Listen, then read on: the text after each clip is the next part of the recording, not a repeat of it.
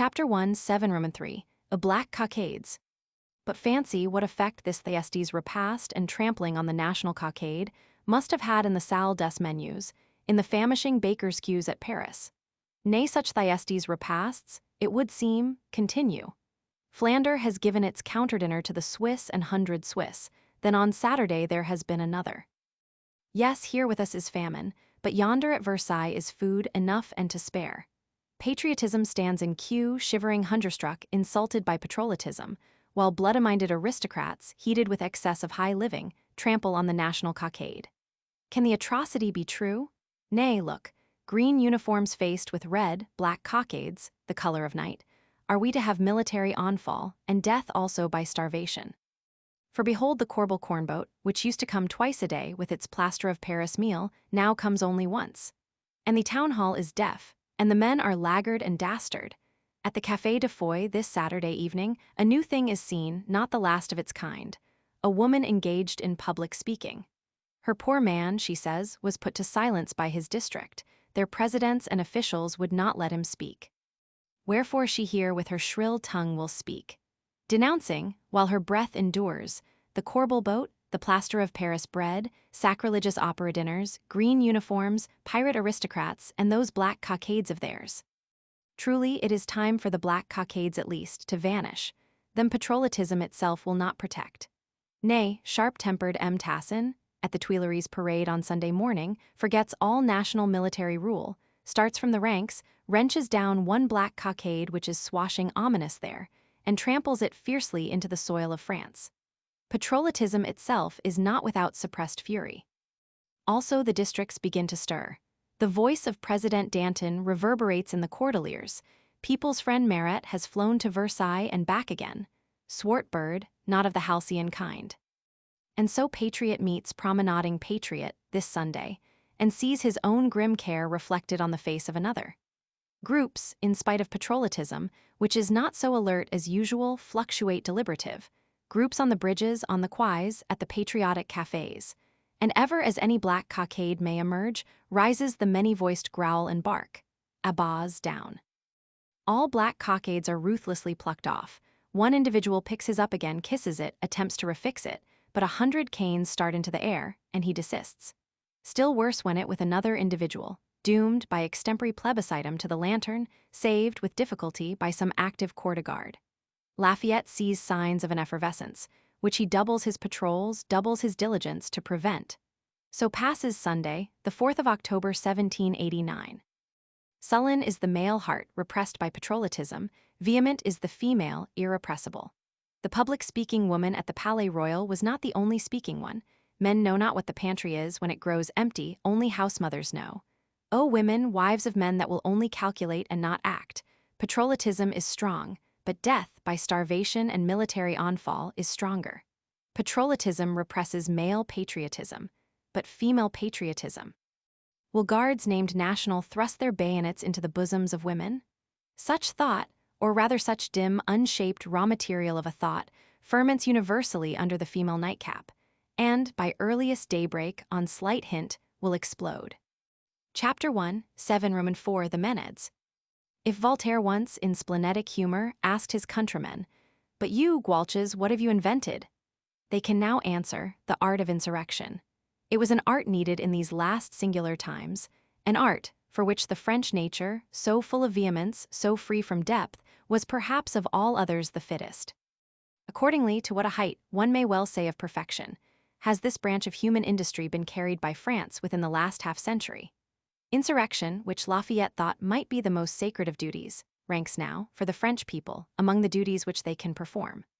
Other mobs are dull masses, which roll onwards with a dull fierce tenacity, a dull fierce heat, but emit no light flashes of genius as they go. The French mob, again, is among the liveliest phenomena of our world. So rapid, audacious, so clear-sighted, inventive, prompt to seize the moment, instinct with life to its finger ends. That talent, were there no other, of spontaneously standing in queue distinguishes, as we said, the French people from all peoples, ancient and modern. Let the reader confess too that, taking one thing with another, perhaps few terrestrial appearances are better worth considering than mobs. Your mob is a genuine outburst of nature. issuing from or communicating with the deepest deep of nature. When so much goes grinning and grimacing as a lifeless formality, and under the stiff buckram no heart can be felt beating, here once more, if nowhere else, is a sincerity and reality. Shudder at it, or even shriek over it if thou must, nevertheless consider it, such a complex of human forces and individualities hurled forth in their transcendental mood to act and react on circumstances and on one another, to work out what it is in them to work. The thing they will do is known to no man, least of all to themselves. It is the inflammablest immeasurable firework, generating, consuming itself. With what phases, to what extent, with what results it will burn off, philosophy and perspicacity conjecture in vain. Man, as has been written, is forever interesting to man, nay properly there is nothing else interesting. In which light also, may we not discern why most battles have become so wearisome? Battles, in these ages, are transacted by mechanism, with the slightest possible development of human individuality or spontaneity. Men now even die and kill one another in an artificial manner. Battles ever since Homer's time, when they were fighting mobs, have mostly ceased to be worth looking at, worth reading of, or remembering. How many wearisome bloody battles does history strive to represent, or even, in a husky way, to sing? And she would omit or carelessly slur over this one insurrection of women. A thought, or dim raw material of a thought, was fermenting all night, universally in the female head, and might explode. In squalid garret, on Monday morning maternity awakes to hear children weeping for bread. Maternity must forth to the streets, to the herb markets and bakers' queues, meets there with hunger-stricken maternity, sympathetic, exasperative. Oh, we unhappy women! But instead of bakers' queues, why not to aristocrats' palaces, the root of the matter? Allen's, let us assemble. To the Hôtel de Ville, to Versailles, to the Lantern. In one of the guard-houses of the Quartier Saint-Eustache, a young woman seizes a drum, for how shall National Guards give fire on women, on a young woman? The young woman seizes the drum, sets forth, beating it, uttering cries relative to the dearth of grains. Descend, O mothers, descend, ye Judiths, to food and revenge. All women gather and go, crowds storm all stairs, force out all women. The female insurrectionary force, according to Camille, resembles the English naval one. There is a universal press of women. Robust dames of the Hala, slim mantua makers, assiduous, risen with the dawn, ancient virginity tripping to matins, the housemaid with early broom, all must go. Rouse ye, O women, the laggard men will not act, they say we ourselves may act. And so, like snowbreak from the mountains, for every staircase is a melted brook, it storms, tumultuous wild shrilling towards the Hôtel de Ville. Tumultuous with or without drum music, for the Faubourg Saint-Anne also has tucked up its gown, and with besom staves, fire irons, and even rusty pistols, void of ammunition, is flowing on. Sound of it flies with a velocity of sound to the outmost barriers. By 7 o'clock, on this raw October morning, 5th of the month, the town hall will see wonders. Nay, as chance would have it, a male party are already there, clustering tumultuously round some national patrol, and a baker who has been seized with short weights. They are there, and have even lowered the rope of the lantern, so that the official persons have to smuggle forth the short-weighing baker by back doors and even send to all the districts for more force. Grand it was, says Camille, to see so many Judiths, from 8 to 10,000 of them in all, rushing out to search into the root of the matter. Not unfrightful it must have been, ludicroderific, and most unmanageable. At such hour the overwatched 300 are not yet stirring, none but some clerks, a company of National Guards, and M. de Gouvion, the Major General. Gouvion has fought in America for the cause of civil liberty, a man of no inconsiderable heart, but deficient in head. He is, for the moment, in his back apartment, assuaging Usher Maillard, the Bastille Sergeant, who has come, as too many do, with representations. The assuagement is still incomplete when our Judiths arrive. The National Guards form on the outer stairs with leveled bayonets. The 10,000 Judiths press up, resistless, with up to stations with outspread hands, merely to speak to the mayor. The rear forces them, nay, from male hands in the rear, stones already fly. The National Guards must do one of two things, sweep the place to grieve with cannon, or else open to right and left. They open, the living deluge rushes in. Through all rooms and cabinets, upwards to the topmost belfry, ravenous, seeking arms, seeking mayors, seeking justice, while again the better crest dressed. Speak kindly to the clerks, point out the misery of these poor women, also their ailments, some even of an interesting sort. Poor M. de Gouvion is shiftless in this extremity. A man shiftless, perturbed, who will one day commit suicide. How happy for him that Usher Maillard the shifty was there at the moment, though making representations. Fly back, thou shifty Maillard, seek the Bastille Company, and return fast with it, above all, with thy own shifty head. For behold, the Judiths can find no mayor or municipal. Scarcely, in the topmost belfry, can they find poor Abbé Lefevre the powder distributor. Him, for want of a better, they suspend there, in the pale morning light, over the top of all Paris which swims in one's failing eyes. A horrible end? Nay, the rope broke, as French ropes often did, or else an Amazon cut it. Abbé Lefevre falls some 20 feet, rattling among the leads, and lives long years after, though always with a tremblement in the limbs. And now doors fly under hatchets. The Judiths have broken the armory, have seized guns and cannons, 3 money bags, paper heaps, torches flare. In few minutes our brave Hôtel de Ville, which dates from the 4th Henry, will, with all that it holds, be in flames. Chapter 17v. Usher Maillard. In flames, truly, were it not that Usher Maillard, swift of foot, shifty of head, has returned. Maillard of his own motion, for Gouvion or the rest would not even sanction him, snatches a drum, descends the porch stairs rantan, beating sharp with loud rolls his rogue's march, to Versailles. Allen's of Versailles, as men beat on kettle or warming pan when angry she-bees or say flying desperate wasps are to be hived, and the desperate insects hear it and cluster round it, simply as round a guidance where there was none. So now these Menads round shifty Maillard, riding usher of the chatelet. The axe pauses uplifted, Abbé Lefevre is left half-hanged, from the belfry downwards all vomits itself. What rub-a-dub is that? Stanislas Maillard, Bastille hero, will lead us to Versailles? Joy to thee, Maillard, blessed art thou above riding ushers. Away then, away. The seized cannon are yoked with seized cart horses. Brown-locked Demoiselle Thérègny, with pike and helmet, sits there as gunneress, with haughty eye and serene fair countenance, comparable, some think, to the Maid of Orleans, or even recalling the idea of Pallas Athene. Maillard, for his drum still rolls, is, by heaven-rending acclamation, admitted general. Maillard hastens the languid march. Maillard, beating rhythmic with sharp rantan, all along the quays, leads forward, with difficulty his Menadic host. Such a host marched not in silence. The bargeman pauses on the river, all wagoners and coach-drivers fly, men peer from windows, not women, lest they be pressed. Sight of sights, Bacchantes in these ultimate formalized ages. Bronze Henry looks on, from his Pont-Neuf, the monarchic Louvre, Medici and Tuileries see a day not their toffer seen. And now Maillard has his Menads in the Champs-Élysées, fields Tartarian rather, and the Hôtel de Ville has suffered comparatively nothing. Broken doors, an Abbé Lefevre who shall never more distribute powder, 3 sacks of money, most part of which, for sansculottism, though famishing, is not without honor, shall be returned. This is all the damage. Great Maillard. A small nucleus of order is round his drum, but his outskirts fluctuate like the mad ocean. For rascality male and female is flowing in on him from the 4 winds. Guidance there is none but in his single head and 2 drumsticks. O Maillard, when since war first was, had general of force such a task before him as thou this day?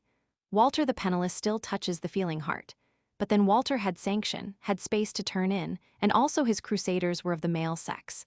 Thou, this day, disowned of heaven and earth, art general of Menads. Their inarticulate frenzy thou must on the spur of the instant render into articulate words, into actions that are not frantic. Fail in it this way or that. Pragmatical officiality with its penalties and law books waits before thee, Menads storm behind. If such hewed off the melodious head of Orpheus and hurled it into the pennious waters, what may they not make of thee? Thee rhythmic merely, with no music but a sheepskin drum? Maillard did not fail. Remarkable Maillard, if fame were not an accident, and history a distillation of rumor, how remarkable wert thou! On the Elysian fields there is pause and fluctuation, but for Maillard no return. He persuades his Menads, clamorous for arms and the arsenal, that no arms are in the arsenal, that an unarmed attitude and petition to a National Assembly will be the best. He hastily nominates or sanctions generalises, captains of 10s and 50s. And so, in loosest flowing order, to the rhythm of some 8 drums, having laid aside his own, with the Bastille volunteers bringing up his rear, once more takes the road. Chelat, which will promptly yield baked loaves, is not plundered, nor are the Sèvres potteries broken. The old arches of Sèvres bridge echo under Menadic feet, Seine River gushes on with his perpetual murmur, and Paris flings after us the boom of tocsin and alarm drum, inaudible for the present amid shrill-sounding hosts and the splash of rainy weather. To Meudon, to St. Cloud on both hands, the report of them is gone abroad, and hearths this evening will have a topic. The press of women still continues, for it is the cause of all Eve's daughters, mothers that are or that hope to be. No carriage lady were it with never such hysterics, but must dismount in the mud roads in her silk shoes and walk. In this manner, amid wild October weather, they a wild unwinged stork flight, through the astonished country, when their way, travelers of all sorts they stop, especially travelers or couriers from Paris. Deputy Lechaplier, in his elegant vesture from his elegant vehicle, looks forth amazed through his spectacles, apprehensive for life, states eagerly that he is Patriot Deputy Lechaplier, and even old President Lechaplier, who presided on the night of Pentecost and is original member of the Breton Club. Thereupon rises huge shout of Vive Lechaplier, and several armed persons spring up behind and before to escort him. Nevertheless, news, dispatches from Lafayette, or vague noise of rumor have pierced through, by side roads. In the National Assembly, while all is busy discussing the order of the day, regretting that there should be anti-national repasts in opera halls, that His Majesty should still hesitate about accepting the rights of man and hang conditions and peradventures on them, Murraybow steps up to the president, experienced Mounier as it chanced to be, and articulates in bass undertone. Mounier, Paris marque sur nous, Paris is marching on us. Maybe GNN size rien? Believe it or disbelieve it, that is not my concern, but Paris, I say, is marching on us. Fall suddenly unwell, go over to the Chateau, tell them this. There is not a moment to lose. Paris marching on us? Responds Mounier with an atrabiliar accent. Well, so much the better. We shall the sooner be a republic. Murraybow quits him, as one quits an experienced president getting blindfolded into deep waters, and the order of the day continues as before. Yes, Paris is marching on us, and more than the women of Paris. Scarcely was Maillard gone, when M. de Gouvien's message to all the districts, and such tocsin and drumming of the gainsrail began to take effect. Armed National Guards from every district, especially the grenadiers of the centre, who are our old guards Francaises, arrive in quick sequence on the place de Grève. An immense people is there. Saint-Antoine, with pike and rusty firelock, is all crowding thither, be it welcome or unwelcome. The centre grenadiers are received with cheering. It is not cheers that we want, answer they gloomily. The nation has been insulted, to arms and come with us for orders. Ha, sits the wind so? Patriotism and patriotism are now one. The 300 have assembled. All the committees are in activity. Lafayette is dictating dispatches for Versailles when a deputation of the Centre Grenadiers introduces itself to him. The deputation makes military obeisance and thus speaks, not without a kind of thought in it. Mon General, we are deputed by the 6 companies of grenadiers. We do not think you a traitor, but we think the government betrays you. It is time that this end.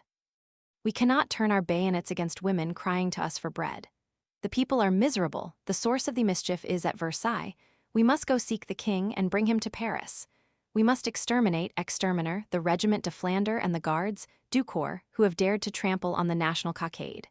If the king be too weak to wear his crown, let him lay it down. You will crown his son, you will name a council of regency, and all will go better. Reproachful astonishment paints itself on the face of Lafayette, speaks itself from his eloquent chivalrous lips, in vain. My general, we would shed the last drop of our blood for you, but the root of the mischief is at Versailles. We must go and bring the king to Paris. All the people wish it. Tout le peuple le veut. My general descends to the outer staircase and harangues, once more in vain. To Versailles, to Versailles. Mayor Bailey, sent for through floods of sansculottism, attempts academic oratory from his gilt stagecoach, realizes nothing but infinite hoarse cries of bread, to Versailles, and gladly shrinks within doors. Lafayette mounts the white charger and again harangues and reharangues, with eloquence, with firmness, indignant demonstration, with all things but persuasion. To Versailles, to Versailles. So lasts it, hour after hour, for the space of half a day. The great Scipio Americanus can do nothing, not so much as escape.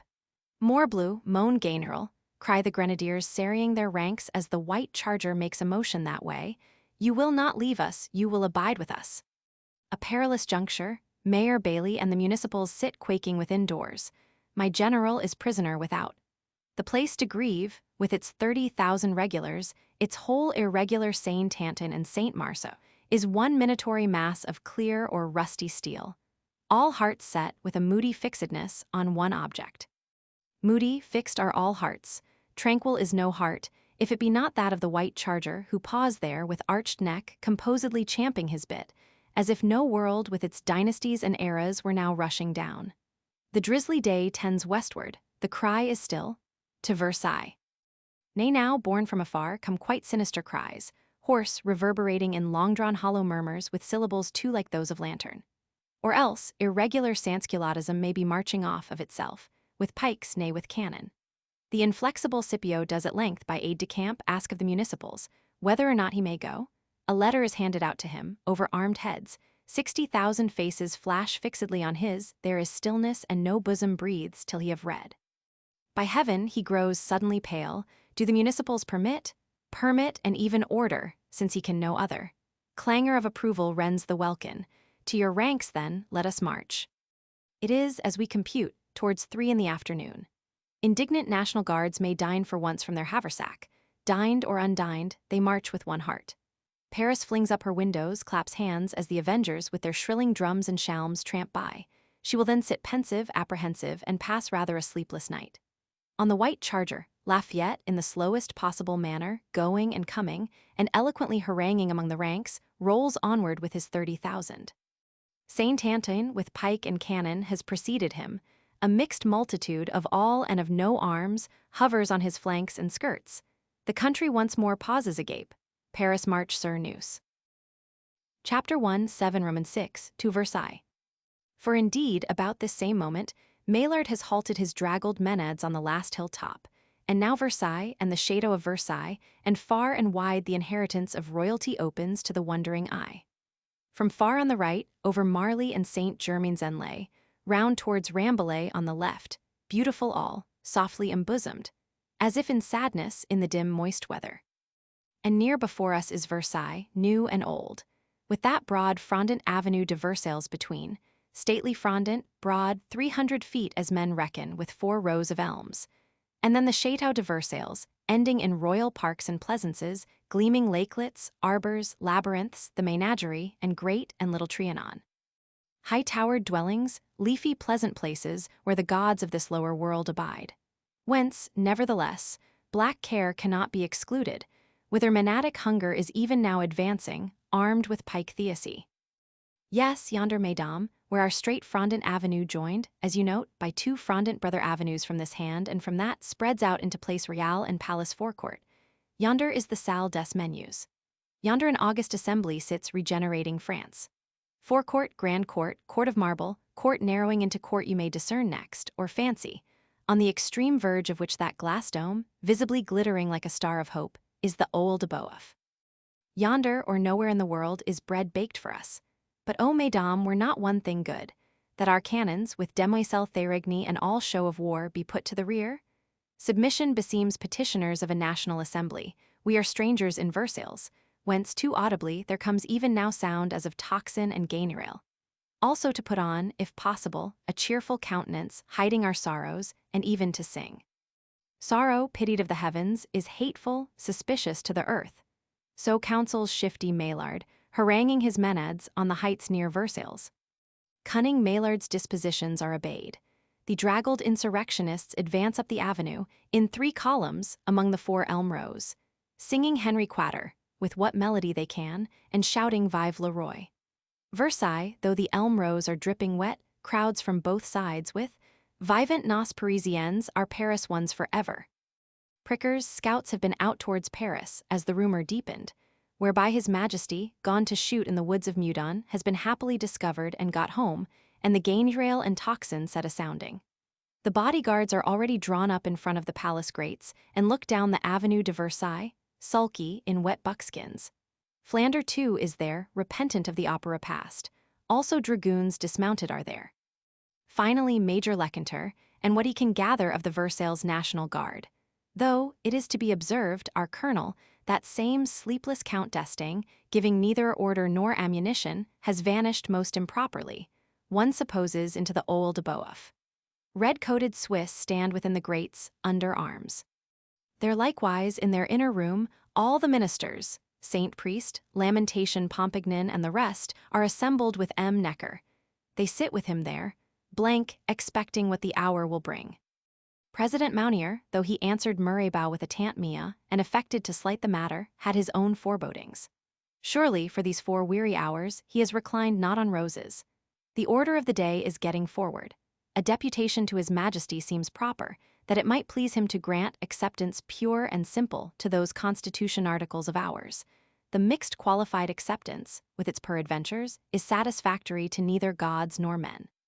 So much is clear. And yet there is more which no man speaks, which all men now vaguely understand.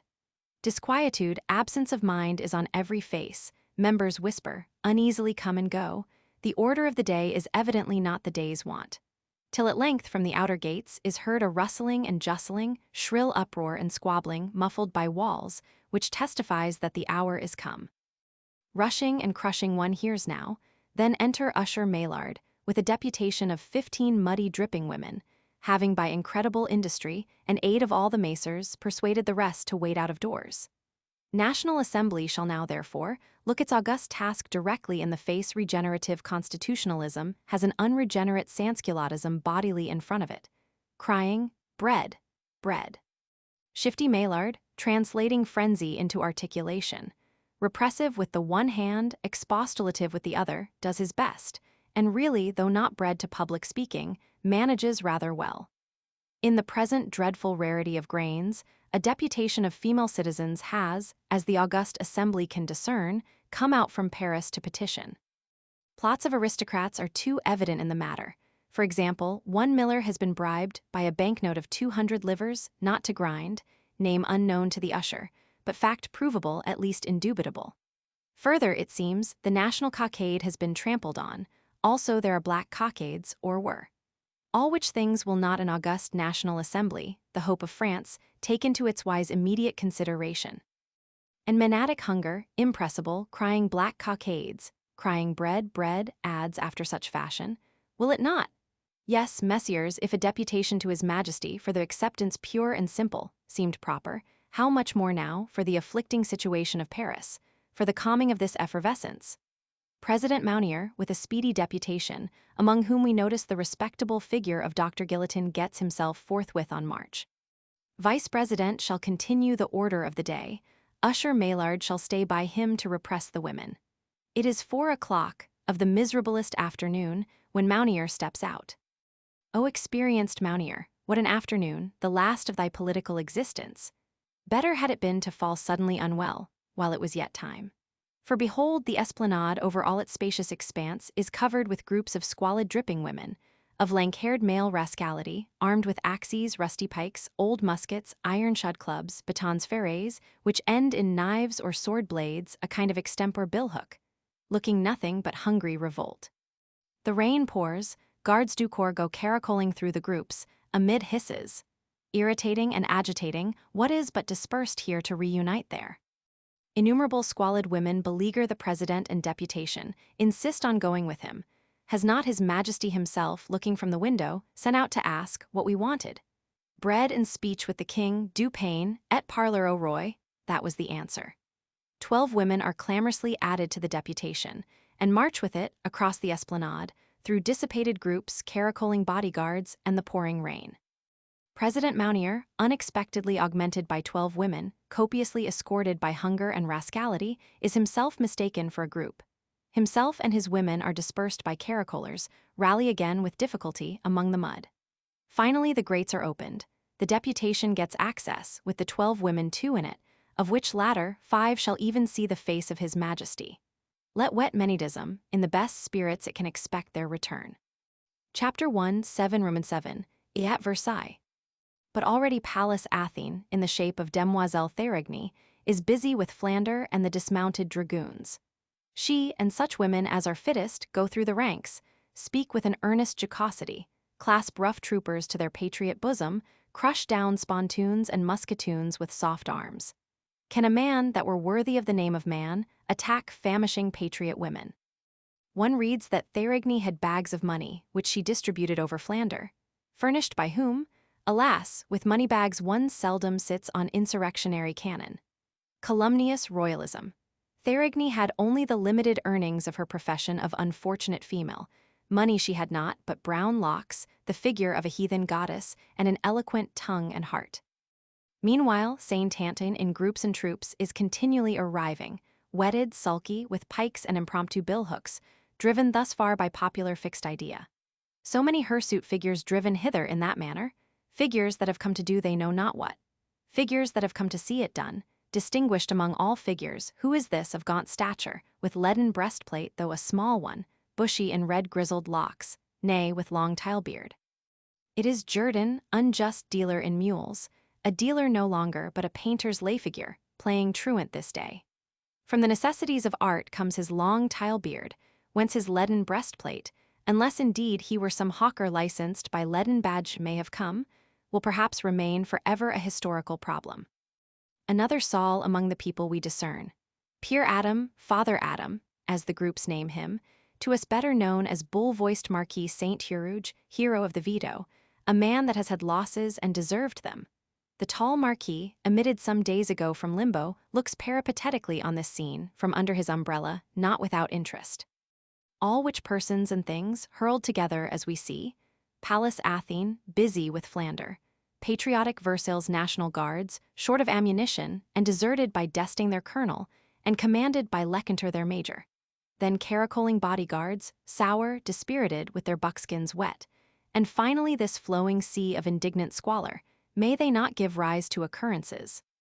Behold, however, the 12 she-deputies return from the Chateau, without President Mounier indeed, but radiant with joy, shouting life to the king and his house. Apparently the news are good, mesdames, news of the best. 5 of us were admitted to the internal splendors to the royal presence. This slim damsel, Louison Chabray, worker in sculpture, aged only 17, as being of the best looks and address, her we appointed speaker. On whom, and indeed on all of us, his majesty looked nothing but graciousness. Nay, when Louison, addressing him, was like to faint, he took her in his royal arms, and said gallantly, "It was well worth while elle en valut bien la peine. Consider, O women, what a king." His words were of comfort, and that only, there shall be provision sent to Paris, if provision is in the world. Grains shall circulate free as air. Millers shall grind, or do worse, while their millstones endure, and nothing be left wrong which a restorer of French liberty can right. Good news these, but to wet menads all too incredible. There seems no proof then. Words of comfort are words only which will feed nothing. O miserable people betrayed by aristocrats, who corrupt thy very messengers. In his royal arms, Mademoiselle Louison, in his arms, thou shameless minx, worthy of a name, that shall be nameless. Yes, thy skin is soft, ours is rough with hardship, and well wetted, waiting here in the rain. No children haste thou hungry at home, only alabaster dolls that weep not the traitress. To the lantern? And so poor Louison Chabray, no asseveration or shrieks availing her, fair slim damsel, late in the arms of royalty, has a garter round her neck and furibund Amazons at each end, is about to perish so, when 2 bodyguards gallop up, indignantly dissipating, and rescue her. The miscredited 12 hasten back to the Chateau for an answer in writing. Nay, behold, a new flight of menads with M. Brunout Bastille Volunteer, as impressed commandant, at the head of it. These also will advance to the grate of the Grand Court and see what is toward. Human patience in wet buckskins has its limits. Bodyguard Lieutenant M. de Sévigné's for one moment lets his temper, long provoked, long pent, give way. He not only dissipates these latter menads, but caracoles and cuts or indignantly flourishes at M. Brunout, the impressed commandant, and, finding great relief in it, even chases him. Brunout flying nimbly, though in a pirouette manner, and now with sword also drawn. At which sight of wrath and victory 2 other bodyguards, for wrath is contagious, and to pent bodyguards is so solacing, do likewise give way, give chase with brandished saber, and in the air make horrid circles. So that poor Brunout has nothing for it but to retreat with accelerated nimbleness, through rank after rank, Parthian-like, fencing as he flies, above all, shouting lustily, "On noose-lace assassiner, they are getting us assassinated." Shameful, 3 against 1, Growls come from the Lecointrian ranks, bellowings, lastly shots. Savenier's arm is raised to strike. The bullet of a Lecointrian musket shatters it, the brandished saber jingles down harmless. Brunout has escaped, this duel well ended, but the wild howl of war is everywhere beginning to pipe. The Amazons recoil. Saint-Anton has its cannon pointed full of grapeshot. Thrice applies the lit flambeau, which thrice refuses to catch. The touch holes are so wetted, and voices cry, Erertes, il n'est pas temps encore, stop, it is not yet time. Messieurs of the Garde du Corps, ye had orders not to fire. Nevertheless 2 of you limp dismounted, and 1 war-horse lies slain. Were it not well to draw back out of shot range, finally to file off into the interior? If in so filing off, there did a musketoon or 2 discharge itself, at these armed shopkeepers, hooting and crowing, could man wonder? Draggled are your white cockades of an enormous size, would to heaven they were got exchanged for tricolor ones. Your buckskins are wet, your hearts heavy. Go, and return not. The bodyguards file off, as we hint, giving and receiving shots, drawing no lifeblood, leaving boundless indignation. Some 3 times in the thickening dusk, a glimpse of them is seen, at this or the other portal, saluted always with execrations, with the few of lead. Let but a bodyguard show face, he is hunted by rascality. For instance, poor M. de Maucheton of the Scotch Company, owner of the slain war-horse, and has to be smuggled off by Versailles captains. Or rusty firelocks belch after him, shivering asunder his hat. In the end, by superior order, the bodyguards, all but the few on immediate duty, disappear, or as it were abscond, and march, under cloud of night, to Rambouillet. We remark also that the Versaillese have now got ammunition. All afternoon, the official person could find none, till in these so critical moments, a patriotic sub-lieutenant set a pistol to his ear, and would thank him to find some, which he thereupon succeeded in doing. Likewise that Flandre, disarmed by Pallas Athene, says openly, it will not fight with citizens, and for token of peace has exchanged cartridges with the Versaillese. Sansculottism is now among mere friends, and can circulate freely, indignant at bodyguards, complaining also considerably of hunger. Chapter 1, 7 Roman 8, the equal diet. But why lingers Mounier? Returns not with his deputation? It is 6, it is 7 o'clock, and still no Mounier, no acceptance pure and simple. And behold, the dripping Menads, not now in deputation but in mass, have penetrated into the assembly, to the shamefullest interruption of public speaking and order of the day. Neither Maillard nor vice-president can restrain them, except within wide limits. Not even, except for minutes, can the lion voice of Mirkbow, though they applaud it. But ever and anon they break in upon the regeneration of France with cries of bread, not so much discoursing. Du pain, patent de longs discours. So insensible were these poor creatures to bursts of parliamentary eloquence. One learns also that the royal carriages are getting yoked, as if for Metz. Carriages, royal or not, have verily showed themselves at the back gates. They even produced, or quoted, a written order from our Versailles municipality, which is a monarchic, not a democratic one. However, Versailles patrols drove them in again, as the vigilant Lecointre had strictly charged them to do. A busy man, truly, is Major Lecointre in these hours. For Colonel Desting loiters invisible in the Old de Boeuf, invisible or still more questionably visible, for instance, then also a too loyal municipality requires supervision. No order, civil or military, taken about any of these 1,000 things. Lecointre is at the Versailles town hall. He is at the grate of the Grand Court, communing with Swiss and bodyguards. He is in the ranks of Flandre. He is here, he is there. Studious to prevent bloodshed, to prevent the royal family from flying to Metz, the Menads from plundering Versailles. At the fall of night, we behold him advance to those armed groups of Saint-Anton, hovering all too grim near the Salle des Menus. They receive him in a half-circle, 12 speakers behind cannons, with lighted torches in hand, the cannon mouths towards Lecointre. A picture for Salvator. He asks, in temperate but courageous language, what they, by this their journey to Versailles, do specially want. The 12 speakers reply, in few words inclusive of much. Bread, and the end of these brabbles du pain, et la fin des affaires. When the fairs will end, no Major Lecointre nor no mortal can say, but as to bread, he inquires, how many are you?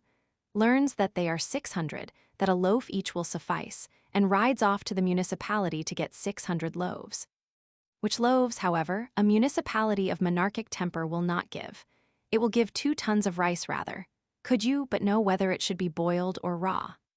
Nay, when this too is accepted, the municipals have disappeared, ducked under, as the 6 and 20 long gown of Paris did, and, leaving not the smallest vestige of rice, in the boiled or raw state, they there vanish from history. Rice comes not, one's hope of food is balked, even one's hope of vengeance. Is not M. de Maucheton of the Scotch Company, as we said, deceitfully smuggled off, failing all which, behold only M. de Maucheton's slain war-horse, lying on the esplanade there. Saint Anton, balked, esurient, pounces on the slain war-horse, flays it, roasts it with such fuel of paling, gates, portable timber as can be come at, not without shouting, and after the manner of ancient Greek heroes they lifted their hands to the daintily readied repast, such as it might be. Other rascality prowls discursive, seeking what it may devour. Flander will retire to its barracks, Lecanter also with his Versailles, all but the vigilant patrols, charged to be doubly vigilant. So sink the shadows of night, blustering, rainy, and all paths grow dark. Strangest night ever seen in these regions, perhaps since the Bartholomew night, when Versailles, as Bassompierre writes of it, was a shade of shadow. Oh, for the lyre of some Orpheus to constrain, with touch of melodious strings, these mad masses into order. For here all seems fallen asunder, in wide-yawning dislocation. The highest, as in down-rushing of a world, is come in contact with the lowest. The rascality of France beleaguering the royalty of France. Iron-shod batons, lifted round the diadem, not to guard it. With denunciations of bloodthirsty anti-national bodyguards, are heard dark growlings against a queenly name. The court sits tremulous, powerless, varies with the varying temper of the esplanade, with the varying color of the rumors from Paris. Thick-coming rumors, now of peace, now of war, Necker and all the ministers consult, with a blank issue. The Old de Boeuf is one tempest of whispers, we will fly to Metz, we will not fly. The royal carriages again attempt egress, though for trial merely, they are again driven in by Lecanter's patrols. In 6 hours, nothing has been resolved on, not even the acceptance pure and simple. In 6 hours, alas, he who in such circumstances cannot resolve in 6 minutes may give up the enterprise, him fate has already resolved for, and Menedism meanwhile and Sansculottism takes counsel with the National Assembly, grows more and more tumultuous there. Mounier returns not, authority nowhere shows itself, the authority of France lies, for the present, with Lecanter and Usher Maillard. This, then, is the abomination of desolation, come suddenly, though long foreshadowed as inevitable. For to the blind, all things are sudden. Misery which, through long ages, had no spokesman, no helper, will now be its own helper and speak for itself. The dialect, one of the rudest, is, what it could be, this. At 8 o'clock there returns to our assembly not the deputation, but Dr. Guillotin announcing that it will return, also that there is hope of the acceptance pure and simple. He himself has brought a royal letter, authorizing and commanding the freest circulation of grains, which royal letter Menedism with its whole heart applauds. Conformably to which the assembly forthwith passes a decree, also received with rapturous Menadic plaudits. Only could not an august assembly contrive further to fix the price of bread at 8 sous the half-quartern, butchers' meat at 6 sous the pound. Which seem fair rates, such motion do a multitude of men and women, irrepressible by Usher Maillard, now make, does an august assembly here made. Usher Maillard himself is not always perfectly measured in speech, but if rebuked, he can justly excuse himself by the peculiarity of the circumstances. But finally, this decree well passed, and the disorder continuing, and members melting away, and no President Mounier returning, what can the Vice-President do but also melt away? The Assembly melts under such pressure into deliquium, or, as it is officially called, adjourns.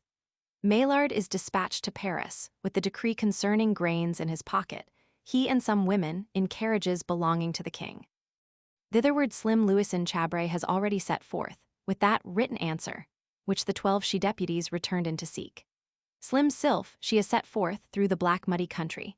She has much to tell, her poor nerves so flurried, and travels, as indeed today on this road all persons do, with extreme slowness. President Mounier has not come, nor the acceptance pure and simple, though 6 hours with their events have come, though courier on courier reports that Lafayette is coming. Coming, with war or with peace. It is time that the Chateau also should determine on one thing or another, that the Chateau also should show itself alive if it would continue living. Victorious, joyful after such delay, Mounier does arrive at last, and the hard-earned acceptance with him, which now, alas, is of small value. Fancy Mounier's surprise to find his senate, whom he hoped to charm by the acceptance pure and simple, all gone, and in its stead a senate of Maenads. For as Erasmus's ape mimicked, say with wooden splint Erasmus shaving, so do these Amazons hold, in mock majesty, some confused parody of National Assembly. They make motions, deliver speeches, pass enactments, productive at least of loud laughter. All galleries and benches are filled. A strong dame of the market is in Mounier's chair. Not without difficulty, Mounier, by aid of macers and persuasive speaking, makes his way to the female president. The strong dame before abdicating signifies that, for one thing, she and indeed her whole senate male and female, for what was one roasted warhorse among so many, are suffering very considerably from hunger. Experienced Mounier in these circumstances takes a twofold resolution: to reconvoke his assembly members by sound of drum, also to procure a supply of food. Swift messengers fly, to all bakers, cooks, pasture cooks, vintners, restorers, drums beat, accompanied with shrill vocal proclamation through all streets. They come, the assembly members come, what is still better, the provisions come. On tray and barrow come these latter: loaves, wine, great store of sausages. The nourishing baskets circulate harmoniously along the benches. Nor, according to the father of epics, did any soul lack a fair share of victual delta alpha letter 1 FD6, tau omicron sigma letter 1 F7 to letter 1 F3 1 sigma to sigma, an equal diet, highly desirable at the moment. Gradually some 100 or so of assembly members get edged in, Menadism making way a little round Mounier's chair, listen to the acceptance pure and simple, and begin, what is the order of the night? Discussion of the penal code. All benches are crowded. In the dusky galleries, duskier with unwashed heads, is a strange coruscation of impromptu billhooks. It is exactly 5 months this day since these same galleries were filled with high-plumed, jeweled beauty, reigning bright influences, and now. To such length have we got in regenerating France. Methinks the travail throes are of the sharpest. Menadism will not be restrained from occasional remarks. Asks, what is use of the penal code? The thing we want is bread. Murraybow turns round with lion-voiced rebuke. Menadism applauds him, but recommences. Thus they, chewing tough sausages, discussing the penal code, make night hideous. What the issue will be? Lafayette with his 30,000 must arrive first. Him, who cannot now be distant, all men expect, as the messenger of destiny. Chapter 1, 7 Roman 9 Lafayette. Towards midnight lights flare on the hill, Lafayette's lights, the roll of his drums comes up the avenue de Versailles. With peace or with war, patience, friends, with neither. Lafayette is come, but not yet the catastrophe. He has halted and harangued so often on the march, spent 9 hours on 4 leagues of road. At Montreuil, close on Versailles, the whole host had to pause, and with uplifted right hand in the murk of night to these pouring skies, swear solemnly to respect the king's dwelling, to be faithful to king and national assembly. Rage is driven down out of sight by the laggard march, the thirst of vengeance slaked in weariness and soaking clothes. Flandre is again drawn out under arms, but Flandre, grown so patriotic, now needs no exterminating. The wayworn battalions halt in the avenue. They have, for the present, no wish so pressing as that of shelter and rest. Anxious sits President Mounier, anxious the Chateau. There is a message coming from the Chateau that M. Mounier would please return thither with a fresh deputation, swiftly, and so at least unite our two anxieties. Anxious Mounier does of himself send, meanwhile, to apprise the general that his majesty has been so gracious as to grant us the acceptance pure and simple. The general, with a small advance column, makes answer in passing, speaks vaguely some smooth words to the national president, glances, only with the eye, at that so mixtiform National Assembly, then fares forward towards the Chateau. There are with him 2 Paris municipals. They were chosen from the 300 for that errand. He gets admittance through the locked and padlocked grates, through sentries and ushers, to the royal halls. The court, male and female, crowds on his passage to read their doom on his face, which exhibits, say historians, a mixture of sorrow, of fervor and valor, singular to behold. The king, with monsieur, with ministers and marshals, is waiting to receive him. He is come, in his high-flown chivalrous way, to offer his head for the safety of his majesty S. The 2 municipals state the wish of Paris, 4 things of quite pacific tenor. First, that the honor of guarding his sacred person be conferred on patriot National Guards, say, the Center Grenadiers, who, as Guards Franquaises, were wont to have that privilege. Second, that provisions be got if possible. Third, that the prisons, all crowded with political delinquents, may have judges sent them. Fourth, that it would please His Majesty to come and live in Paris. To all which 4 wishes, except the 4th, His Majesty answers readily, yes, or indeed may almost say that he has already answered it. To the 4th he can answer only yes or no, would so gladly answer yes and no. But in any case are not their dispositions, thank heaven, so entirely pacific. There is time for deliberation. The brunt of the danger seems past.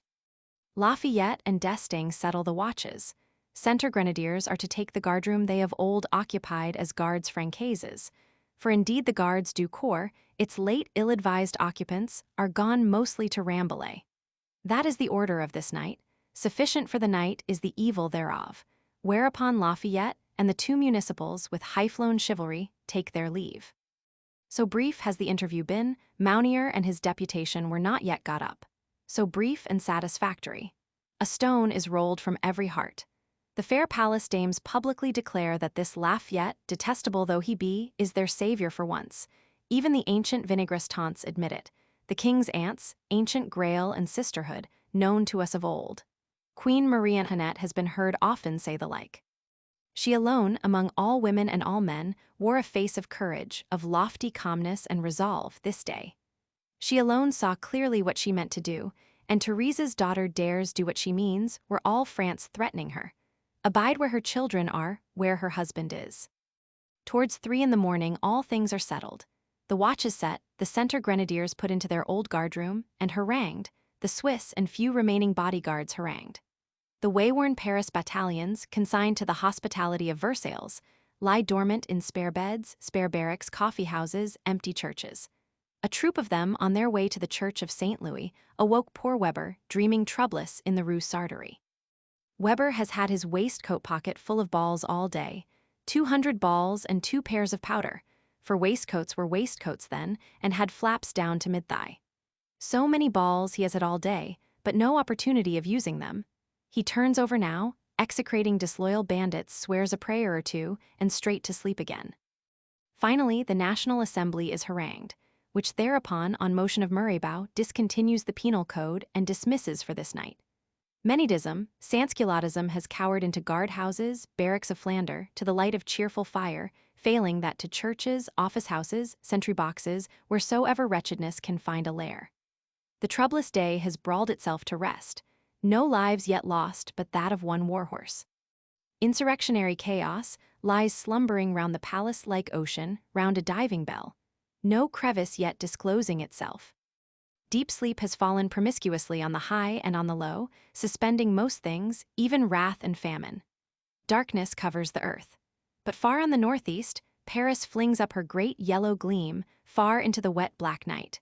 For all is illuminated there as in the old July nights, the streets deserted for alarm of war, the municipals all wakeful, patrols hailing with their horse who goes. There, as we discover, our poor slim Louison Chabray, her poor nerves all fluttered, is arriving about this very hour. Their usher Maillard will arrive about an hour hence, towards 4 in the morning. They report, successively, to a wakeful Hôtel de Ville what comfort they can report, which again, with early dawn, large comfortable placards, shall impart to all men. Lafayette in the Hôtel de Noailles, not far from the Chateau, having now finished haranguing, sits with his officers consulting. At 5 o'clock the unanimous best counsel is, that a man so tossed and twalled for 24 hours and more, fling himself on a bed, and seek some rest. Thus, then, has ended the first act of the insurrection of women. How it will turn on the morrow? The morrow, as always, is with the fates. But His Majesty, one may hope, will consent to come honorably to Paris. At all events, he can visit Paris. Anti-national bodyguards, here and elsewhere, must take the national oath, make reparation to the tricolour. Flanders will swear. There may be much swearing, much public speaking there will infallibly be. And so, with harangues and vows, may the matter in some handsome way wind itself up. Or, alas, may it not be all otherwise unhandsome, the consent not honourable but extorted ignominious, Boundless chaos of insurrection presses slumbering round the palace like ocean round a diving bell, and may penetrate at any crevice. Let but that accumulated insurrectionary mass find entrance, like the infinite inburst of water, or say rather, of inflammable, self-igniting fluid, for example, turpentine and phosphorus oil, fluid known to Spinola Santera. Chapter 17X, The Grand Entries. The dull dawn of a new morning, drizzly and chill, had but broken over Versailles, when it pleased destiny that a bodyguard should look out of window, on the right wing of the Shadow, to see what prospect there was in heaven and in earth. Rascality, male and female, is prowling in view of him. His fasting stomach is, with good cause, sour. He perhaps cannot forbear a passing malison on them, least of all can he forbear answering such. Ill words breed worse, till the worst word came, and then the ill deed. Did the maledicent bodyguard, getting, as was too inevitable, better malediction than he gave, load his musketoon and threat to fire, and actually fire, were wise who wist, it stands asserted, to us not credibly. Be this as it may, menaced rascality in whinnying scorn is shaking at all grates. The fastening of one some right, it was a chain merely, gives way, rascality is in the grand court, whinnying louder still. The maledicent bodyguard, more bodyguards than he do now give fire, a man's arm is shattered. Lecanter will depose that, the seer carding, a national guard without arms, was stabbed. But see, sure enough, poor Jerome L. Héritier, an unarmed national guard he too, cabinet maker, a saddler's son of Paris, with the down of youthhood still on his chin, he reels death-stricken rushes to the pavement, scattering it with his blood and brains. Alleloo. Wilder than Irish wakes, rises the howl, of pity, of infinite revenge. In few moments the grate of the inner and inmost court, which they name Court of Marble, this too is forced or surprised and burst open. The Court of Marble too is overflowed. Up the grand staircase, up all stairs and entrances rushes the living deluge. Deshuts and Varigny, the 2 sentry bodyguards, are trodden down, are massacred with 100 pikes. Women snatch their cutlasses, or any weapon, and storm in Menadic. Other women lift the corpse of shot Jerome, lay it down on the marble steps. There shall the livid face and smashed head, dumb forever, speak. Woe now to all bodyguards, mercy is none for them. Miamander de Saint Marie pleads with soft words on the grand staircase, descending 4 steps, to the roaring tornado. His comrades snatch him up by the skirts and belts, literally from the jaws of destruction, and slam to their door. This also will stand few instants, the panels shivering in like potsherds. Barricading serves not. Fly fast, ye bodyguards, rabid insurrection, like the hellhound chase, uproaring at your heels.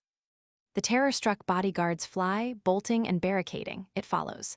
Whitherward? Through hall on hall, woe now, towards the queen's suite of rooms, in the furthest room of which the queen is now asleep.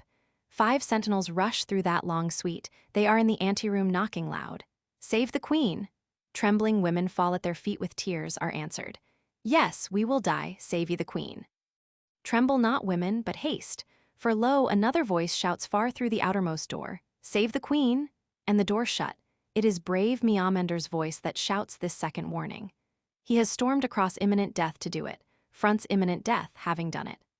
Brave Tardivit du Repair, bent on the same desperate service, was borne down with pikes. His comrades hardly snatched him in again alive. Miamander and Tardivit, let the names of these 2 bodyguards, as the names of brave men should, live long. Trembling maids of honor, one of whom from afar caught glimpse of Miamander as well as heard him, hastily wrap the queen, not in robes of state. She flies for her life, across the Audiobook, against the main door of which 2 insurrection batters.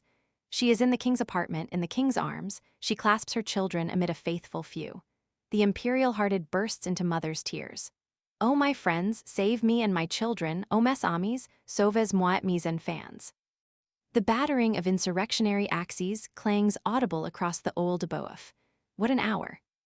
Yes, friends, a hideous, fearful hour. Shameful alike to governed and governor, wherein governed and governor ignominiously testify that their relation is at an end. Rage, which had brewed itself in 20,000 hearts for the last 24 hours, has taken fire. Jerome's brained corpse lies there as live coal. It is, as we said, the infinite element bursting in, Wilde surging through all corridors and conduits. Meanwhile, the poor bodyguards have got hunted mostly into the Audiobook. They may die there at the king's threshold, they can do little to defend it. They are heaping tabrets, stools of honor, benches, and all movables against the door, at which the axe of insurrection thunders. But did brave Meometer perish, then, at the queen's door? No, he was fractured, slashed, lacerated, left for dead. He has nevertheless crawled hither, and shall live, honored of loyal France. Remark also, in flat contradiction to much which has been said and sung, that insurrection did not burst that door he had defended, but hurried elsewhither, seeking new bodyguards. Poor bodyguards with their Thyestes opera past. Well for them, that insurrection has only pikes and axes, no right sieging tools. It shakes and thunders. Must they all perish miserably, and royalty with them? Deshuts and Varigny, massacred at the first inbreak, have been beheaded in the marble court, a sacrifice to Jerome's Manes. Jerdan with the tile beard did that duty willingly, and asked if there were no more. Another captive they are leading round the corpse, with howl chauntings. May not Jerdan again tuck up his sleeves? And louder rages insurrection within, plundering if it cannot kill. Louder and louder it thunders at the old Boaf. What can now hinder its bursting in? On a sudden it ceases, the battering has ceased. Wild rushing, the cries grow fainter. There is silence or the tramp of regular steps, then a friendly knocking. We are the center grenadiers, old guards Francaises, open to us, messieurs of the Garde du Corps. We have not forgotten how you saved us at Fontenoy. The door is opened. Enter Captain Gondrin and the center grenadiers. There are military embracings. There is sudden deliverance from death into life. Strange sons of Adam, it was to exterminate these guards du corps that the center grenadiers left home, and now they have rushed to save them from extermination. The memory of common peril of old help melts the rough heart. Bosom is clasped to bosom, not in war. The king shows himself one moment through the door of his apartment with, "Do not hurt my guards. Soyons freers, let us be brothers," cries Captain Gondrin, and again dashes off with leveled bayonets to sweep the palace clear. Now too Lafayette, suddenly roused, not from sleep, for his eyes had not yet closed, arrives, with passionate popular eloquence, with prompt military word of command. National Guards, suddenly roused by sound of trumpet and alarm drum, are all arriving. The death melee ceases. The first sky-lambent blaze of insurrection is got damped down. It burns now, if unextinguished, yet flameless as charred coals do, and not inextinguishable. The king's apartments are safe. Ministers, officials, and even some loyal national deputies are assembling round their majesties. The consternation will, with sobs and confusion, settle down gradually into plan and counsel, better or worse. But glance now for a moment from the royal windows. A roaring sea of human heads inundating both courts, billowing against all passages, menadic women, infuriated men mad with revenge, with love of mischief, love of plunder. Rascality has slipped its muzzle, and now bays, three-throated like the dog of Erebus. 14 bodyguards are wounded, 2 massacred, and as we saw beheaded, Jerdan asking, was it worthwhile to come so far for 2? Hapless Deshuts and Varigny. Their fate surely was sad. Whirled down so suddenly to the abyss, as men are, suddenly, by the wide thunder of the mountain avalanche, awakened not by them, awakened far off by others. When the Chateau clock last struck, they too were pacing languid, with poised musketoon, anxious mainly that the next hour would strike. It has struck, to them inaudible. Their trunks lie mangled, their heads parade, on pikes 12 feet long, through the streets of Versailles, and shall, about noon, reach the barriers of Paris, a too ghastly contradiction to the large, comfortable placards that have been posted there. The other captive bodyguard is still circling the corpse of Jerome, amid Indian war whooping, bloody Tilebeard with tucked sleeves brandishing his bloody axe, when Gondrin and the grenadiers come in sight. "Comrades, will you see a man massacred in cold blood?" "Off, butchers," answer they, and the poor bodyguard is free. Busy runs Gondrin, busy run guards and captains, scouring at all corridors, dispersing rascality and robbery, sweeping the palace clear. The mangled carnage is removed, Jerome's body to the town hall, for inquest. The fire of insurrection gets damped, more and more, into measurable, manageable heat. Transcendent things of all sorts, as in the general outburst of multitudinous passion, are huddled together, the ludicrous, nay the ridiculous, with the horrible. Far over the billowy sea of heads may be seen rascality, caprioling on horses from the royal stud. The spoilers these, for patriotism is always infected so, with a proportion of mere thieves and scoundrels. Gondrin snatched their prey from them in the Chateau, whereupon they hurried to the stables and took horse there. But the generous Diomed's steeds, according to Weber, disdained such scoundrel burden, and, flinging up their royal heels, did soon project most of it in parabolic curves to a distance, amid peals of laughter, and were caught. Mounted National Guards secured the rest. Now too is witnessed the touching last flicker of etiquette, which sinks not here in the Cimmerian world wreckage without a sign, as the house cricket might still chirp in the pealing of a trump of doom.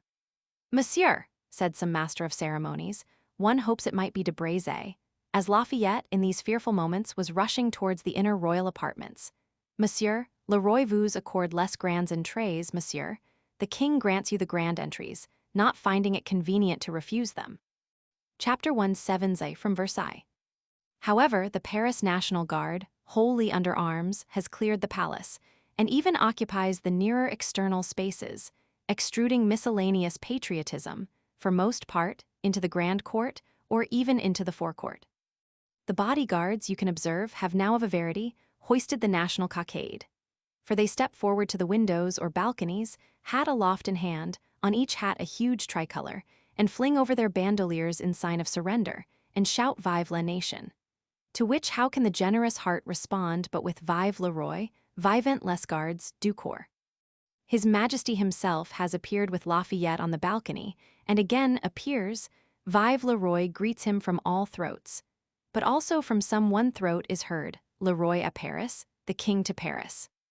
Her Majesty too, on demand, shows herself, though there is peril in it.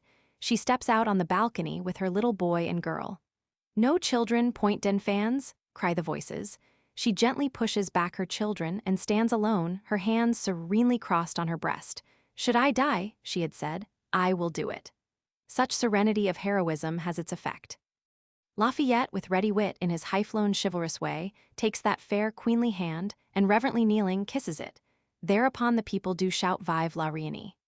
Nevertheless, poor Weber saw, or even thought he saw, for hardly the third part of poor Weber's experiences in such hysterical days will stand scrutiny. One of these brigands level his musket at Her Majesty, with or without intention to shoot, for another of the brigands angrily struck it down. So that all and the Queen herself, nay the very captain of the bodyguards, have grown national. The very captain of the bodyguards steps out now with Lafayette. On the hat of the repentant man is an enormous tricolor, large as a soup platter or sunflower, visible to the utmost forecourt. He takes the national oath with a loud voice, elevating his hat, at which sight all the army raise their bonnets on their bayonets with shouts.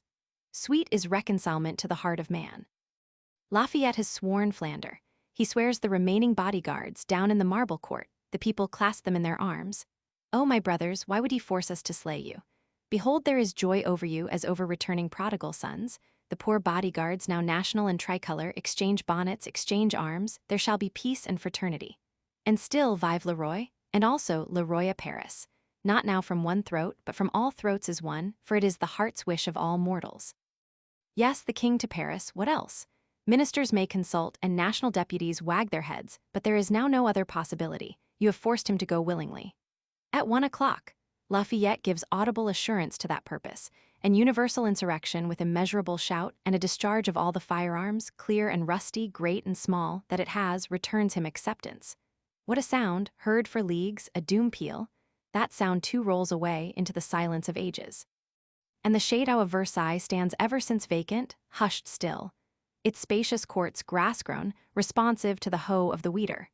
Times and generations roll on in their confused gulf current, and buildings like builders have their destiny. Till 1 o'clock, then, there will be 3 parties, National Assembly, National Rascality, National Royalty, all busy enough. Rascality rejoices. Women trim themselves with tricolor.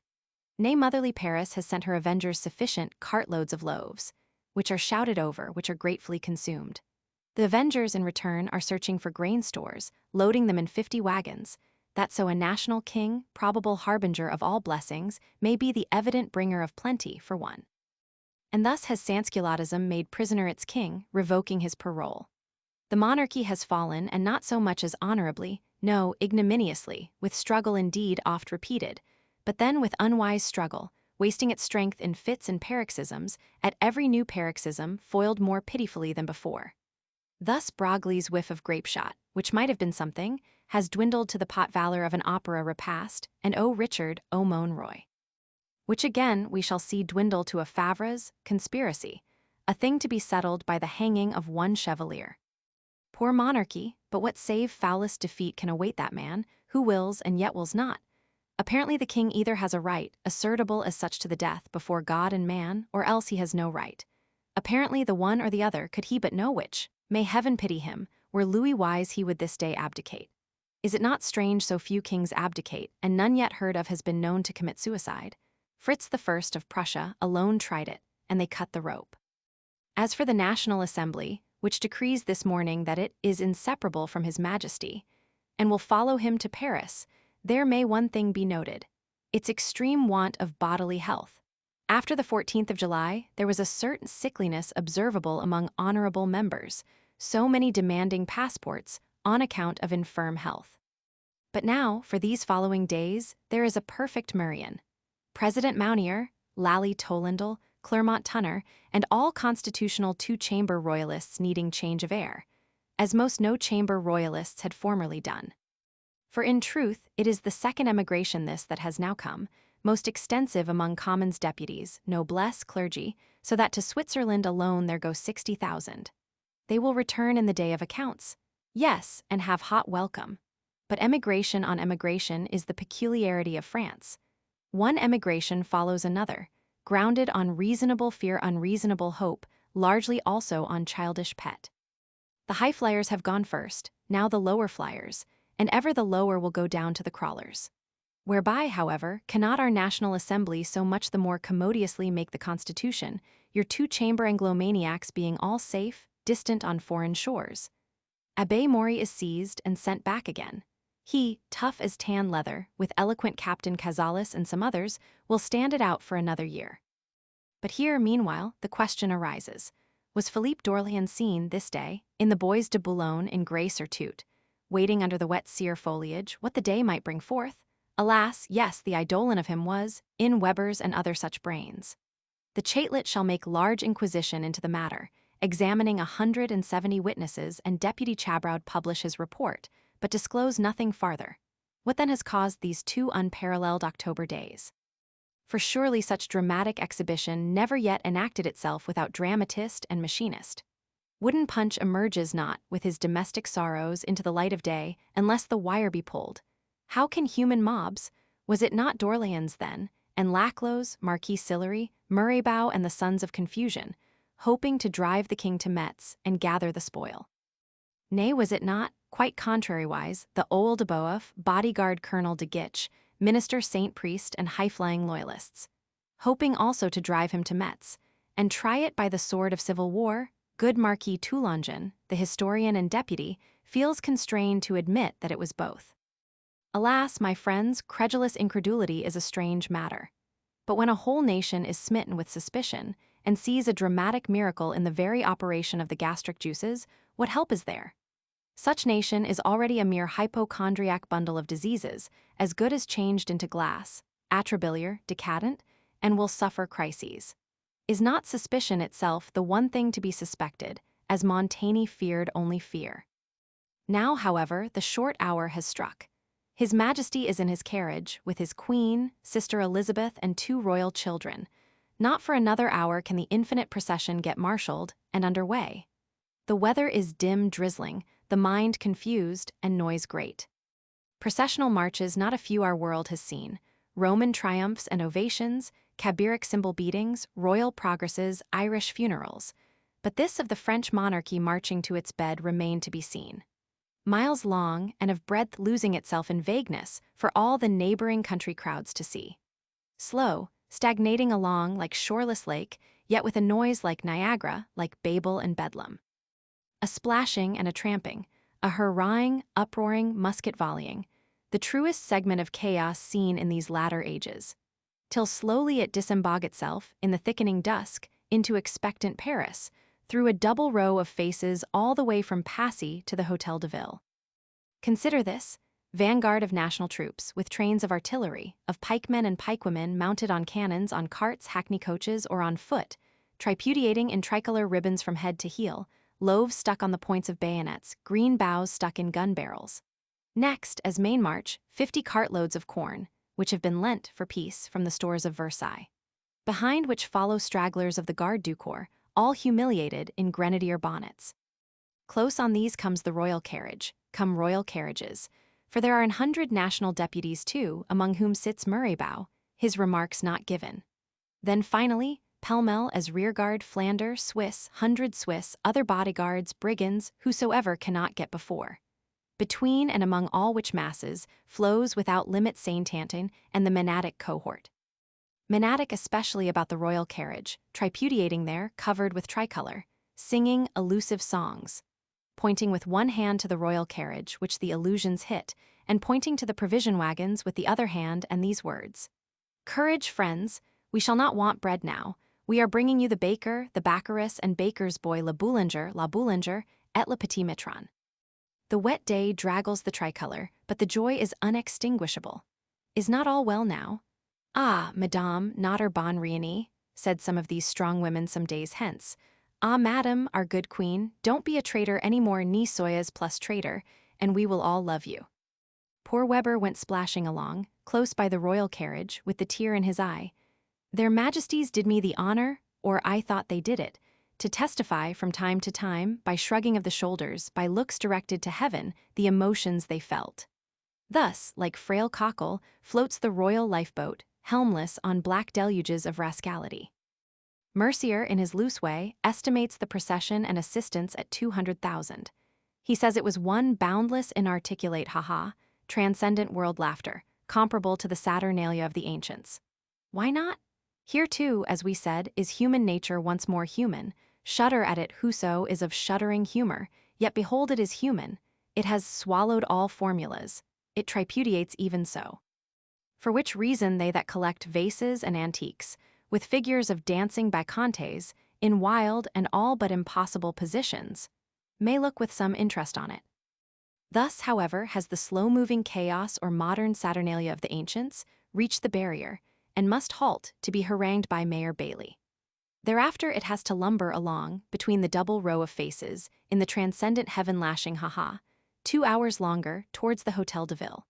Then again to be harangued there by several persons, by Moreau de Saint Mary among others, Moreau of the 3,000 orders, now national deputy for Saint Domingo. To all which poor Louis, who seemed to experience a slight emotion on entering this town hall, can answer only that he comes with pleasure, with confidence among his people. Mayor Bailey, in reporting it, forgets confidence, and the poor queen says eagerly, "Add with confidence." "Messieurs," rejoins Bailey, "you are happier than if I had not forgot." Finally, the king is shewn on an upper balcony, by torchlight, with a huge tricolour in his hat, and all the people, says Weber, grasped one another's hands, thinking now surely the new era was born. Hardly till 11 at night can royalty get to its vacant, long-deserted palace of the Tuileries, to lodge there, somewhat in strolling player fashion. It is Tuesday, the 6th of October, 1789. Poor Louis has 2 other Paris processions to make, one ludicrous ignominious like this, the other not ludicrous nor ignominious, but serious, nay sublime. End of the first volume. Volume 2, The Constitution. Mauern say ich gesterst, und Mauern say ich errichtet hierer Jeffengen, dort auch der Jeffengenen viel, ist vielleicht nur die Welt ein großer Kerker. Und frei ist wohl der Toll, der sich Ketten zu Kranzen erkiest. Goethe. Book 2I, The Feast of Pikes. Chapter 2, 1I, In the Tuileries. The victim having once got his stroke of grace, the catastrophe can be considered as almost come. There is small interest now in watching his long low moans.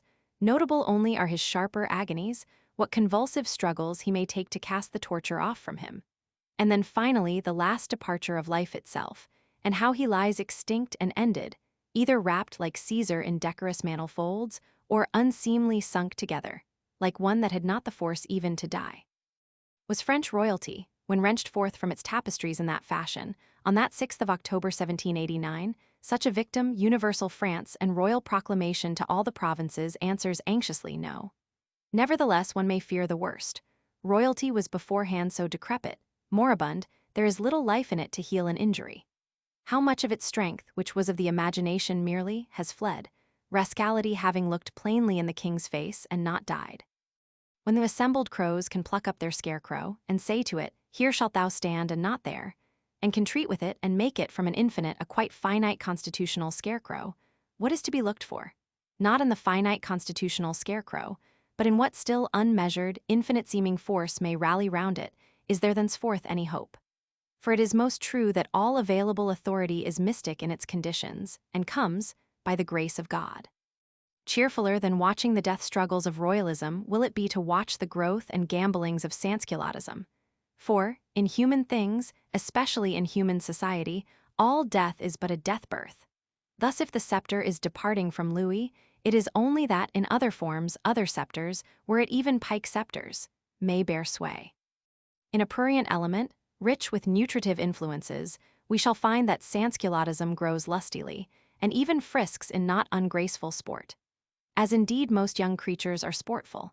Nay, may it not be noted further, that as the grown cat and cat species generally is the cruelest thing known, so the merriest is precisely the kitten or growing cat. But fancy the royal family risen from its truckle beds on the morrow of that mad day. Fancy the municipal inquiry, "How would your majesty please to lodge?" And then that the king's rough answer, "Each may lodge as he can, I am well enough," is congeed and bowed away, in expressive grins, by the town hall functionaries with obsequious upholsterers at their back. And how the Chateau of the Tuileries is repainted, regarnished into a golden royal residence.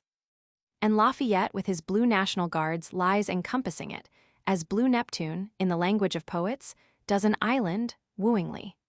Thither may the wrecks of rehabilitated loyalty gather, if it will become constitutional, for constitutionalism thinks no evil. Sansculottism itself rejoices in the king's countenance. The rubbish of a monadic insurrection, as in this ever-kindly world all rubbish can and must be, is swept aside. And so again, on clear arena, under new conditions, with something even of a new stateliness, we begin a new course of action. Arthur Young has witnessed the strangest scene, Majesty walking unattended in the Tuileries gardens, and miscellaneous tricolor crowds, who cheer it, and reverently make way for it. The very Queen commands at lowest respectful silence, regretful avoidance. Simple ducks in those royal waters quackle for crumbs from young royal fingers. The little Dauphin has a little railed garden, where he is seen delving, with ruddy cheeks and flaxen curled hair, also a little hutch to put his tools in and screen himself against showers. What peaceable simplicity! Is it peace of a father restored to his children, or of a taskmaster who has lost his whip? Lafayette and the municipality and universal constitutionalism assert the former, and do what is in them to realize it. Such patriotism as snarls dangerously and shows teeth, patriotism shall suppress, or far better, royalty shall soothe down the angry hair of it by gentle pattings, and most effectual of all, by fuller diet. Yes, not only shall Paris be fed, but the king's hand be seen in that work. The household goods of the poor shall, up to a certain amount, by royal bounty, be disengaged from pawn, and that insatiable Mont de Piété disgorge, rides in the city with their Vivleroy need not fail. And so by substance and show, shall royalty, if man's art can popularize it, be popularized. Or, alas, is it neither restored father nor diswhipped taskmaster that walks there, but an anomalous complex of both these and of innumerable other heterogeneities, reducible to no rubric if not to this newly devised one? King Louis, restorer of French liberty? Man indeed, and King Louis, like other men, lives in this world to make rule out of the ruleless. By his living energy, he shall force the absurd itself to become less absurd. But then if there be no living energy, living passivity, only King Serpent, hurled into his unexpected watery dominion, did at least bite and assert credibly that he was there. But as for the poor King Log, tumbled hither and thither as thousandfold chance and other will than his might direct, how happy for him that he was indeed wooden, and, doing nothing, could also see and suffer nothing. It is a distracted business. For his French Majesty, meanwhile, one of the worst things is that he can get no hunting. Alas, no hunting henceforth, only a fatal being hunted. Scarcely in the next June weeks shall he taste again the joys of the game destroyer, in next June and never more. He sends for his smith tools, gives in the course of the day, official or ceremonial business being ended, a few strokes of the file, quelques coups de lime. Innocent brother mortal, why wert thou not an obscure substantial maker of locks, but doomed in that other far-seen craft to be a maker only of world follies, unrealities, things self-destructive, which no mortal hammering could rivet into coherence? poor Louis is not without insight, nor even without the elements of will, some sharpness of temper, spurting at times from a stagnating character. If harmless inertness could save him, it were well, but he will slumber and painfully dream, and to do aught is not given him. Royalist antiquarians still show the rooms where majesty and suite, in these extraordinary circumstances, had their lodging. Here sat the queen reading, for she had her library brought hither, though the king refused his, taking vehement counsel of the vehement uncounselled, sorrowing over altered times, yet with sure hope of better. In her young rosy boy has she not the living emblem of hope? It is a murky, working sky, yet with golden gleams of dawn or of deeper meteoric night. Here again this chamber on the other side of the main entrance was the king's. Here his majesty breakfasted and did official work. Here daily after breakfast he received the queen, sometimes in pathetic friendliness, sometimes in human sulkiness, for flesh is weak, and when questioned about business would answer, "Madame, your business is with the children."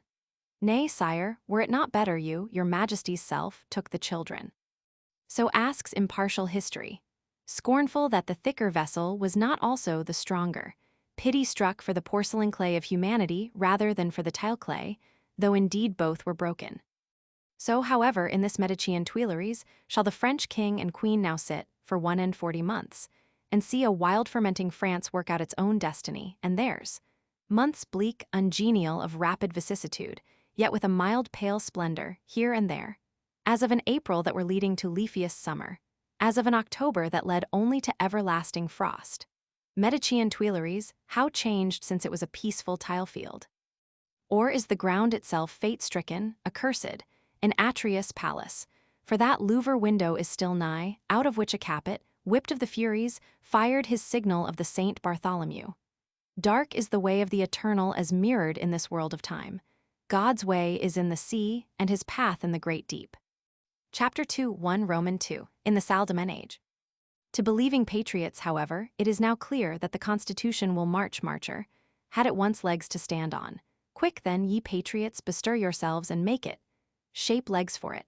In the Archevêché, or Archbishop's Palace, his grace himself having fled, and afterwards in the riding hall, named Mange, close on the Tuileries, there does a National Assembly apply itself to the miraculous work. Successfully, had there been any heaven-scaling Prometheus among them, not successfully since there was none. There, in noisy debate, for the sessions are occasionally scandalous, and as many as 3 speakers have been seen in the tribune at once, let us continue to fancy it wearing the slow months. Tough, dogmatic, long of wind is Abbé Mori, Ciceronian pathetic is Cazalis. Keen trenchant on the other side glitters a young Barnave, abhorrent of sophistry, shearing, like keen Damascus sabre, all sophistry asunder, reckless what else he shear with it. Simple seemest thou, O solid Dutch-built Patian, if solid surely dull, nor life-giving in that tone of thine, livelier polemical rabout. With ineffable serenity sniffs great sea eyes aloft, alone. His constitution ye may babble over, ye may mar, but can by no possibility mend. Is not polity a science he has exhausted? Cool, slow, 2 military laymouths are visible, with their quality sneer or demi-sneer. They shall gallantly refund their mother's pension, when the red book is produced, gallantly be wounded in duels. A Marquis Toulongen, whose pen we yet thank, sits there, in stoical meditative humor, oftenest silent, accepts what destiny will send. Thoueret and parliamentary Duport produce mountains of reformed law, liberal, Anglomaniac available and unavailable. Mortals rise and fall. Shall Goose Goebel, for example, or Go, with an umlaut bell, for he is of Strasbourg German breed, be a constitutional archbishop? Alone of all men there, Murraybow may begin to discern clearly whither all this is tending. Patriotism, accordingly, regrets that his zeal seems to be getting cool.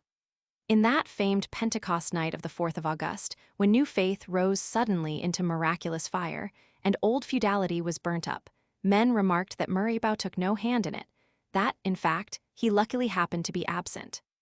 But did he not defend the veto, ne veto absolu, and tell vehement Barnave that 600 irresponsible senators would make of all tyrannies the insupportablest? Again, how anxious was he that the king's ministers should have seat and voice in the National Assembly? Doubtless with an eye to being minister himself, whereupon the National Assembly decides, what is very momentous, that no deputy shall be minister. He, in his haughty stormful manner, advising us to make it, no deputy called Murraybow. A man of perhaps inveterate feudalisms, of stratagems, too often visible leanings towards the royalist side. A man suspect, whom patriotism will unmask. Thus, in these June days, when the question who shall have right to declare war comes on, you hear horse hawkers sound dolefully through the streets. Grand treason of Count Murraybow, price only 1 sou, because he pleads that it shall be not the assembly but the king. Pleads, nay prevails, for in spite of the horse hawkers and an endless populace raised by them to the pitch even of lantern, he mounts the tribune next day, grim resolute, murmuring aside to his friends that speak of danger. I know it, I must come hence either in triumph or else torn in fragments, and it was in triumph that he came. A man of stout heart, whose popularity is not of the populace, pas populacier, whom no clamor of unwashed mobs without doors or of washed mobs within can scarce from his way. Dumont remembers hearing him deliver a report on Marseille. Every word was interrupted on the part of the Cité droit by abusive epithets: calumniator, liar, assassin, scoundrel, scélérat. Murraybow pauses a moment, and in a honeyed tone, addressing the most furious, says, I wait, messieurs, till these amenities be exhausted.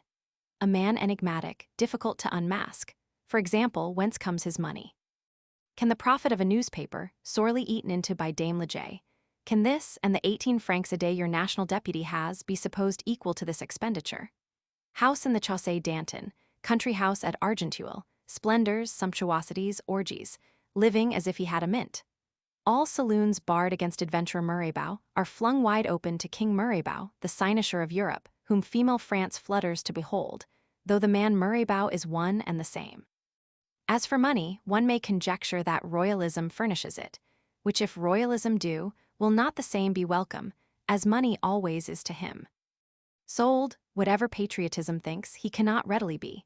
The spiritual fire which is in that man, which shining through such confusions is nevertheless conviction, and makes him strong, and without which he had no strength, is not buyable nor saleable. In such transference of barter, it would vanish and not be. Perhaps paid and not sold, payé pas vendu. As poor Rivarol, in the unhappier converse way, calls himself sold and not paid. A man traveling, comet-like, in splendor and nebulosity, his wild way, whom telescopic patriotism may long watch, but without higher mathematics will not make out. A questionable, most blamable man, yet to us the far notablest of all. With rich munificence, as we often say, in a most blinkered, bespectacled, logic-chopping generation, nature has gifted this man with an eye. Welcome is his word, there where he speaks and works, and growing ever welcomer, for it alone goes to the heart of the business. Logical cobwebbery shrinks itself together, and thou seest a thing, how it is, how is may be worked with. Unhappily our National Assembly has much to do, a France to regenerate, and France is short of so many requisites, short even of cash. These same finances give trouble enough, no choking of the deficit, which gapes ever, give. To appease the deficit we venture on a hazardous step, sale of the clergy's lands and superfluous edifices, most hazardous. Nay, given the sale, who is to buy them, ready money having fled? Wherefore, on the 19th day of December, a paper money of assignats, of bonds secured or assigned on that clerico-national property, and unquestionable at least in payment of that, is decreed. The first of a long series of like financial performances, which shall astonish mankind. So that now, while old rags last, there shall be no lack of circulating medium, whether of commodities to circulate thereon is another question. But after all, does not this assignat business speak volumes for modern science? Bankruptcy, we may say, was come, as the end of all delusions needs must come. Yet how gently, in softening diffusion, in mild succession, was it hereby made to fall, like no all-destroying avalanche, like gentle showers of a powdery impalpable snow, shower after shower, till all was indeed buried, and yet little was destroyed that could not be replaced, be dispensed with. To such length has modern machinery reached. Bankruptcy, we said, was great, but indeed money itself is a standing miracle. On the whole, it is a matter of endless difficulty, that of the clergy. Clerical property may be made the nation's, and the clergy hired servants of the state, but if so, is it not an altered church? Adjustment enough of the most confused sort has become unavoidable. Old landmarks in any sense avail not in a new France. Nay, literally, the very ground is new divided. your old party-colored provinces become new uniform departments, 83 in number, whereby, as in some sudden shifting of the Earth's axis, no mortal knows his new latitude at once. The 12 old parliaments, too, what is to be done with them? The old parliaments are declared to be all in permanent vacation, till once the new equal justice of departmental courts, national appeal court of elective justices, justices of peace, and other Thoweriton Duport apparatus be got ready. They have to sit there, these old parliaments, uneasily waiting, as it were, with the rope round their neck, crying as they can, is there none to deliver us? But happily the answer being none, none, they are a manageable class, these parliaments. They can be bullied, even into silence. The Paris Parliament, wiser than most, has never whimpered. They will and must sit there, in such vacation as is fit. Their chamber of vacation distributes in the interim what little justice is going. With the rope round their neck, their destiny may be succinct. On the 13th of November 1790, Mayor Bailey shall walk to the Palais de Justice, few even heeding him, and with municipal seal stamp and a little hot wax, seal up the parliamentary paper rooms, and the dread Parliament of Paris pass away into chaos, gently as does a dream. So shall the parliaments perish succinctly, and innumerable eyes be dry. Not so the clergy. For granting even that religion were dead, that it had died half-centuries ago with unutterable Dubois, or emigrated lately to Alsace with necklace Cardinal Rohan, or that it now walked as goblin revenant with Bishop Talleyrand of Autun, yet does not the shadow of religion, the cant of religion still linger? The clergy have means and material, means of number, organization, social weight, a material, at lowest, of public ignorance, known to be the mother of devotion. Nay, withal is it incredible that there might, in simple hearts, latent here and there like gold grains in the mud beach, still dwell some real faith in God, of so singular and tenacious a sort that even a Maury or a Talleyrand could still be the symbol for it.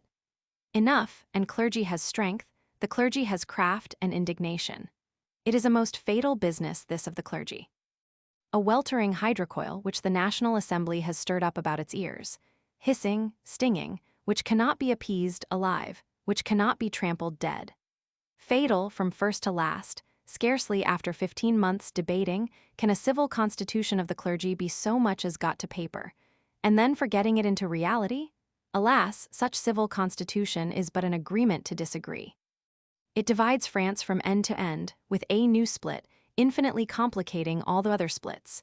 Catholicism, what of it there is left, with the cant of Catholicism raging on the one side and skeptic heathenism on the other, both, by contradiction, waxing fanatic. What endless jarring of refractory hated priests and constitutional despised ones, of tender consciences like the king, and consciences hot-seared like certain of his people, the whole to end in feasts of reason and a war of la Vendée. So deep-seated is religion in the heart of man, and holds of all infinite passions. If the dead echo of it still did so much, what could not the living voice of it once do? Finance and constitution, law and gospel, this surely were work enough, yet this is not all. In fact, the ministry and Necker himself, whom a brass inscription, fastened by the people over his door lintel testifies to be the minister adoré, are dwindling into clearer and clearer nullity. Execution or legislation, arrangement or detail, from their nerveless fingers all drops undone, all lights at last on the twalled shoulders of an august representative body. Heavy-laden National Assembly. It has to hear of innumerable fresh revolts, brigand expeditions, of shadows in the west, especially of charter chests, chartiers set on fire, for there too the overloaded ass frightfully recalcitrates. Of cities in the south full of heats and jealousies, which will end in crossed sabres, Marseille against Toulon, and Carpentras beleaguered by Avignon. Such royalist collision in a career of freedom, nay patriot collision, which a mere difference of velocity will bring about. Of a Jourdan Couptite, who has skulked thitherward from the claws of the chatelet, and will raise whole scoundrel regiments. Also it has to hear of royalist camp of jails mountain-girdled plain amid the rocks of the Cevennes, whence royalism, as is feared and hoped, may dash down like a mountain deluge and submerge France. A singular thing this camp of jails, existing mostly on paper. For the soldiers at jails, being peasants or National Guards, were in heart sworn sansculottes, and all that the royalist captains could do was, with false words, to keep them, or rather keep the report of them, drawn up there, visible to all imaginations, for a terror and a sign. If peradventure France might be reconquered by theatrical machinery, by the picture of a royalist army done to the life. Not till the third summer was this portent, burning out by fits and then fading, got finally extinguished. Was the old castle of jails, no camp being visible to the bodily eye, got blown asunder by some national guards. Also it has to hear not only of Brissot and his friends of the blacks, but by and by of a whole Saint Domingo blazing skyward, blazing in literal fire, and in far worse metaphorical, beaconing the nightly main. Also of the shipping interest, and the landed interest, and all manner of interests, reduced to distress. Of industry everywhere manacled, bewildered, and only rebellion thriving. Of sub-officers, soldiers, and sailors in mutiny by land and water. Of soldiers at Nancy, as we shall see, needing to be cannonaded by a brave Bouillet. Of sailors, nay the very galley slaves, at Brest, needing also to be cannonaded, but with no Bouillet to do it. For indeed, to say it in a word, in those days there was no king in Israel, and every man did that which was right in his own eyes. Such things has an august National Assembly to hear of, as it goes on regenerating France. Sad and stern, but what remedy? Get the Constitution ready, and all men will swear to it, for do not addresses of adhesion arrive by the cartload. In this manner, by heaven's blessing, and a Constitution got ready, shall the bottomless fire gulf be vaulted in with rag paper, and order will wed freedom and live with her there, till it grow too hot for them.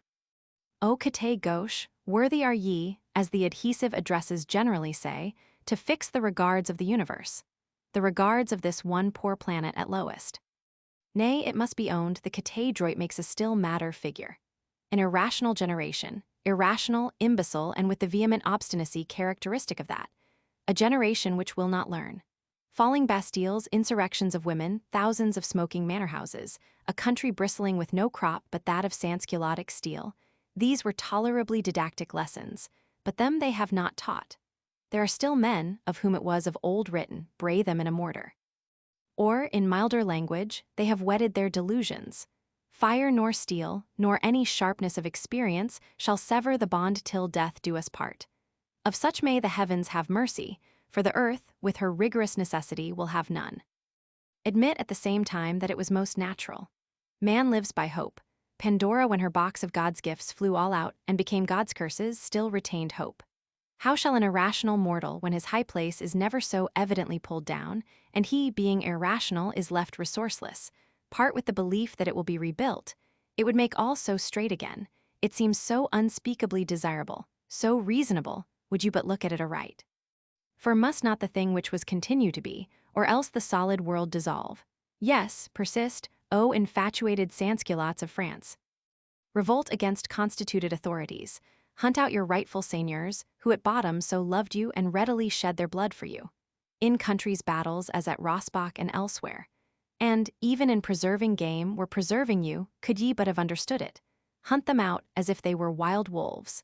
Set fire to their shadows and chardiers as to wolf dens, and what then? Why, then turn every man his hand against his fellow. In confusion, famine, desolation, regret the days that are gone, rueful recall them, recall us with them. To repentant prayers we will not be deaf.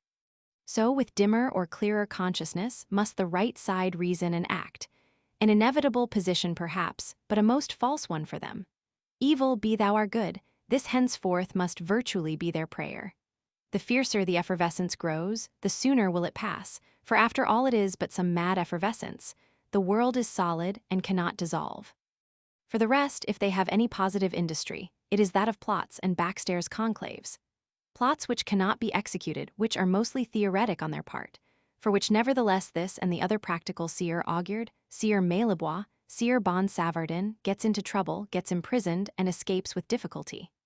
Nay, there is a poor practical Chevalier Favres who, not without some passing reflex on Monsieur himself, gets hanged for them amid loud uproar of the world. Poor Favres, he keeps dictating his last will at the Hôtel de Ville through the whole remainder of the day, a weary February day, offers to reveal secrets if they will save him, handsomely declines since they will not, then dies in the flare of torchlight with politest composure, remarking rather than exclaiming with outspread hands, "People, I die innocent, pray for me." Poor Favres, type of so much that has prowled indefatigable over France, in days now ending, and in freer field might have earned instead of prowling. To thee it is no theory.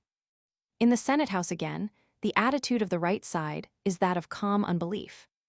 Let an august National Assembly make a 4th of August abolition of feudality.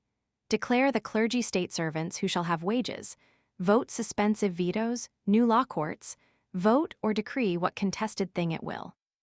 Have it responded to from the four corners of France, nay get king's sanction, and what other acceptance were conceivable. The right side, as we find, persists with imperturbable tenacity in considering, and ever and anon shows that it still considers, all these so-called decrees as mere temporary whims, which indeed stand on paper, but in practice and fact are not, and cannot be.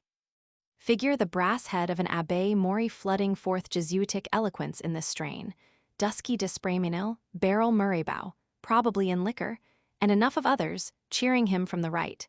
And, for example, with what visage a sea-green Robespierre eyes him from the left. And how Sieyes ineffably sniffs on him, or does not deign to sniff, and how the galleries groan in spirit or bark rabbit on him, so that to escape the lantern on stepping forth he needs presence of mind and a pair of pistols in his girdle, for he is one of the toughest of men. Here indeed becomes notable one great difference between our two kinds of civil war, between the modern lingual or parliamentary logical kind and the ancient or manual kind in the steel battlefield, much to the disadvantage of the former. In the manual kind, where you front your foe with drawn weapon, one right stroke is final. For physically speaking, when the brains are out the man does honestly die, and trouble you no more. But how different when it is with arguments you fight. Here no victory yet definable can be considered as final. Beat him down with parliamentary invective till sense be fled, cut him in two, hanging one half in this dilemma horn, the other on that, blow the brains or thinking faculty quite out of him for the time. It skills not. He rallies and revives on the morrow. Tomorrow he repairs his golden fires. The think that will logically extinguish him is perhaps still a desideratum in constitutional civilization. For how, till a man know, in some measure, at what point he becomes logically defunct, can parliamentary business be carried on, and talk cease or slake? Doubtless it was some feeling of this difficulty, and the clear insight how little such knowledge yet existed in the French nation, new in the constitutional career, and how defunct aristocrats would continue to walk for unlimited periods, as Partridge the almanac maker did, that had sunk into the deep mind of people's friend Marat, an eminently practical mind, and had grown there, in that richest putrescent soil, into the most original plan of action ever submitted to a people. Not yet has it grown, but it has germinated, it is growing, rooting itself into Tartarus, branching towards heaven. The second season hence, we shall see it risen out of the bottomless darkness, full grown into disastrous twilight, a hemlock tree, great as the world, on or under whose boughs all the people's friends of the world may lodge. 260,000 aristocrat heads. That is the precisest calculation, though one would not stand on a few hundreds, yet we never rise as high as the round 300,000. Shudder at it, O people, but it is as true as that ye yourselves, and your people's friend, are alive. These prating senators of yours hover ineffectual on the barren letter, and will never save the revolution. A Cassandra Marat cannot do it with his single shrunk arm, but with a few determined men it were possible. Give me, said the people's friend in his cold way, when young Barbaroux, once his pupil in a course of what was called optics, went to see him, give me 200 Naples bravoes, armed each with a good dirk, and a muff on his left arm by way of shield. With them I will traverse France and accomplish the revolution. Nay, be brave, young Barbaroux, for thou seest, there is no jesting in those rheumy eyes, in that soot-bleared figure, most earnest of created things, neither indeed is there madness, of the strait waistcoat sort. Such produce shall the time ripen in cavernous Marat, the man forbid, living in Paris cellars, lone as fanatic anchorite in his Thebaid. Say, as far-seen Simon on his pillar, taking peculiar views therefrom. Patriots may smile, and using him as bandog now to be muzzled, now to be let bark, name him, as Desmoulins does, maximum of patriotism and Cassandra Marat. But were it not singular if this dirk-hand muff plan of his, with superficial modifications, proved to be precisely the plan adopted? After this manner, in these circumstances, Do august senators regenerate France? Nay, they are, in very deed, believed to be regenerating it, on account of which great fact, main fact of their history, the wearied eye can never be permitted wholly to ignore them. But looking away now from these precincts of the Tuileries, where constitutional royalty, let Lafayette water it as he will, languishes too like a cut branch, and august senators are perhaps at bottom only perfecting their theory of defective verbs. How does the young reality, young sansculottism thrive? The attentive observer can answer. It thrives bravely, putting forth new buds, expanding the old buds into leaves, into boughs. Is not French existence, as before, most prurient, all loosened, most nutrient for it? Sansculottism has the property of growing by what other things die of, by agitation, contention, disarrangement, nay, in a word, by what is the symbol and fruit of all these? Hunger. In such a France as this, hunger, as we have remarked, can hardly fail. The provinces, the southern cities feel it in their turn, and what it brings: exasperation, preternatural suspicion. In Paris, some halcyon days of abundance followed the Menadic insurrection with its Versailles grain carts and recovered restorer of liberty, but they could not continue. The month is still October when famishing Saint-Antoine, in a moment of passion, seizes a poor baker, innocent Francois the baker, and hangs him in Constantinople wise. But even this, singular as it might seem, does not cheapen bread. Too clear it is, no royal bounty, no municipal dexterity can adequately feed a Bastille-destroying Paris. Wherefore, on view of the hanged baker, constitutionalism in sorrow and anger demands loi martial, a kind of riot act, and indeed gets it, most readily, almost before the sun goes down. This is that famed martial law with its red flag, its drapeau rouge, in virtue of which Mayor Bailey, or any mayor, has but henceforth to hang out that new oriflamme of his, then to read or mumble something about the king's peace, and after certain pauses, serve any undispersing assemblage with musket shot, or whatever shot will disperse it. A decisive law, and most just on one proviso, that all patrollotism be of God, and all mob assembling be of the devil, otherwise not so just. Mayor Bailey be unwilling to use it. Hang not out that new oriflamme, flame not of gold but of the want of gold. The thrice-blessed revolution is done, thou thinkest, if so it will be well with thee. But now let no mortal say henceforth that an august National Assembly wants riot. All it ever wanted was riot enough to balance court plotting. All it now wants, of heaven or of earth, is to get its theory of defective verbs perfected. Chapter 2, 1 Roman 3, The Muster. With famine and a constitutional theory of defective verbs going on, all other excitement is conceivable. A universal shaking and sifting of French existence this is, in the course of which, for one thing, what a multitude of low-lying figures are sifted to the top, and set busily to work there. Daglich Merit, now foreseen as Simon Stylites, we already know him and others raised aloft. The mere sample these of what is coming, of what continues coming, upwards from the realm of night.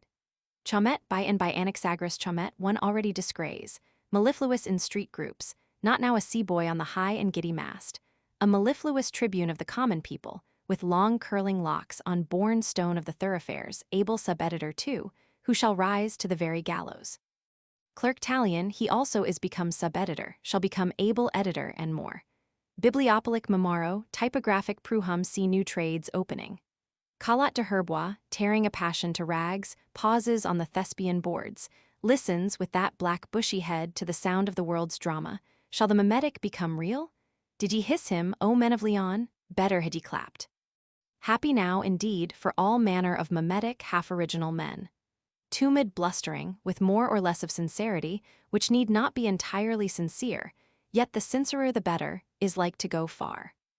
Shall we say, the revolution element works itself rarer and rarer, so that only lighter and lighter bodies will float in it, till at last the mere blown bladder is your only swimmer. A limitation of mind, then vehemence, promptitude, audacity shall all be available, to which add only these two, cunning and good lungs. Good fortune must be presupposed. Accordingly, of all classes the rising one, we observe, is now the attorney class. Witness Baziers, carriers, Fauquier Tinville's, Bazoch Captain Burdens, more than enough. Such figures shall night from her wonder-bearing bosom emit, swarm after swarm. Of another deeper and deepest swarm not yet dawned on the astonished eye, of pilfering candle-snuffers, thief-valets, disfrocked Capuchins, and so many Hayberts, Henriettes, Ronsons, Rossignols let us, as long as possible, forbear speaking. Thus, over France, all stirs that has what the physiologists call irritability in it. How much more all wherein irritability has perfected itself into vitality, into actual vision and force that can will. All stirs, and if not in Paris, flocks thither. Great and greater waxes President Danton in his Cordeliers section. His rhetorical tropes are all gigantic. Energy flashes from his black brows, menaces in his athletic figure, rolls in the sound of his voice, reverberating from the domes. This man also, like Murraybow, has a natural eye, and begins to see whither constitutionalism is tending, though with a wish in it different from Murraybow's. Remark, on the other hand, how General Dumouriez has quitted Normandy and the Cherbourg breakwater to come, whither we may guess. It is his second or even third trial at Paris since this new era began, but now it is in right earnest, for he has quitted all else. Wiry, elastic, unwearied man, whose life was but a battle and a march. No, not a creature of Choiseul S. The creature of God and of my sword, he fiercely answered in old days. Overfalling Corsican batteries, in the deadly fire-hail, wriggling invincible from under his horse at Klosterkamp of the Netherlands, though tethered with crushed stirrup iron and 19 wounds. Tough Minatory standing at bay, as forlorn hope on the skirts of Poland. Intriguing, battling in cabinet and field, roaming far out, obscure as king's spile or sitting sealed up, enchanted in Bastille. Fencing, pamphleteering, scheming, and struggling from the very birth of him, the man has come thus far. How repressed, how irrepressible, like some incarnate spirit in prison, which indeed he was, hewing on granite walls for deliverance, striking fire flashes from them, and now has the general earthquake rent his cavern too? 20 years younger, what might he not have done? But his hair has a shade of gray, his way of thought is all fixed, military. He can grow no further, and the new world is in such growth. We will name him, on the whole, one of heaven's Swiss, without faith, wanting above all things work on any side. Work also is appointed him, and he will do it. Not from over France only are the unrestful flocking towards Paris, but from all sides of Europe. Where the carcase is, thither will the eagles gather. Think how many a Spanish guzman, Martinico Fournier named Fournier el American, engineer Miranda from the very Andes, were flocking or had flocked. Walloon Pereira might boast of the strangest parentage. Him, they say, Prince Kaunitz the diplomatist heedlessly dropped, like Ostracheg, to be hatched of chance, into an ostrich eater. Jewish or German phrase do business in the great cesspool of Agio, which cesspool this assignat fiat has quickened into a mother of dead dogs. Swiss Clavier could found no Sicilian Genevese colony in Ireland, but he paused, years ago, prophetic before the minister's hotel at Paris, and said it was borne on his mind that he one day was to be minister, and laughed. Swiss Patchk, on the other hand, sits sleek-headed, frugal, the wonder of his own alley and even of neighboring ones for humility of mind and a thought deeper than most men's. Sit there, Tartuffe, till wanted. Ye Italian Dufernies, Flemish Proles, flit hither all ye bipeds of prey. Come whosoever head is hot, thou of mind ungoverned, be it chaos as of undevelopment or chaos as of ruin. The man who cannot get known, the man who is too well known, if thou have any vendible faculty, nay, if thou have but audacity and loquacity, come. They come, with hot unutterabilities in their heart, as pilgrims towards a miraculous shrine. Nay, how many come as vacant strollers, aimless, of whom Europe is full merely towards something. For benighted fowls, when you beat their bushes, rush towards any light. Thus Frederick Baron Trenck too is here, mazed, purblind from the cells of Magdeburg, Minotauric cells, and his Ariadne lost. Singular to say, Trenck in these years sells wine, not indeed in bottle, but in wood. Nor is our England without her missionaries. She has her life-saving Needham, to whom was solemnly presented a civic sword, long since rusted into nothingness. Her Payne, rebellious staymaker, unkempt, who feels that he, a single needleman, did by his common sense pamphlet free America, that he can and will free all this world, perhaps even the other. Price Stanhope Constitutional Association sends over to congratulate, welcomed by National Assembly, though they are but a London club, whom Burke and Toryism eye askance. On the two, for country's sake, O Chevalier John Paul, be a word spent or misspent. In faded naval uniform, Paul Jones lingers visible here, like a wineskin from which the wine is all drawn, like the ghost of himself. Low is his once loud brute, scarcely audible save with extreme tedium in ministerial antechambers, in this or the other charitable dining room, mindful of the past. What changes, culminatings, and declinings? Not now, poor Paul, thou lookest wistful over the Solway brine, by the foot of native Criffel, into blue mountainous Cumberland, into blue infinitude, environed with thrift, with humble friendliness. Thyself, young fool, longing to be aloft from it, or even to be away from it.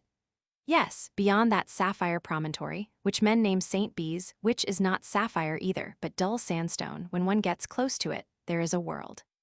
Which world thou too shalt taste of. From yonder white haven rise his smoke clouds, ominous though ineffectual. Proud forth quakes at his bellying sails, had not the wind suddenly shifted. Flamborough reapers, hummy-going, pause on the hillside. For what sulphur cloud is that defaces the sleek sea, sulphur cloud spitting streaks of fire? A sea cockfight it is, and of the hottest, where British Serapis and French-American bon homme Richard do lash and throttle each other, in their fashion. And lo, the desperate valor has suffocated the deliberate, and Paul Jones, too, is of the kings of the sea. The Euxine, the Maeotian waters felt thee next, and long-skirted Turks, O Paul, and thy fiery soul has wasted itself in thousand contradictions, to no purpose. For in far lands with scarlet Nassau-Siegans, with sinful imperial Catherines, is not the heart broken, even as at home with the mean? Poor Paul, hunger and dispiritment track thy sinking footsteps. Once or at most twice, in this revolution tumult the figure of thee emerges, mute ghost-like, as with stars dim twinkling through. And then, when the light is gone quite out, a national legislature grants ceremonial funeral? As good had been the natural Presbyterian kirk bell, and 6 feet of Scottish earth, among the dust of thy loved ones. Such world lay beyond the promontory of St. Bees. Such is the life of sinful mankind here below.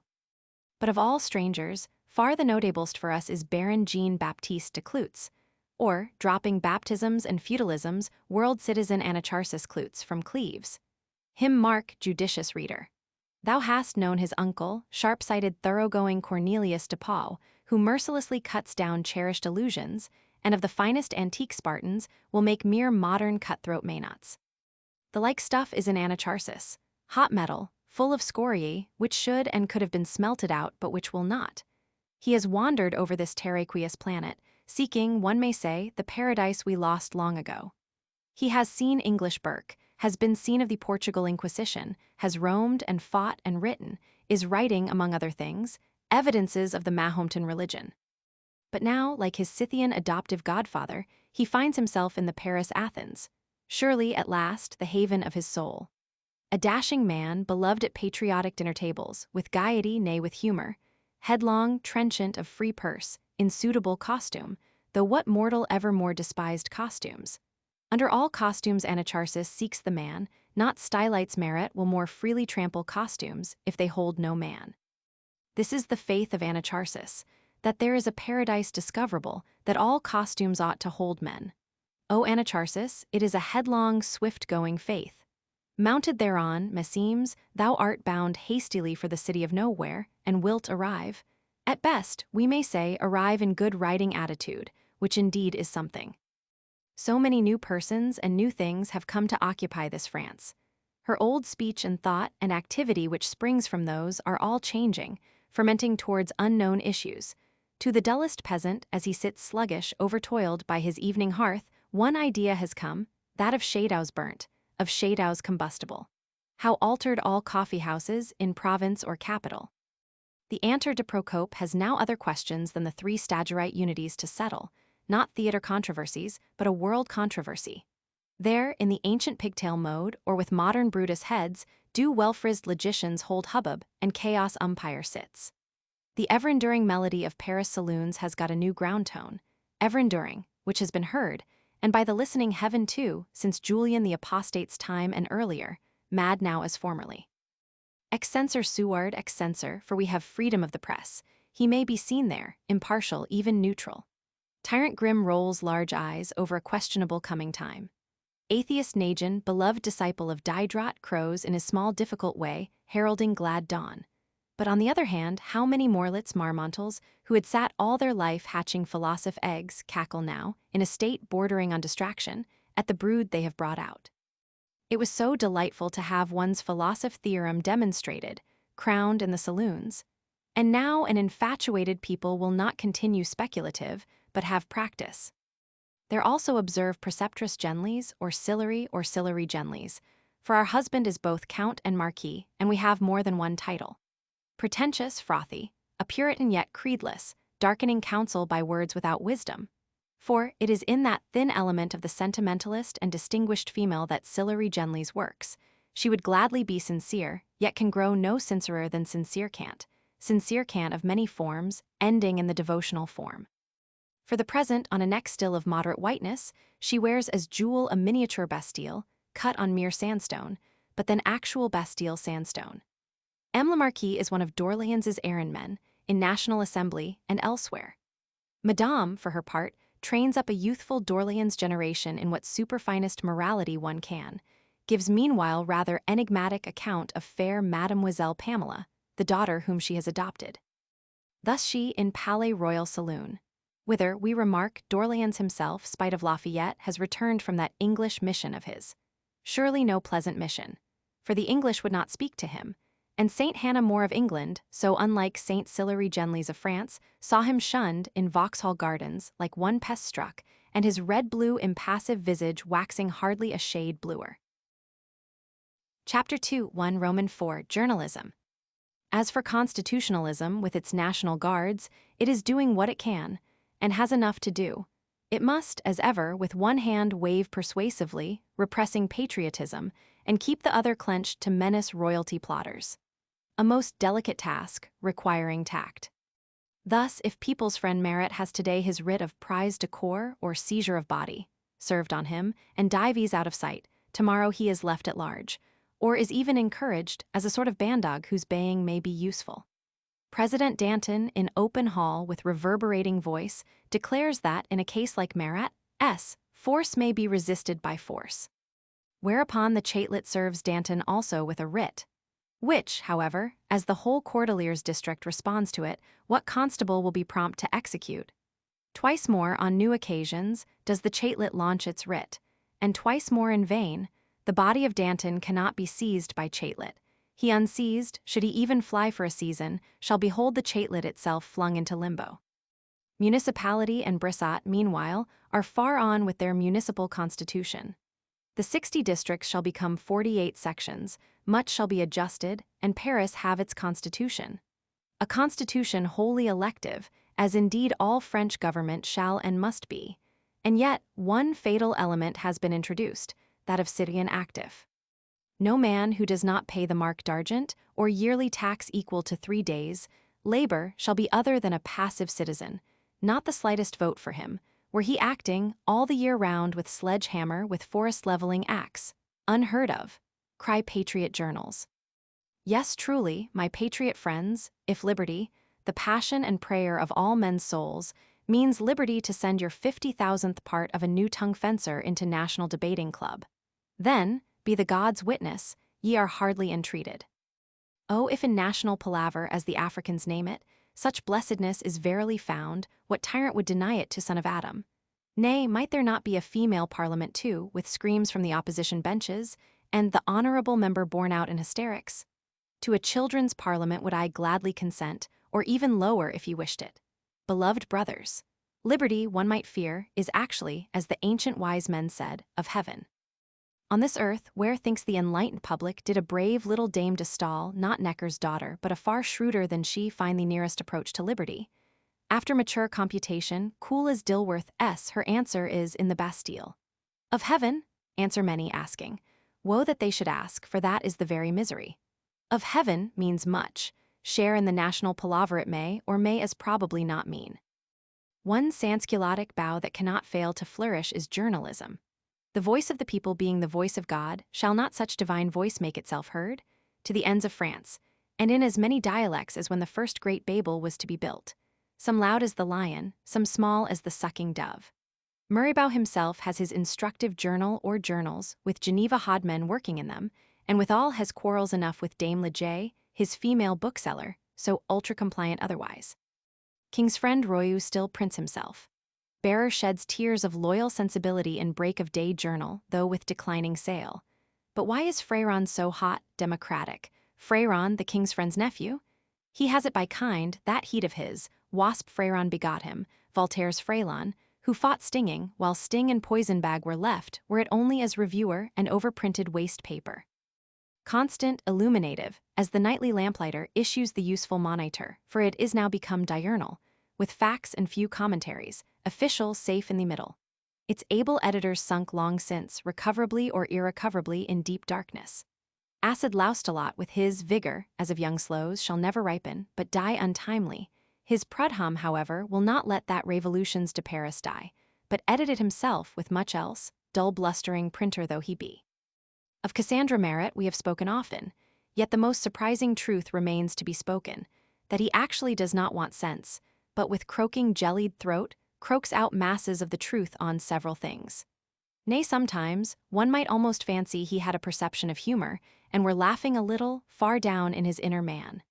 Camille is wittier than ever, and more outspoken, cynical, yet sunny as ever.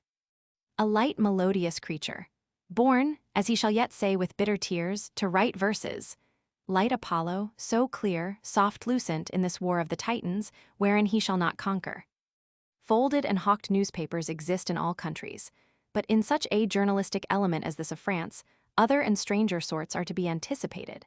What says the English reader to a journal-affiche, placard journal, legible to him that has no halfpenny, in bright prismatic colors calling the eye from afar? Such, in the coming months, as patriot associations, public and private, advance and can subscribe funds, shall plenteously hang themselves out.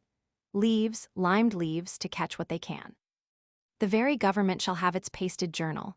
Louvit, busy yet with a new, charming romance, shall write sentinels and post them with effect. Nay, Bertrand de Molleville, in his extremity, shall still more cunningly try it. Great is journalism. Is not every able editor a ruler of the world, being a persuader of it, though self-elected, yet sanctioned by the sale of his numbers? Whom indeed the world has the readiest method of deposing, should need be, that of merely doing nothing to him, which ends in starvation. Nor esteem it small what those bill-stickers had to do in Paris, above 60 of them, all with their crossbowls, haversacks, pastipots, nay with leaden badges, for the municipality licenses them. A sacred college, properly of world rulers, heralds, though not respected as such, in an era still incipient and raw. They made the walls of Paris didactic, suasive, with an ever-fresh periodical literature, wherein he that ran might read. Placard journals, placard lampoons, municipal ordinances, royal proclamations, the whole other or vulgar placard department superadded, or omitted from contempt. What unutterable things the stone walls spoke during these 5 years. But it is all gone, today swallowing yesterday, and then being in its turn swallowed of tomorrow, even as speech ever is. Nay, what, O thou immortal man of letters, is writing itself but speech conserved for a time? The placard journal conserved it for 1 day. Some books conserve it for the matter of 10 years, nay some for 3,000. But what then? Why, then, the years being all run, it also dies, and the world is rid of it. Oh, were there not a spirit in the word of man, as in man himself, that survived the audible-bodied word, and tended either Godward or else devilward for evermore, why should he trouble himself much with the truth of it, or the falsehood of it, except for commercial purposes? His immortality indeed, and whether it shall last half a lifetime or a lifetime and half, is not that a very considerable thing? As mortality was to the runaway, whom great Fritz bullied back into the battle with a Wolt I her Uig Leben, unprintable off-scouring of scoundrels, would ye live for ever. This is the communication of thought. How happy when there is any thought to communicate. Neither let the simpler old methods be neglected in their sphere. The Palais Royal tent, a tyrannous patrollotism has removed, but can it remove the lungs of man, Anaxagoras, Chaumet we saw mounted on bornstones, while Tallien worked sedentary at the sub-editorial desk? In any corner of the civilized world, a tub can be inverted, and an articulate speaking biped mount thereon. Nay, with contrivance, a portable trestle or folding stool can be procured for love or money. This the peripatetic orator can take in his hand, and driven out here, set it up again there, saying mildly with a sage bias, omnia me mecum porto. Such is journalism, hawked, pasted, spoken. How changed since one old maitre walked this same Tuileries garden, in gilt cocked hat with journal at his nose or held loose folded behind his back, and was a notability of Paris, Maitre the newsman, and Louis himself was wont to say, Quen dit maitre? Since the first Venetian news sheet was sold for a gaza or farthing and named gazette, we live in a fertile world. Chapter 2, 1v Clubism. Where the heart is full, it seeks for 1,000 reasons and 1,000 ways to impart itself. How sweet, indispensable in such cases is fellowship, soul mystically strengthening soul. The meditative Germans, some think, have been of opinion that enthusiasm in the general means simply excessive congregating, schwarmery, or swarming. At any rate, do we not see glimmering half-red embers, if laid together, get into the brightest white glow? In such a France, gregarious reunions will needs intensify. French life will step out of doors, and from domestic become a public club life. Old clubs, which already germinated, grow, and flourish, new everywhere bud forth. It is the sure symptom of social unrest. In such way, most infallibly of all, does social unrest exhibit itself, find solacement, and also nutriment. In every French head there hangs now, whether for terror or for hope, some prophetic picture of a new France, prophecy which brings, nay which almost is, its own fulfillment, and in all ways, consciously and unconsciously, works towards that. Observe, moreover, how the aggregative principle, let it be but deep enough, goes on aggregating, and this even in a geometrical progression. How in the whole world in such a plastic time is forming itself into clubs, some one club, the strongest or luckiest, shall, by friendly attracting, by victorious compelling, grow ever stronger, till it become immeasurably strong. And all the others, with their strength, be either lovingly absorbed into it, or hostilely abolished by it. This if the club spirit is universal, if the time is plastic. Plastic enough is the time, universal the club spirit. Such an all-absorbing, paramount one club cannot be wanting. What a progress since the first salient point of the Breton Committee. It worked long in secret, not languidly. It has come with the National Assembly to Paris, calls itself club, calls itself in imitation, as is thought, of those generous Price Stanhope English-French Revolution Club, but soon, with more originality, Club of Friends of the Constitution. Moreover, it has leased for itself, at a fair rent, the hall of the Jacobins' convent, one of our superfluous edifices, and does therefrom now, in these spring months, begin shining out on an admiring Paris. And so, by degrees, under the shorter popular title of Jacobins' Club, it shall become memorable to all times and lands. Glance into the interior, strongly yet modestly benched and seated, as many as 1,300 chosen patriots, assembly members not a few. Barnave, the 2 Lameths are seen there, occasionally Murraybow, perpetually Robespierre, also the ferret visage of Fauquier Tinville with other attorneys, Anacharsis of Prussian Scythia, and miscellaneous patriots, though all is yet in the most perfectly clean-washed state, decent, nay dignified. President on platform, president's bell are not wanting, oratorical tribune high-raised, nor strangers' galleries, wherein also sit women. Has any French antiquarian society preserved that written lease of the Jacobins' convent hall, or was it, unluckier even than Magna Charta, clipped by sacrilegious tailors? Universal history is not indifferent to it. These friends of the Constitution have met mainly, as their name may foreshadow, to look after elections when an election comes, and procure fit men, but likewise to consult generally that the commonweal take no damage, one as yet sees not how. For indeed let 2 or 3 gather together anywhere, if it be not in church, where all are bound to the passive state, no mortal can say accurately, themselves as little as any, for what they are gathered. How often has the broached barrel proved not to be for joy and heart effusion, but for duel and head breakage, and the promised feast become a feast of the Lapithy. This Jacobins' Club, which at first shone resplendent, and was thought to be a new celestial sun for enlightening the nations, had, as things all have, to work through its appointed phases. It burned unfortunately more and more lurid, more sulphurous, distracted, and swam at last, through the astonished heaven, like a Tartarian portent, and lurid burning prison of spirits in pain. Its style of eloquence? Rejoice, reader, that thou knowest it not, that thou canst never perfectly know. The Jacobins published a journal of debates, where they that have the heart may examine, impassioned, full-droning patriotic eloquence, implacable, unfertile, save for destruction, which was indeed its work, most wearisome, though most deadly. Be thankful that oblivion covers so much, that all carrion is by and by buried in the green earth's bosom, and even makes her grow the greener. The Jacobins are buried, but their work is not. It continues making the tour of the world, as it can. It might be seen lately, for instance, with bared bosom and death-defiant eye as far on as Greek Missolonghi, and strange enough, old slumbering Hellas was resuscitated into somnambulism which will become clear wakefulness by a voice from the Rue Saint-Honoré. All dies, as we often say, except the spirit of man, of what man does. Thus has not the very house of the Jacobins vanished, scarcely lingering in a few old men's memories. The Saint-Honoré market has brushed it away, and now where dull-droning eloquence, like a trump of doom, once shook the world, there is pacific chaffering for poultry and greens. The sacred National Assembly Hall itself has become common ground, President's platform permeable to wain and dust cart, for the Rue de Rivoli runs there. Verily, at cock-crow of this cock or the other, all apparitions do melt and dissolve in space.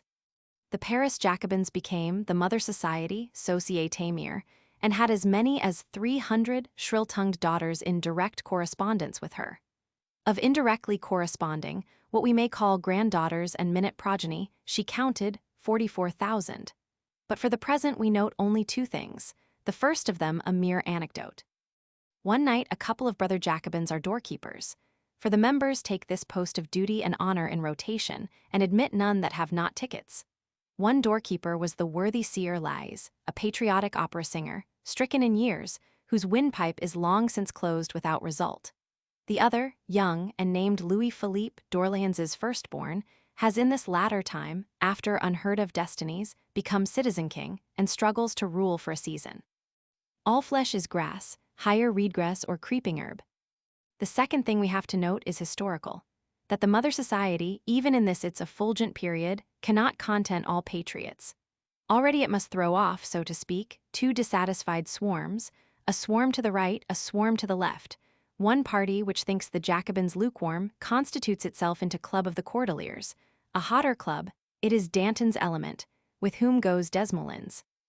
The other party, again, which thinks the Jacobins scalding hot, flies off to the right and becomes Club of 1789, Friends of the Monarchic Constitution. They are afterwards named Feuillants Club, their place of meeting being the Feuillants Convent. Lafayette is or becomes their chief man, supported by the respectable patriot everywhere, by the mass of property and intelligence, with the most flourishing prospects. They, in these June days of 1790, do, in the Palais Royal, dine solemnly with open windows, to the cheers of the people, with toasts, with inspiriting songs, with one song at least, among the feeblest ever sung. They shall in due time be hooted forth over the borders into Cimmerian night.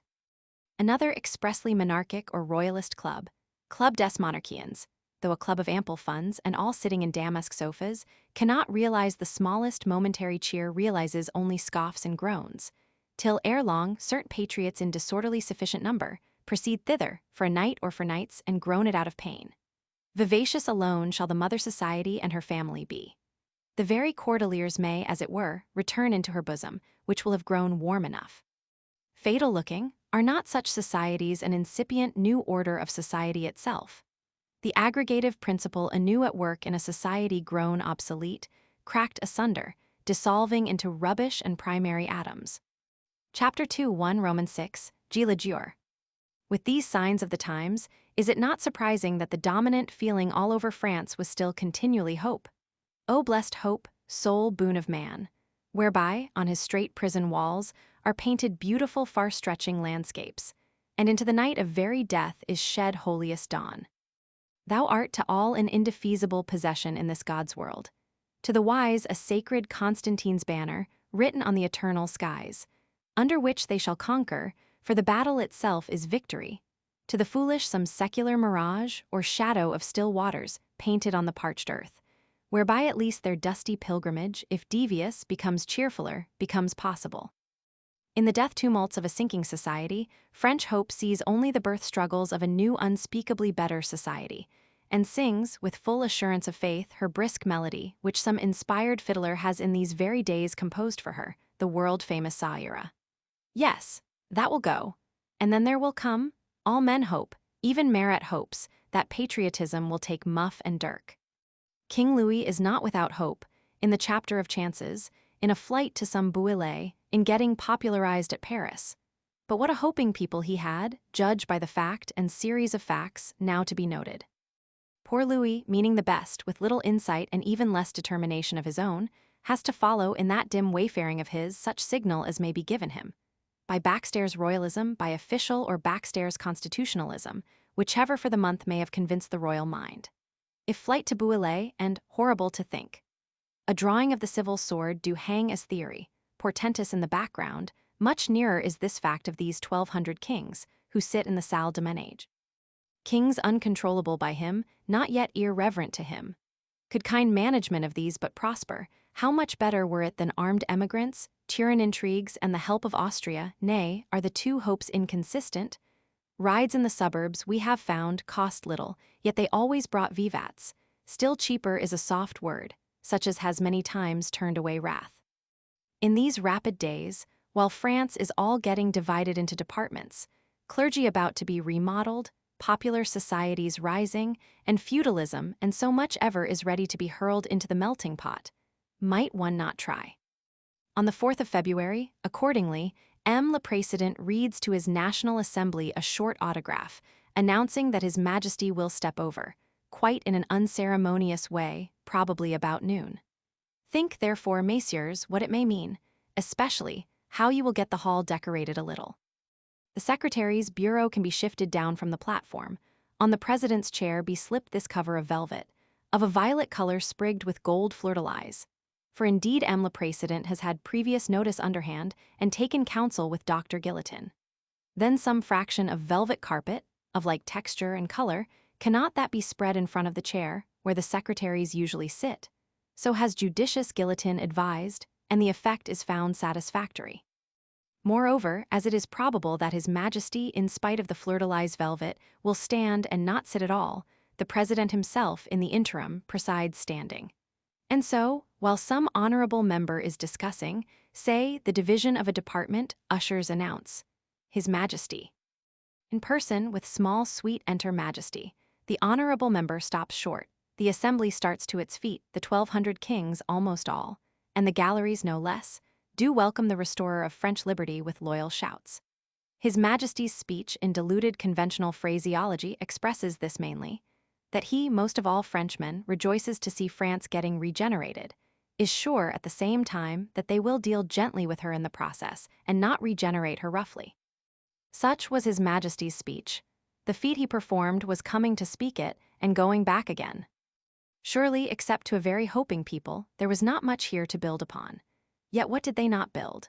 The fact that the king has spoken, that he has voluntarily come to speak, how inexpressibly encouraging. Did not the glance of his royal countenance, like concentrated sunbeams, kindle all hearts in an august assembly, nay thereby in an inflammable, enthusiastic France? To move deputation of thanks can be the happy lot of but one man, to go in such deputation the lot of not many. The deputed have gone, and returned with what highest flown compliment they could, whom also the Queen met, dauphin in hand, and still do not our hearts burn with insatiable gratitude, and to one other man a still higher blessedness suggests itself, to move that we all renew the national oath. Happiest honorable member, with his word so in season as word seldom was, magic fugleman of a whole national assembly, which sat there bursting to do somewhat, fugleman of a whole onlooking France. The president swears, declares that everyone shall swear in distinct G la jure. Nay, the very gallery sends him down a written slip signed, with their oath on it, and as the assembly now casts an eye that way, the gallery all stands up and swears again. And then out of doors, consider at the Hôtel de Ville how Bailey, the great tennis court swearer, again swears, towards nightfall, with all the municipals and heads of districts assembled there. And Danton suggests that the public would like to partake. Whereupon Bailey, with escort of 12, steps forth to the great outer staircase, sways the ebullient multitude with stretched hand, takes their oath with a thunder of rolling drums, with shouts that rend the welkin. And on all streets the glad people, with moisture and fire in their eyes, spontaneously formed groups and swore one another, and the whole city was illuminated. This was the 4th of February 1790, a day to be marked white in constitutional annals. Nor is the illumination for a night only, but partially or totally it lasts a series of nights. For each district, the electors of each district will swear specially, and always as the district swears, It illuminates itself. Behold them, district after district, in some open square, where the non-electing people can all see and join, with their uplifted right hands and gila jure, with rolling drums, with embracings, and that infinite hurrah of the enfranchised, which any tyrant that there may be can consider. Faithful to the king, to the law, to the constitution which the National Assembly shall make. Fancy, for example, the professors of universities parading the streets with their young France, and swearing in an enthusiastic manner, not without tumult. By a larger exercise of fancy, expand duly this little word. The like was repeated in every town and district of France. Nay, one patriot mother in Lagnon of Brittany assembles her 10 children, and with her own aged hand swears them all herself, the high-souled venerable woman. Of all which, moreover, a national assembly must be eloquently apprised. Such 3 weeks of swearing, saw the sun ever such a swearing people? Have they been bit by a swearing tarantula? No, but they are men and Frenchmen, they have hope, and, singular to say, they have faith, were it only in the gospel according to Jean Jacques. O my brothers, would to heaven it were even as ye think and have sworn. But there are lovers, oaths which, had they been true as love itself, cannot be kept, not to speak of Dicer's oaths, also a known sort. Chapter 2, 1 Romans 7 Prodigies. To such length had the contrat social brought it, in believing hearts. Man, as is well said, lives by faith. Each generation has its own faith, more or less, and laughs at the faith of its predecessor, most unwisely. Grant indeed that this faith in the social contract belongs to the stranger sorts, that an unborn generation may very wisely, if not laugh, yet stare at it, and piously consider. For, alas, what is contract? If all men were such that a mere spoken or sworn contract would bind them, all men were then true men, and government a superfluity. Not what thou and I have promised to each other, but what the balance of our forces can make us perform to each other. That, in so sinful a world as ours, is the thing to be counted on. But above all, a people and a sovereign promising to one another. As if a whole people, changing from generation to generation, nay, from hour to hour, could ever by any method be made to speak or promise, and to speak mere solcisms, we be the heavens' witness, which heavens however do no miracles now. We, ever-changing millions, will allow thee, changeful unit, to force us or govern us. The world has perhaps seen few faiths comparable to that. So nevertheless had the world then construed the matter. Had they not so construed it, how different had their hopes been, their attempts, their results. But so and not otherwise did the upper powers will it to be. Freedom by social contract. Such was verily the gospel of that era. And all men had believed in it, as in a heaven's glad tidings men should, and with overflowing heart and uplifted voice clave to it, and stood fronting time and eternity on it. Nay, smile not, or only with a smile sadder than tears. This, too, was a better faith than the one it had replaced. Than faith merely in the everlasting nothing and man's digestive power, lower than which no faith can go. Not that such universally prevalent, universally durant feeling of hope could be a unanimous one. Far from that, the time was ominous, social dissolution near and certain, social renovation still a problem, difficult and distant even though sure. But if ominous to some clearest onlooker, whose faith stood not with one side or with the other, nor in the ever-vexed jarring of Greek with Greek at all, how unspeakably ominous to dim royalist participators, for whom royalism was mankind's palladium, for whom, with the abolition of most Christian kingship and most tolerant bishopship, all loyal obedience, all religious faith was to expire, and final night envelope the destinies of man. On serious hearts of that persuasion, the matter sinks down deep, prompting, as we have seen, to backstairs plots, to emigration with pledge of war, to monarchic clubs, nay, to still madder things. The spirit of prophecy, for instance, had been considered extinct for some centuries. Nevertheless, these last times, as indeed is the tendency of last times, do revive it. That so, of French mad things, we might have sample also of the maddest. In remote rural districts, whither philosophism has not yet radiated, where a heterodox constitution of the clergy is bringing strife round the altar itself, and the very church bells are getting melted into small money coin, it appears probable that the end of the world cannot be far off. Deep-musing atrabiliar old men, especially old women, hint in an obscure way that they know what they know. The Holy Virgin, silent so long, has not gone dumb, and truly now, if ever more in this world, were the time for her to speak. One prophetess, though careless historians have omitted her name, condition, and whereabout, becomes audible to the general ear, credible to not a few. Credible to Friar Jurel, poor patriot Chartreux, in the National Assembly itself. She in Pythoness, recitative with wild-staring eye, sings that there shall be a sign, that the heavenly Son himself will hang out a sign, or mock sun, which, many say, shall be stamped with the head of hanged Favres. List, Dom Jurel, with that poor addled pole of thine, list, O list, and hear nothing. Notable, however, was that magnetic vellum, valen magnétique, of the seers de Hosier and Petit Jean, parlementaires of Rouen. Sweet young de Hosier, bred in the faith of his missal and of parchment genealogies, and of parchment generally. Adust, melancholic, middle-aged Petit Jean. Why came these two to St. Cloud, where his majesty was hunting on the festival of St. Peter and St. Paul, and waited there in antechambers, a wonder to whispering Swiss the livelong day, and even waited without the grates when turned out, and had dismissed their valets to Paris, as with purpose of endless waiting. They have a magnetic vellum, these two, whereon the Virgin, wonderfully clothing herself in Mesmerian Cagliostric occult philosophy, has inspired them to jot down instructions and predictions for a much-straitened king, to whom, by higher order, they will this day present it, and save the monarchy and world. Unaccountable pair of visual objects. Ye should be men, and of the 18th century, but your magnetic vellum forbids us so to interpret. Say, are ye aught? Thus ask the guardhouse captains, the mayor of St. Cloud, nay, at great length thus asks the Committee of Researches, and not the municipal but the National Assembly one, no distinct answer for weeks. At last it becomes plain that the right answer is negative. Go, ye chimeras, with your magnetic vellum, sweet young chimera, adust middle-aged one. The prison doors are open. Hardly again shall ye preside the Rowan chamber of accounts, but vanish obscurely into limbo. Chapter 2, 1 Roman 8, Solemn League and Covenant. Such dim masses, and specks of even deepest black, work in that white-hot glow of the French mind, now wholly in fusion and confusion. Old women here swearing their 10 children on the new evangel of Jean Jacques. Old women there looking up for Favre's heads in the celestial luminary. These are preternatural signs, prefiguring somewhat. In fact, to the patriot children of hope themselves, it is undeniable that difficulties exist. Emigrating seigneurs, parlements in sneaking but most malicious mutiny, though the rope is round their neck.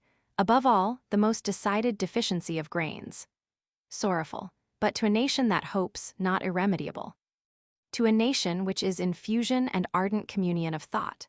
Which, for example, on signal of one fugleman, will lift its right hand like a drilled regiment, and swear and illuminate, till every village from Ardennes to the Pyrenees has rolled its village drum, and sent up its little oath, and glimmer of tallow illumination some fathoms into the reign of night. If grains are defective, the fault is not of nature or National Assembly, but of art and anti-national intriguers. Such malign individuals of the scoundrel species have power to vex us, while the Constitution is a-making.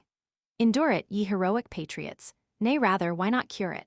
Grains do grow, they lie extant there in sheaf or sack, only that regraders and royalist plotters, to provoke the people into illegality, obstruct the transport of grains.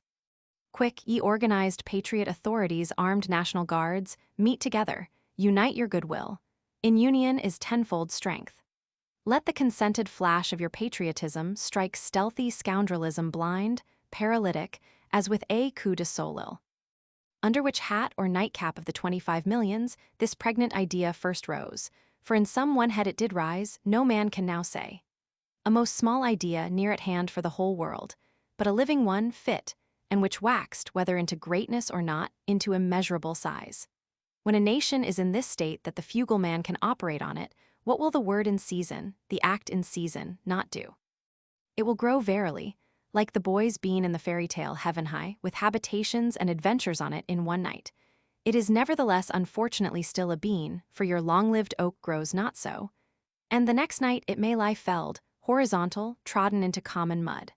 But remark, at least, how natural to any agitated nation, which has faith, this business of covenanting is.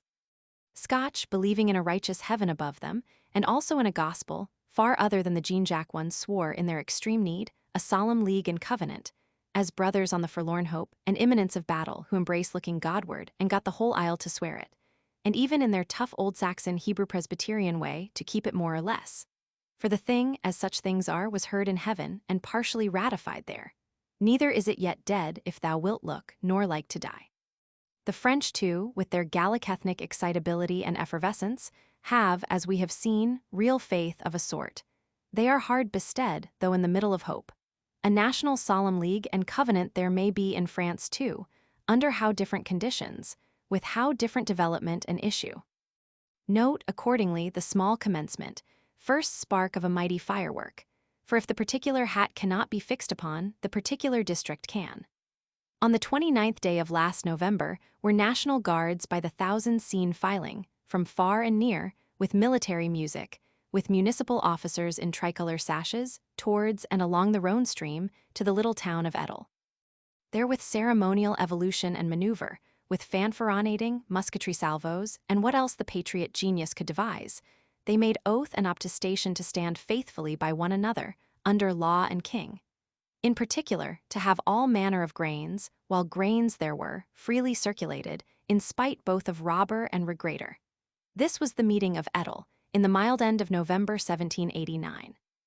But now, if a mere empty review, followed by review dinner, ball, and such gesticulation and flirtation as there may be, interests the happy county town, and makes it the envy of surrounding county towns, how much more might this? In a fortnight, larger Montélimart, half ashamed of itself, will do as good and better.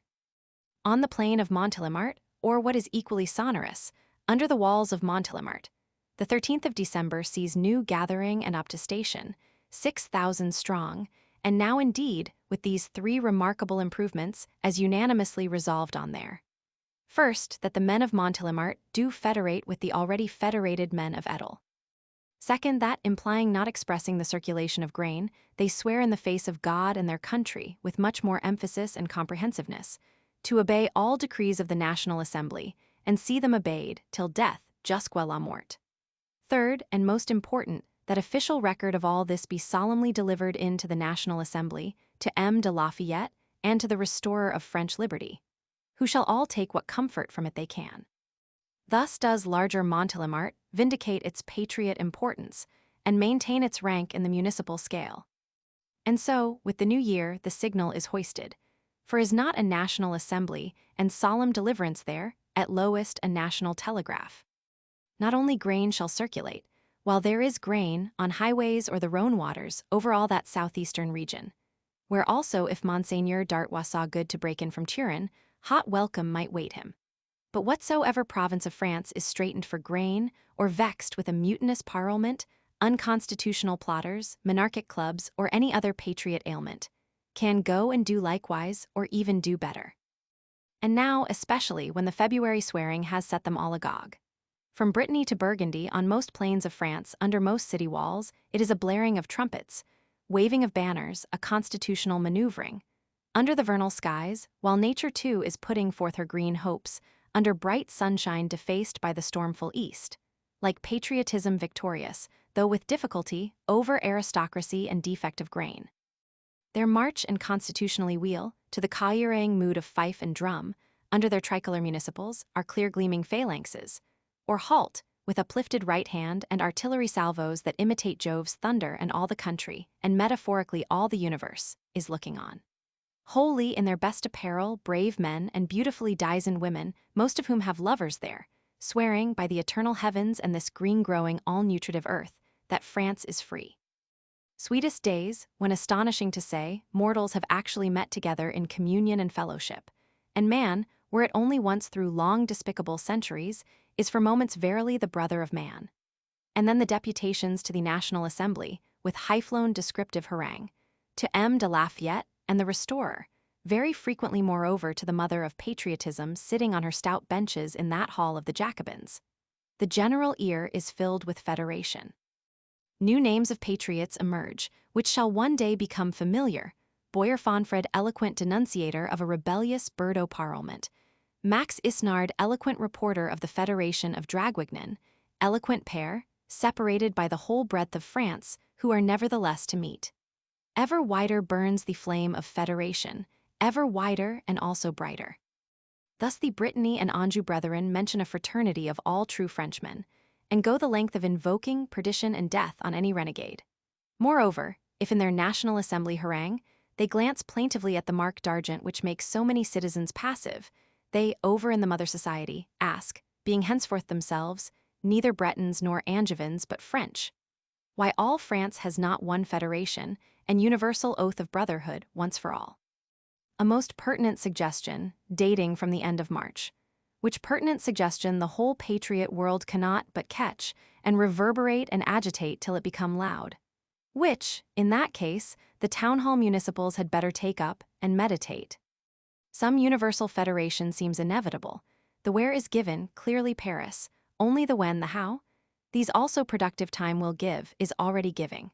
For always as the federative work goes on, it perfects itself, and patriot genius adds contribution after contribution. Thus, at Lyon, in the end of the May month, we behold as many as 50, or some say 60,000, met to federate, and a multitude looking on which it would be difficult to number, from dawn to dusk.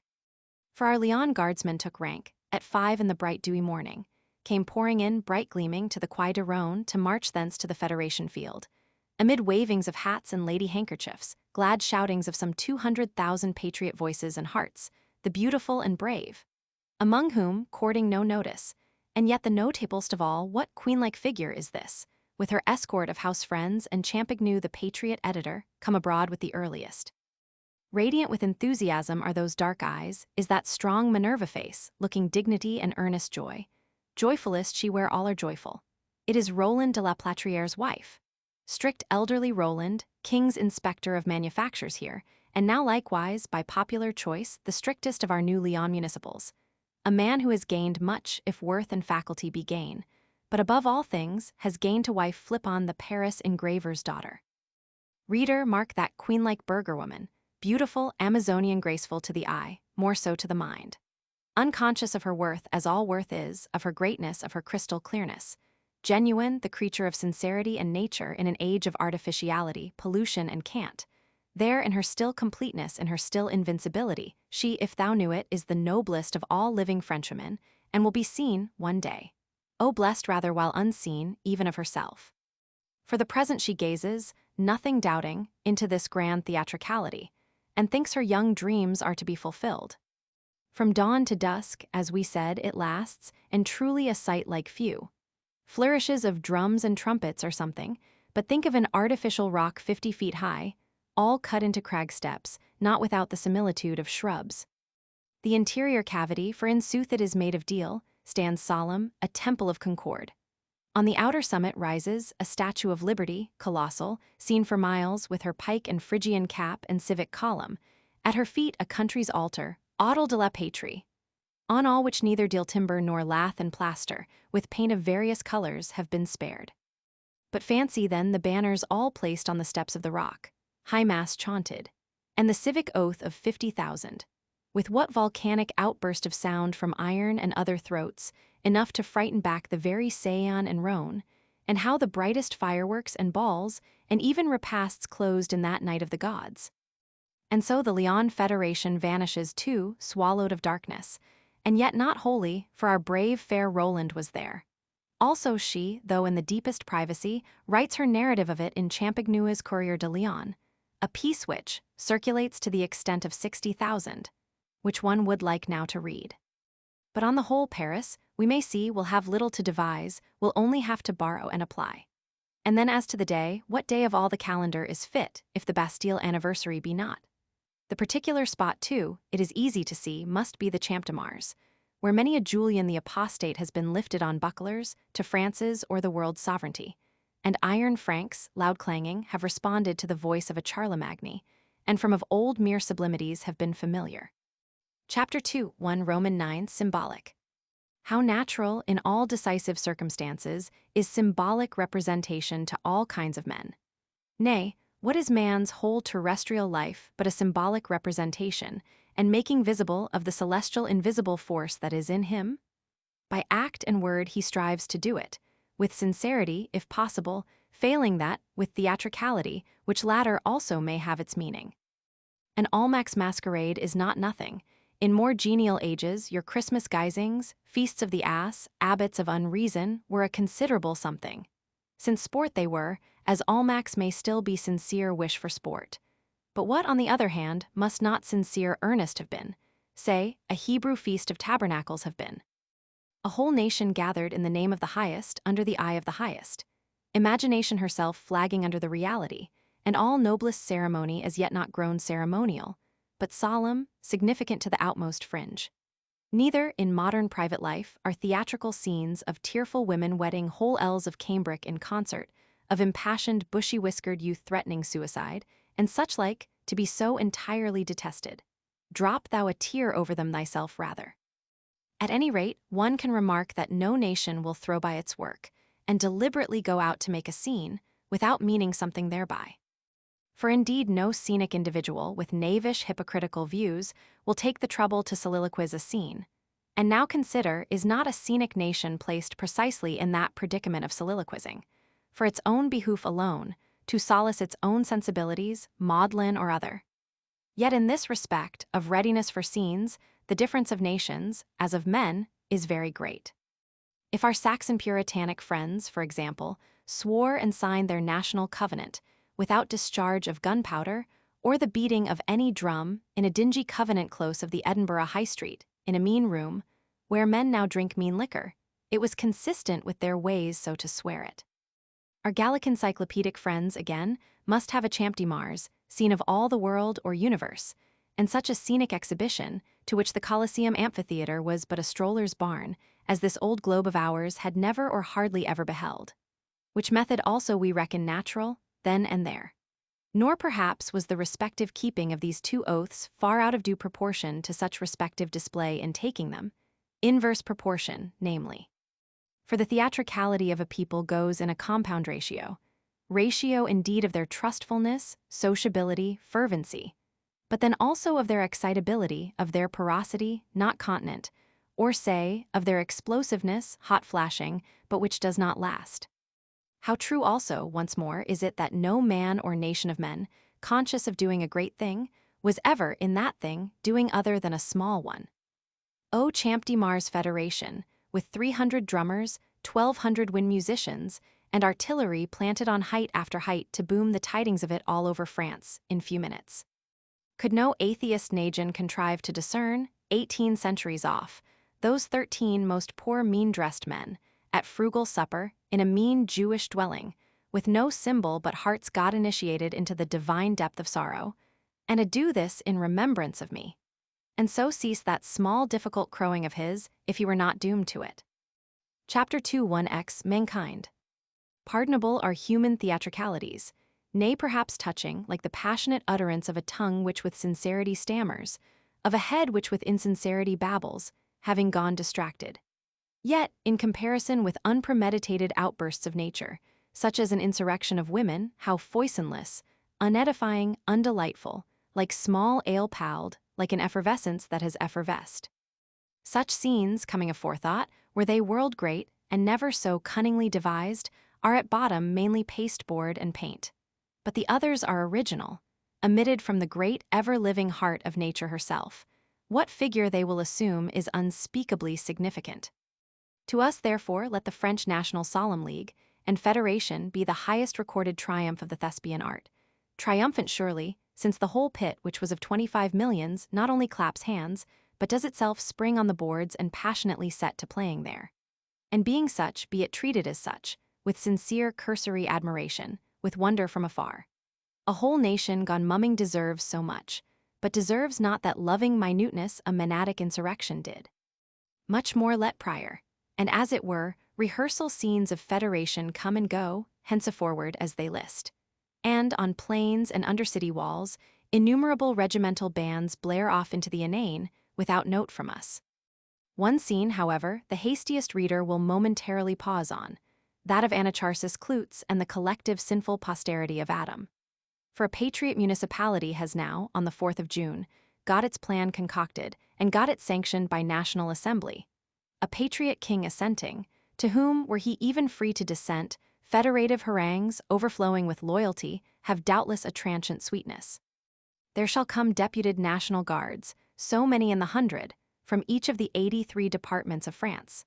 Likewise, from all naval and military king's forces shall deputed quotas come. Such federation of national with royal soldier has, taking place spontaneously, been already seen and sanctioned. For the rest, it is hoped, as many as 40,000 may arrive.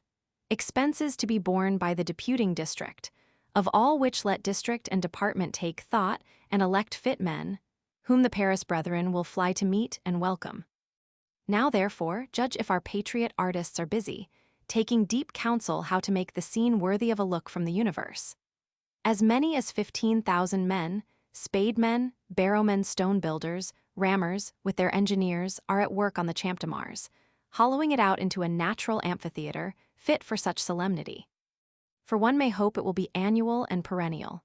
A feast of pikes, ferte des peaks, notablest among the high tides of the year. In any case, ought not a scenic free nation to have some permanent national amphitheater? The Champ de Mars is getting hollowed out, and the daily talk and the nightly dream in most Parisian heads is of federation, and that only. Federate deputies are already underway. National Assembly, what with its natural work, what with hearing and answering harangues of federates of this federation, will have enough to do. Harangue of American Committee, among whom is that faint figure of Paul Jones, as with the stars dim twinkling through it, come to congratulate us on the prospect of such auspicious day. Harangue of Bastille conquerors, come to renounce any special recompense, any peculiar place at the solemnity, since the center grenadiers rather grumble. Harangue of Tennis Court Club, who enter with far gleaming brassplate, aloft on a pole, and the tennis court oath engraved thereon, which far gleaming brassplate they purpose to affix solemnly in the Versailles' original locality, on the 20th of this month, which is the anniversary as a deathless memorial for some years. They will then dine, as they come back, in the Bois de Boulogne, cannot, however, do it without apprising the world. To such things does the august National Assembly ever and anon cheerfully listen, suspending its regenerative labors, and with some touch of impromptu eloquence make friendly reply, as indeed the wont has long been, for it is a gesticulating, sympathetic people, and has a heart, and wears it on its sleeve.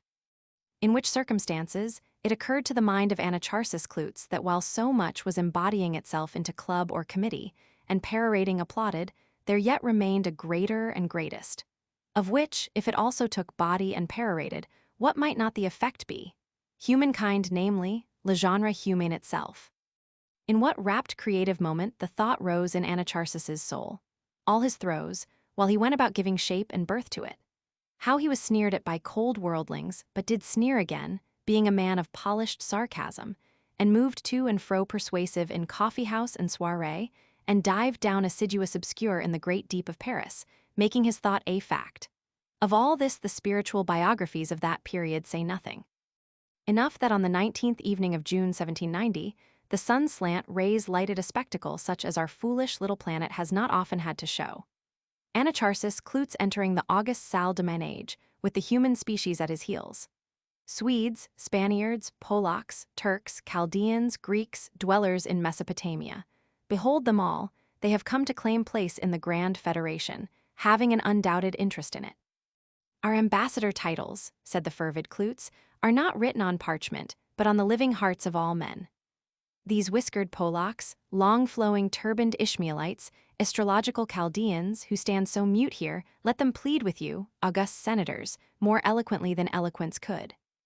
They are the mute representatives of their tongue-tied, befettered, heavy-laden nations, who from out of that dark bewilderment gaze wistful, amazed, with half-incredulous hope towards you, and this your bright light of a French federation, bright particular day star, the herald of universal day.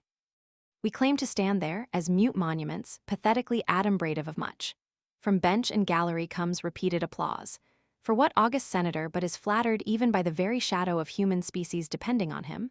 From President Sieyes, who presides this remarkable fortnight, in spite of his small voice, there comes eloquent though shrill reply.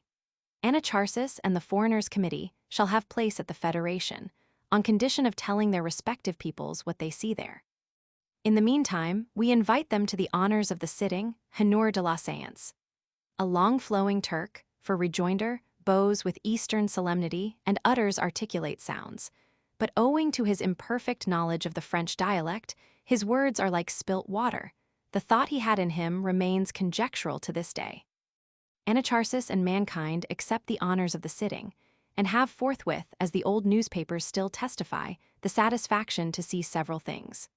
First in chief, on the motion of Weymouth, Lafayette, St. Farge, and other patriot nobles, let the others repun as they will. All titles of nobility, from duke to esquire or lower, are henceforth abolished. Then, in like manner, livery servants, or rather the livery of servants. Neither, for the future, shall any man or woman, self-styled noble, be incensed, foolishly fumigated with incense in church, as the wont has been. In a word, feudalism being dead these 10 months, why should her empty trappings and scutcheons survive? The very coats of arms will require to be obliterated, and yet Cassandra Merritt on this and the other coach panel notices that they are but painted over, and threaten to peer through again. So that henceforth de Lafayette is but the seer Modier, and St. Fargeau is plain Mitchell Lepelletier, and Murraybow soon after has to say huffingly, "With your Riquetti, you have set Europe at cross purposes for 3 days." For his counthood is not indifferent to this man, which indeed the admiring people treat him with to the last. But let extreme patriotism rejoice, and chiefly Anacharsis and mankind, for now it seems to be taken for granted that one Adam is father of us all. Such was, in historical accuracy, the famed feat of Anacharsis. Thus did the most extensive of public bodies find a sort of spokesman. Whereby at least we may judge of one thing, what a humor the once sniffing, mocking city of Paris and Baron Clootz had got into, when such exhibition could appear a propriety, next door to a sublimity. It is true, envy did in after times pervert this success of Anacharsis, making him from incidental speaker of the Foreign Nations Committee, claim to be official permanent, speaker orator of the human species, which he only deserved to be, and alleging, calumniously, that his astrological Chaldeans and the rest were a mere French tagrag and bobtail disguised for the nonce, and, in short, sneering and fleering at him in her cold, barren way. All which, however, he, the man he was, could receive on thick enough panoply, or even rebound therefrom, and also go his way. Most extensive of public bodies, we may call it, and also the most unexpected, for who could have thought to see all nations in the Tuileries riding hall? But so it is, and truly as strange things may happen when a whole people goes mumming and miming. Haste not thou thyself perchance seen diademed Cleopatra, daughter of the Ptolemies, pleading, almost with bended knee, in unheroic tea-parlor or dim-lit retail shop, to inflexible gross burgle dignitary, for leave to reign and die, being dressed for it and moneyless with small children. While suddenly constables have shut the Thespian barn, and her Antony pleaded in vain. Such visual spectra flit across this earth, if the Thespian stage be rudely interfered with. But much more, when, as was said, Pitt jumps on stage, then is it verily, as in Herr Teich's drama, a verkiet Welt of world topsy-turvied. Having seen the human species itself, to have seen the dean of the human species, ceased now to be a miracle. Such Dien du genre humain, eldest of men, had shewn himself there in these weeks. Jean-Claude Jacob, a born serf, deputed from his native Jura mountains to thank the National Assembly for enfranchising them. On his bleached, worn face are ploughed the furrowings of 120 years. He has heard dim patois talk of immortal grand monarch victories, of a burnt Palatinate, as he toiled and moiled to make a little speck of this earth greener, of Cévennes dragoonings, of Marlborough going to the war. 4 generations have bloomed out and loved and hated and rustled off. He was 46 when Louis XIV died. The Assembly, as one man, spontaneously rose and did reverence to the eldest of the world. Old Jean is to take séance among them honorably, with covered head. He gazes feebly there with his old eyes on that new wonder scene, dreamlike to him, and uncertain, wavering amid fragments of old memories and dreams. For time is all growing unsubstantial, dreamlike. Jean's eyes and mind are weary and about to close, and open on a far other wonder scene which shall be real. Patriot subscription, royal pension was got for him, and he returned home glad. But in 2 months more he left it all and went on his unknown way. Chapter 2 One's as in the age of gold. Meanwhile to Paris, ever going and returning, day after day, and all day long, towards that field of Mars, it becomes painfully apparent that the spadework there cannot be got done in time. There is such an area of it, 300,000 square feet, for from the École Militaire, which will need to be done up in wood with balconies and galleries, westward to the gate by the river, where also shall be wood in triumphal arches, we count same 1,000 yards of length. And for breadth, from this umbrageous avenue of 8 rows on the south side to that corresponding one on the north, some 1,000 feet, more or less. All this to be scooped out and wheeled up in slope along the sides, high enough, for it must be rammed down there and shaped stairwise into as many as 30 ranges of convenient seats, firm trimmed with turf, covered with enduring timber, and then our huge pyramidal Fatherland's altar, Autel de la Patrie in the center, also to be raised and stair-stepped. Force work with a vengeance. It is a world's amphitheater. There are but 15 days good, and at this languid rate, it might take half as many weeks. What is singular, too, the spademen seem to work lazily. They will not work double tides, even for offer of more wages, though their tide is but 7 hours. They declare angrily that the human tabernacle requires occasional rest. Is it aristocrats secretly bribing? Aristocrats were capable of that. Only 6 months since, did not evidence get afloat that subterranean Paris, for we stand over quarries and catacombs, dangerously, as it were midway between heaven and the abyss, and our hollow underground was charged with gunpowder, which should make us leap. Till a Cordelier's deputation actually went to examine, and found it carried off again. An accursed incurable brood, all asking for passports in these sacred days. Trouble of rioting, shadow burning is in the Limousin and elsewhere, for they are busy. Between the best of peoples and the best of restorer kings, they would sow grudges. With what a fiend's grin would they see this federation, looked for by the universe, fail. Fail for want of spade work, however, it shall not. He that has 4 limbs and a French heart can do spade work, and will. On the 1st July Monday, scarcely has the signal cannon boomed, scarcely have the languissant mercenary 15,000 laid down their tools, and the eyes of onlookers turned sorrowfully of the still high sun, when this and the other patriot, fire in his eye, snatches barrow and mattock, and himself begins indignantly wheeling. Whom scores and then hundreds follow, and soon a volunteer 15,000 are shoveling and trundling, with the heart of giants, and all in right order with that extemporaneous adroitness of theirs, whereby such a lift has been given, worth 3 mercenary ones, which may end when the late twilight thickens, in triumph shouts, heard of beyond Montmartre. A sympathetic population will wait next day with eagerness till the tools are free. Or why wait? Spades elsewhere exist, and so now bursts forth that effulgence of Parisian enthusiasm, good-heartedness, and brotherly love, such, if chroniclers are trustworthy, as was not witnessed since the age of gold. Paris, male and female, precipitates itself towards its southwest extremity, spade on shoulder. Streams of men without order, or in order as ranked fellow craftsmen as natural or accidental reunions, march towards the field of Mars. 3 deep these march, to the sound of stringed music, preceded by young girls with green bows and tricolor streamers. They have shouldered, soldier-wise, their shovels and picks, and with one throat are singing Caillera. Yes, pardieu Caillera, cry the passengers on the streets. All corporate guilds and public and private bodies of citizens, from the highest to the lowest, march. The very hawkers one finds have ceased bawling for one day. The neighboring villages turn out. Their able men come marching, to village fiddle or tambourine and triangle, under their mayor and curate, who also walk bespaded and in tricolor sash. As many as 150,000 workers, nay at certain seasons, as some count, 250,000. For in the afternoon especially, what mortal but finishing his hasty day's work would run? A stirring city. From the time you reach the place Louis Quinze, southward over the river, by all avenues, it is one living throng. So many workers, and no mercenary mock-workers, but real ones that lie freely to it. Each patriot stretches himself against the stubborn glebe, hews and wheels with the whole weight that is in him. Amiable infants, aimables and fans, they do the police des ateliers too, the guidance and governance themselves, with that ready will of theirs, with that extemporaneous adroitness. It is a true brethren's work, all distinctions confounded abolished, as it was in the beginning when Adam himself delved. Long-frocked tonsured monks, with short-skirted water-carriers with swallow-tailed well-frizzled incroyables of a patriot turn, dark charcoal men, meal-white peruke-makers, or perruquierers for advocate and judge are there, and all heads of districts. Sober nuns sister-like with flaunting nymphs of the opera, and females in common circumstances named unfortunate.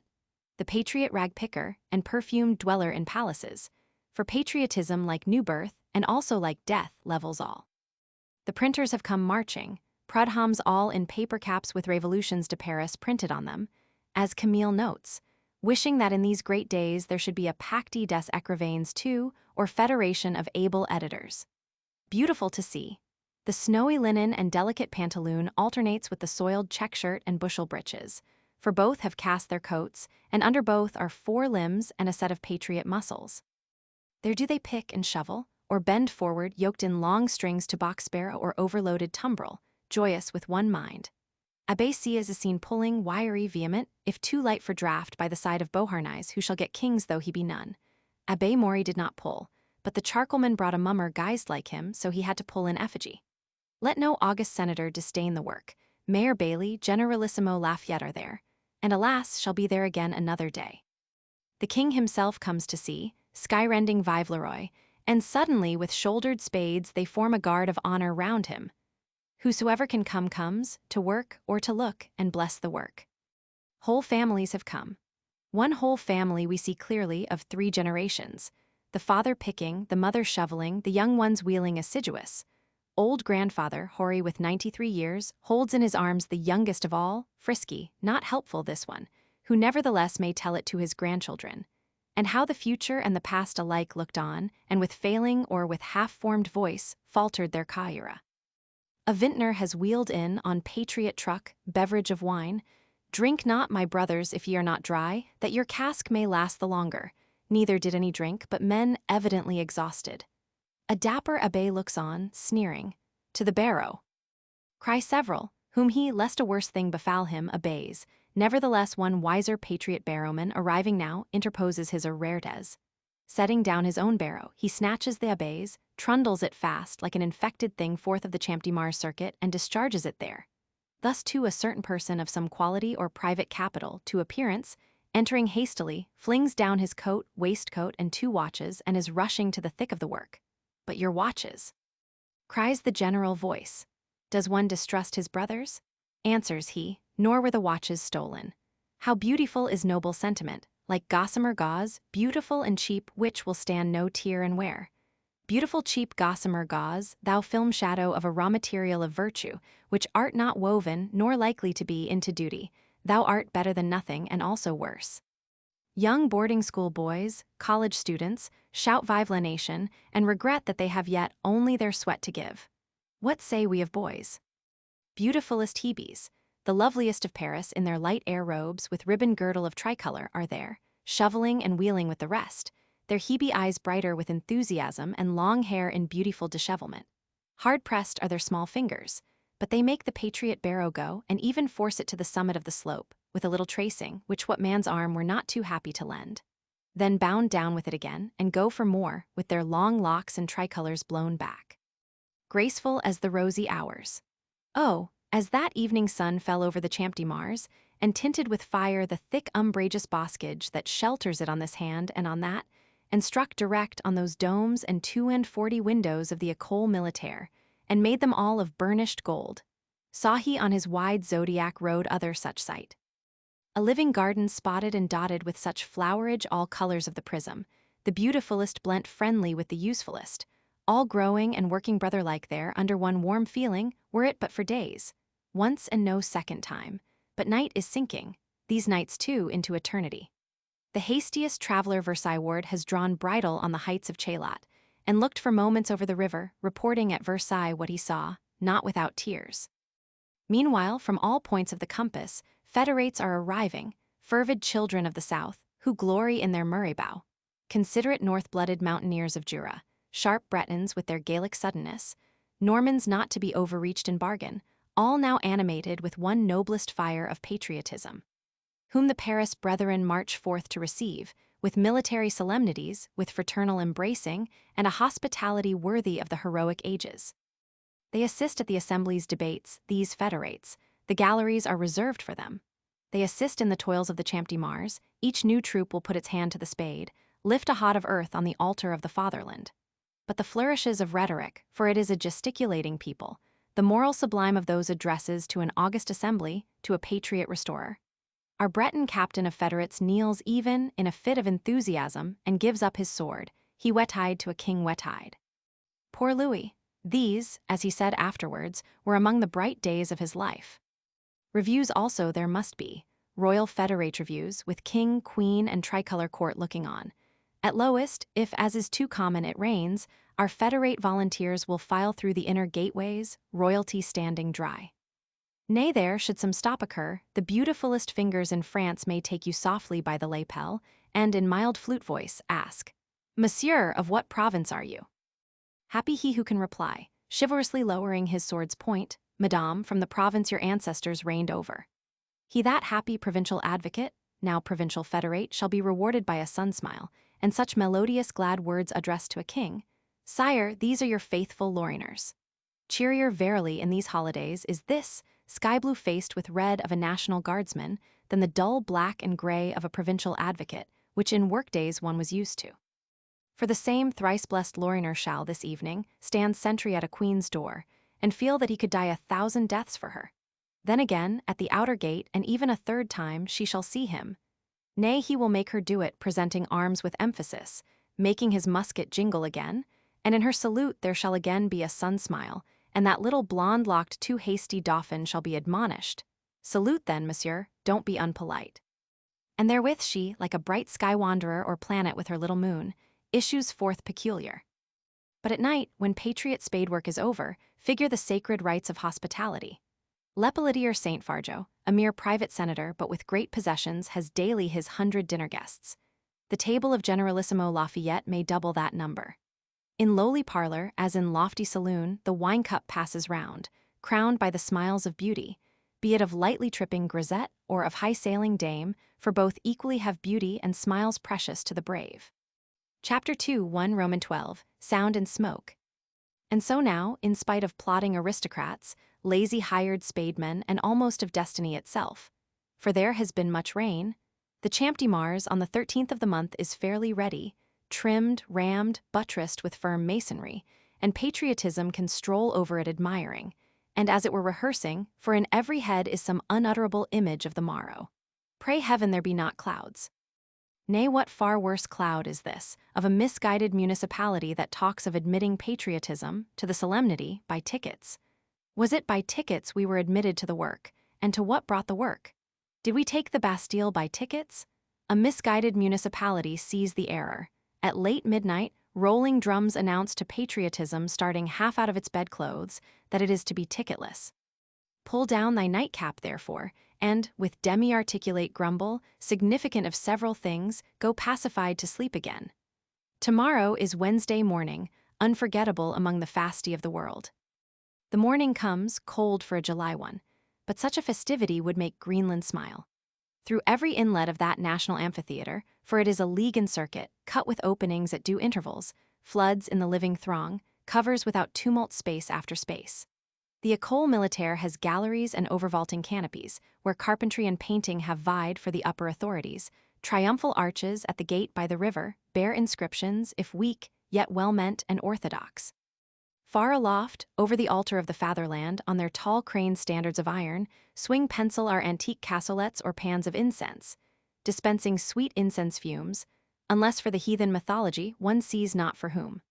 200,000 patriotic men, and twice as good 100,000 patriotic women, all decked and glorified as one can fancy, sit waiting in this Champ de Mars. What a picture! That circle of bright-eyed life spread up there on its 30-seated slope. Leaning, one would say, on the thick umbrage of those avenue trees, for the stems of them are hidden by the height, and all beyond it mere greenness of summer earth with the gleams of waters or white sparklings of stone edifices, little circular enamel picture in the center of such a vase, of emerald. A vase not empty. The invalids' cupolas want not their population, nor the distant windmills of Montmartre. On remotest steeple and invisible village belfry, stand men with spy-glasses. On the heights of Chaillot are many-colored undulating groups round and far on, over all the circling heights that embosom Paris, it is as one more or less peopled amphitheater, which the eye grows dim with measuring. Nay, heights, as was before hinted, have cannon, and a floating battery of cannon is on the Seine. When eye fails, ear shall serve, and all France properly is but one amphitheater. For in paved town and unpaved hamlet, men walk listening. till the muffled thunder sound audible on their horizon, that they too may begin swearing and firing. But now, to streams of music come federates enough, for they have assembled on the Boulevard Saint-Anne or thereby, and come marching through the city with their 83 department banners and blessings not loud but deep. Comes National Assembly and takes seat under its canopy, comes royalty and takes seat on a throne beside it. And Lafayette, on white charger, is here, and all the civic functionaries, and the federates form dances, till their strictly military evolutions and maneuvers can begin. Evolutions and maneuvers, task not the pen of mortal to describe them, truant imagination droops, declares that it is not worth while. There is wheeling and sweeping to slow, to quick and double quick time, Sieur Modier or Generalissimo Lafayette, for they are one and the same, and he is General of France in the King's stead for 24 hours. Sieur Modier must step forth, with that sublime chivalrous gait of his, solemnly ascend the steps of the fatherland's altar, in sight of heaven and of the scarcely breathing earth. And under the creak of those swinging cassolets, pressing his sword's point firmly there, pronounce the oath to king, to law and nation, not to mention grains with their circulating, in his own name and that of armed France. Whereat there is waving of banners and acclaim sufficient. The National Assembly must swear, standing in its place, the king himself audibly. The king swears, and now be the welkin split with vivats.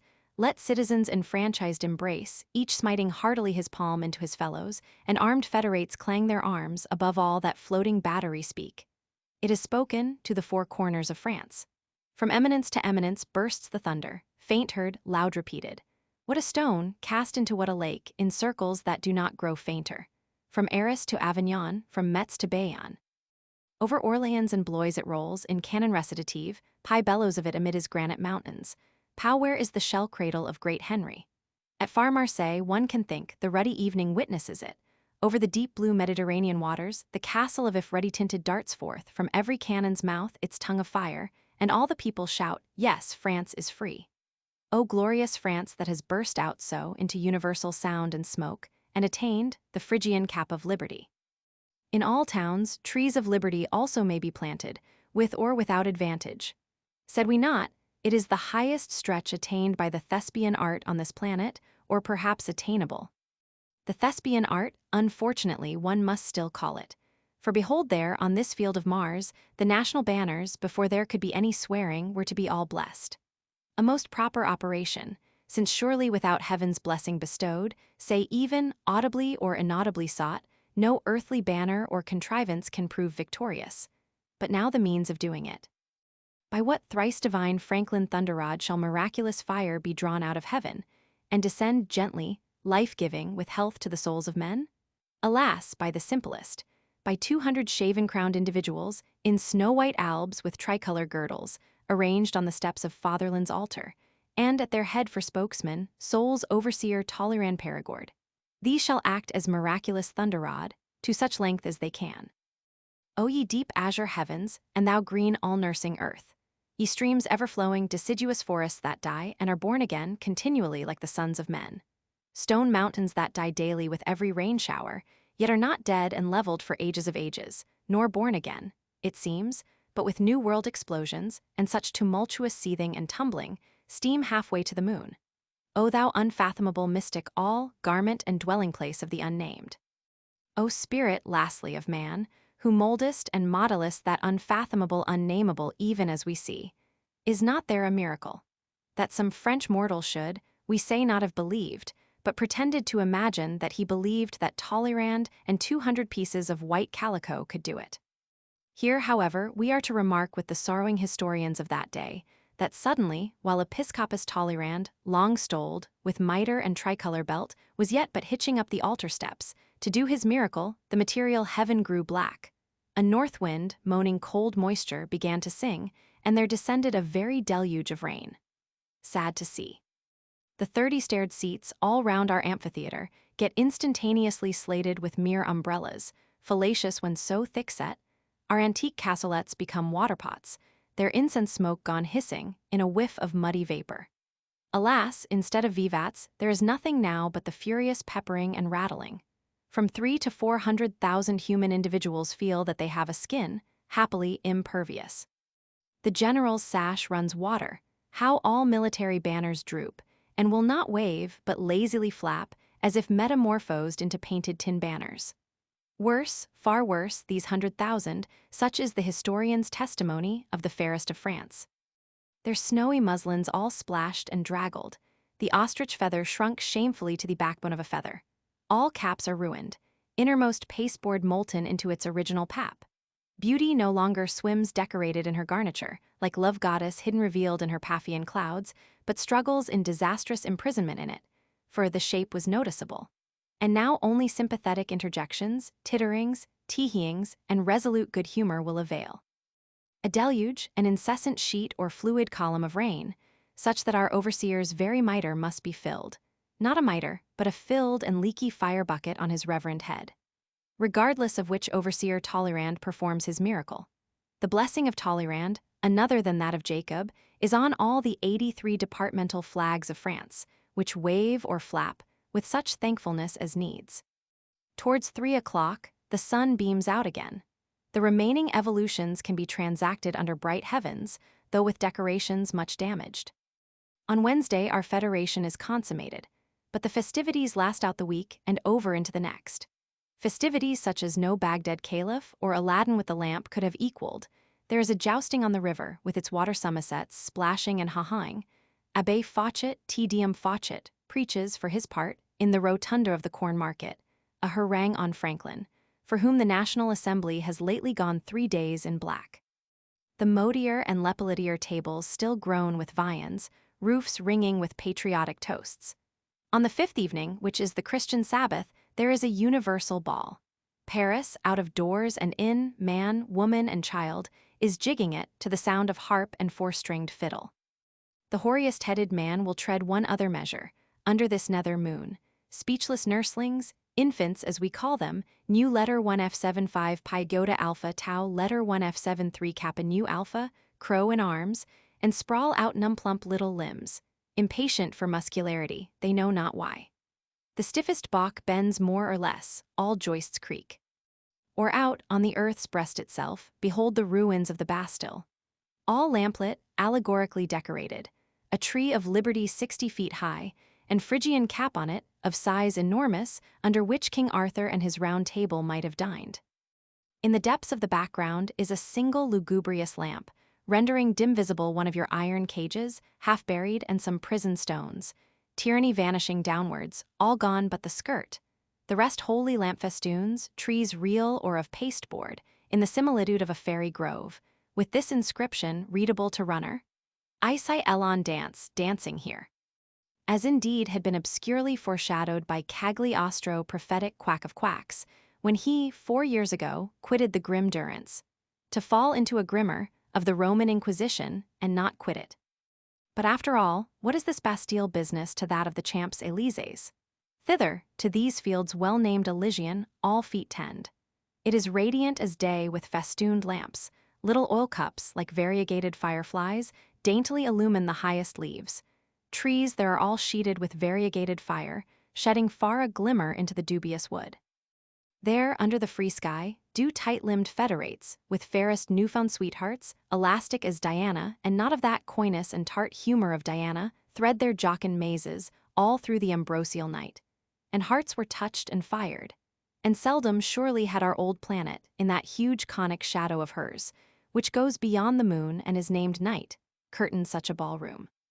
Oh, if, according to Seneca, the very gods look down on a good man struggling with adversity, and smile, what must they think of 25 million indifferent ones victorious over it, for 8 days and more? In this way, and in such ways, however, has the Feast of Pikes danced itself off. Gallant federates wending homewards, towards every point of the compass, with feverish nerves, heart and head much heated. Some of them, indeed, as Damp Martin's elderly respectable friend, from Strasbourg, quite burnt out with liquors, and flickering towards extinction. The Feast of Pikes has danced itself off and become defunct, and the ghost of a feast, nothing of it now remaining but this vision in men's memory, and the place that knew it for the slope of that Champ de Mars is crumbled to half the original height, now knowing it no more. Undoubtedly one of the memorablest national heightides. Never or hardly ever, as we said, was oath sworn with such heart effusion, emphasis, and expenditure of joyance, and then it was broken irremediably within year and day. Ah, why? When the swearing of it was so heavenly joyful, bosom clasped to bosom, and 25 million hearts all burning together. O ye inexorable destinies, why? Partly because it was sworn with such overjoyance, but chiefly indeed for an older reason, that sin had come into the world and misery by sin. These 25 millions, if we will consider it, have now henceforth, with that Phrygian cap of theirs, no force over them to bind and guide. Neither in them, more than heretofore, is guiding force or rule of just living. How then, while they all go rushing at such a pace, on unknown ways with no bridle, towards no aim, can hurly-burly unutterable fail? For verily not Federation Rosepink is the color of this earth and her work. Not by outbursts of noble sentiment, but with far other ammunition, shall a man front the world. But how wise in all cases to husband your fire, to keep it deep down, rather, as genial radical heat. Explosions, the forciblest and never so well directed, are questionable, far oftenest futile, always frightfully wasteful. But think of a man of a nation of men spending its whole stock of fire in one artificial firework. So have we seen fond weddings, for individuals like nations, have their high-tides, celebrated with an outburst of triumph and dare, at which the elderly shook their heads. Better had a serious cheerfulness been, for the enterprise was great. Fond pair, the more triumphant ye feel, and victorious over terrestrial evil, which seems all abolished, the wider ride will your disappointment be to find terrestrial evil still extant. And why extant? Will each of you cry, because my false mate has played the traitor. Evil was abolished, I meant faithfully, and did, or would have done. Whereby the oversweet moon of honey changes itself into long years of vinegar, perhaps divulsive vinegar, like Hannibal's. Shall we say, then, the French nation has led royalty, or wooed and teased poor royalty to lead her, to the hymeneal fatherland's altar, in such oversweet manner, and has, most thoughtlessly, to celebrate the nuptials with due shine and demonstration, burnt her bed. Book 2 Roman 2 Nansa. Chapter 2 I Bouillet. Dimly visible, at Metz on the northeastern frontier, a certain brave Bouillet, last refuge of royalty in all straits and meditations of flight, has for many months hovered occasionally in our eye, some name or shadow of a brave Bouillet. Let us now, for a little, look fixedly at him, till he become a substance and person for us. The man himself is worth a glance. His position and procedure there, in these days, will throw light on many things. For it is with Bouillet as with all French commanding officers, only in a more emphatic degree. The Grand National Federation, we already guess, was but empty sound, or worse. A last loudest universal hep-hep-hurrah, with full bumpers, in that national lapithy feast of constitution-making, as in loud denial of the palpably existing, as if, with hurrahings, you would shut out notice of the inevitable already knocking at the gates. Which new national bumper, one may say, can but deepen the drunkenness. And so, the louder it swears brotherhood, will the sooner and the more surely lead to cannibalism. Ah, under that fraternal shine and clangor, what a deep world of irreconcilable discords lie momentarily assuaged, damped down for one moment. Respectable military federates have barely got home to their quarters, and the inflammablest, dying, burnt up with liquors and kindness, has not yet got extinct. The shine is hardly out of men's eyes, and still blazes filling all men's memories, when your discords burst forth again very considerably darker than ever. Let us look at Bouillet and see how.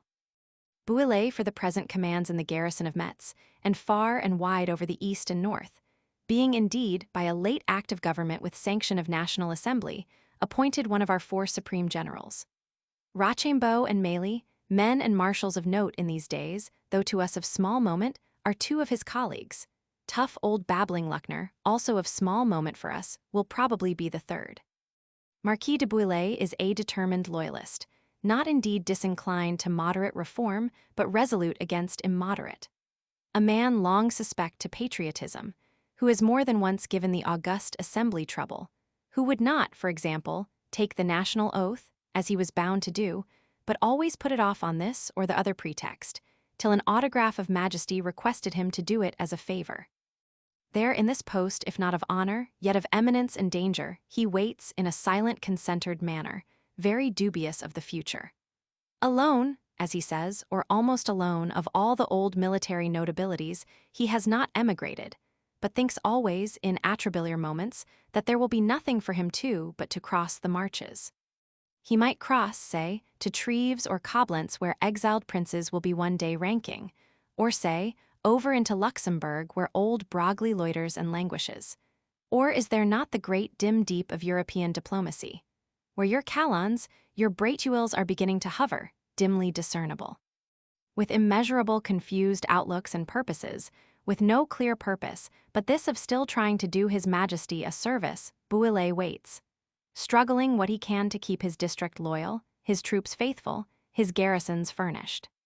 He maintains, as yet with his cousin Lafayette, some thin diplomatic correspondence by letter and messenger. Chivalrous constitutional professions on the one side, military gravity and brevity on the other, which thin correspondence one can see growing ever the thinner and hollower towards the verge of entire vacuity. A quick, choleric, sharply discerning, stubbornly endeavoring man, with suppressed explosive resolution, with valor, nay headlong audacity. A man who is more in his place, lion-like defending those windward isles, or, as with military tiger spring, clutching Nevis and Montserrat from the English, than here in this suppressed condition, muzzled and fettered by diplomatic pack-threads, looking out for a civil war which may never arrive. Few years ago, Bouillet was to have led a French East Indian expedition and reconquered or conquered Pondicherry and the kingdoms of the sun. But the whole world is suddenly changed, and he with it. Destiny willed it not in that way but in this. Chapter 2, 2 Roman 2, Arrears and Aristocrats. Indeed, as to the general outlook of things, Bouillet himself augurs not well of it. The French army, ever since those old Bastille days and earlier, has been universally in the questionable state and growing daily worse. Discipline, which is at all times a kind of miracle and works by faith, broke down then. One sees not with that near prospect of recovering itself. The Gardes Françaises played a deadly game, but how they won it and where the prizes of it, all men know. In that general overturn, we saw the hired fighters refuse to fight.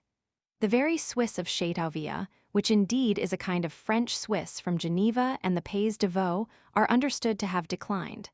Deserters glided over.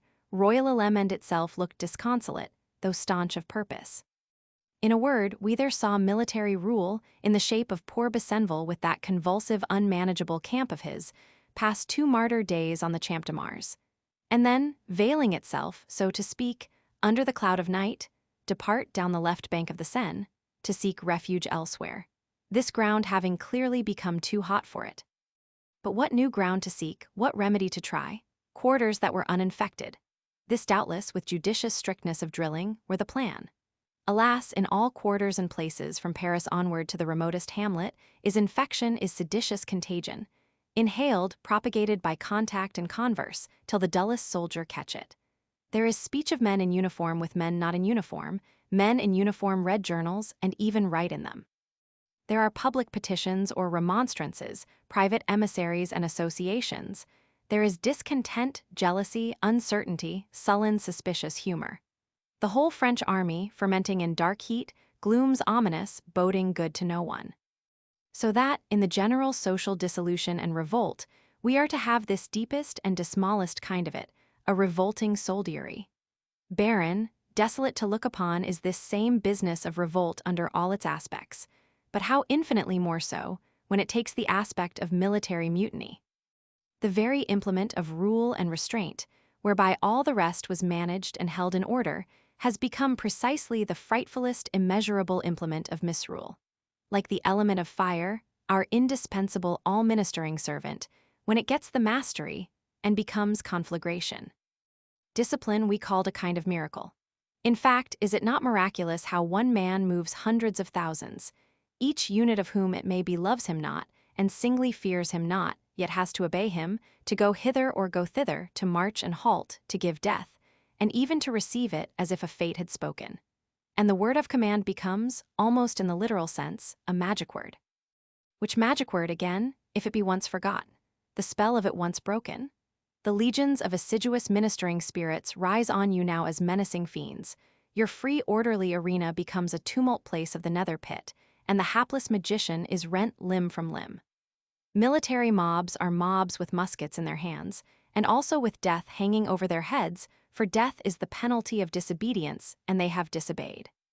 And now if all mobs are properly frenzies, and work frenetically with mad fits of hot and of cold, fierce rage alternating so incoherently with panic terror, consider what your military mob will be, with such a conflict of duties and penalties, whirled between remorse and fury, and for the hot fit, loaded firearms in its hand.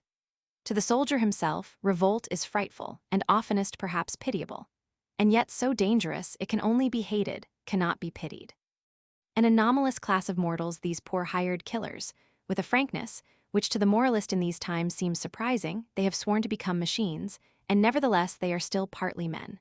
Let no prudent person in authority remind them of this latter fact, but always let force, let injustice above all, stop short clearly on this side of the rebounding point.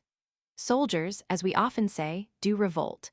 Were it not so, several things which are transient in this world might be perennial.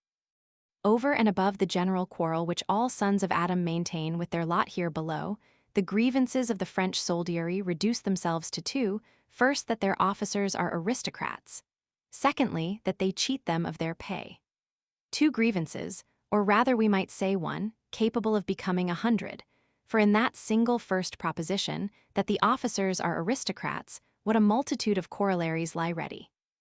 It is a bottomless, ever-flowing fountain of grievances, this, what you may call a general raw material of grievance, wherefrom individual grievance after grievance will daily body itself forth. Nay, there will even be a kind of comfort in getting it from time to time, so embodied. Peculation of one's pay, it is embodied, made tangible, made denounceable, exhalable if only in angry words. For unluckily that grand fountain of grievances does exist. Aristocrats almost all our officers necessarily are. They have it in the blood and bone.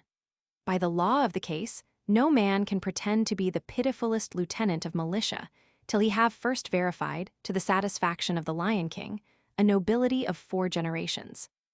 Not nobility only, but 4 generations of it. This latter is the improvement hit upon, in comparatively late years, by a certain war minister much pressed for commissions.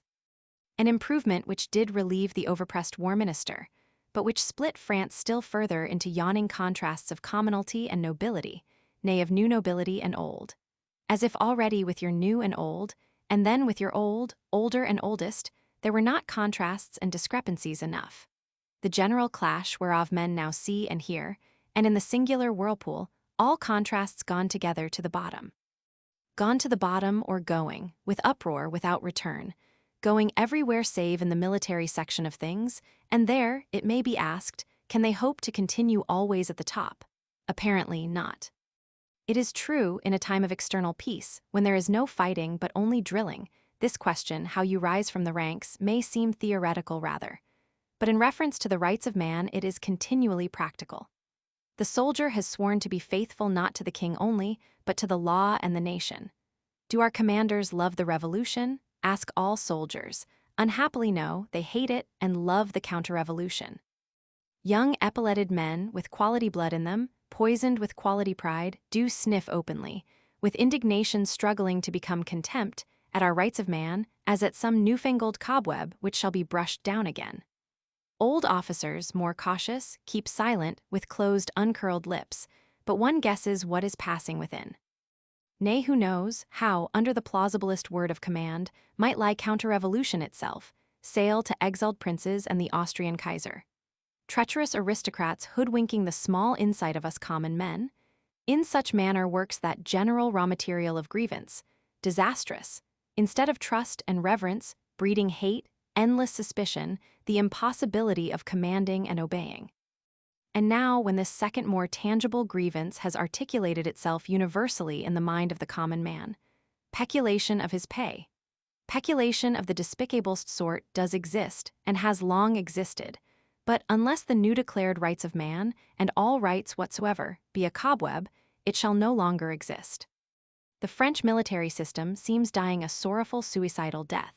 Nay more, citizen, as is natural, ranks himself against citizen in this cause. The soldier finds audience, of numbers and sympathy unlimited, among the patriot lower classes, nor are the higher wanting to the officer. The officer still dresses and perfumes himself for such sad unemigrated soirée as there may still be, and speaks his woes, which woes, are they not majesty's and nature's? speaks at the same time his gay defiance, his firm-set resolution. Citizens, still more citizenesses, see the right and the wrong. Not the military system alone will die by suicide, but much along with it. As was said, there is yet possible a deepest overturn than any yet witnessed, that deepest upturn of the black-burning sulphurous stratum whereon all rests and grows. But how these things may act on the rude soldier mind, with its military pedantries, its inexperience of all that lies off the parade ground, inexperience as of a child, yet fierceness of a man and vehemence of a Frenchman. It is long that secret communings in mess-room and guard-room, sour looks, thousand-fold petty vexations between commander and commanded, measure everywhere the weary military day. Ask Captain Dampmartin, an authentic, ingenious literary officer of horse, who loves the reign of liberty after a sort, yet has had his heart grieved to the quick many times in the hot southwestern region and elsewhere, and has seen riot, civil battle by daylight and by torchlight, and anarchy hatefuller than death. How insubordinate troopers, with drink in their heads, meet Captain Dampmartin and another on the ramparts, where there is no escape or side path, and make military salute punctually, for we look calm on them, yet make it in a snappish, almost insulting manner. How one morning they leave all their chamois shirts and superfluous buffs, which they are tired of, laid in piles at the captain's doors, whereat we laugh, as the ass does, eating thistles. Nay, how they knot two forage cords together, with universal noisy cursing, with evident intent to hang the quartermaster. All this the worthy captain, looking on it through the ruddy ensemble of fond regretful memory, has flowingly written down. Men growl in vague discontent, officers fling up their commissions, and emigrate in disgust. Or let us ask another literary officer, not yet captain, sub-lieutenant only in the artillery regiment La Fere, a young man of 21, not unentitled to speak. The name of him is Napoleon Buonaparte. To such height of sub-lieutenancy has he now got promoted, from Brienne School, 5 years ago, being found qualified in mathematics by Laplace.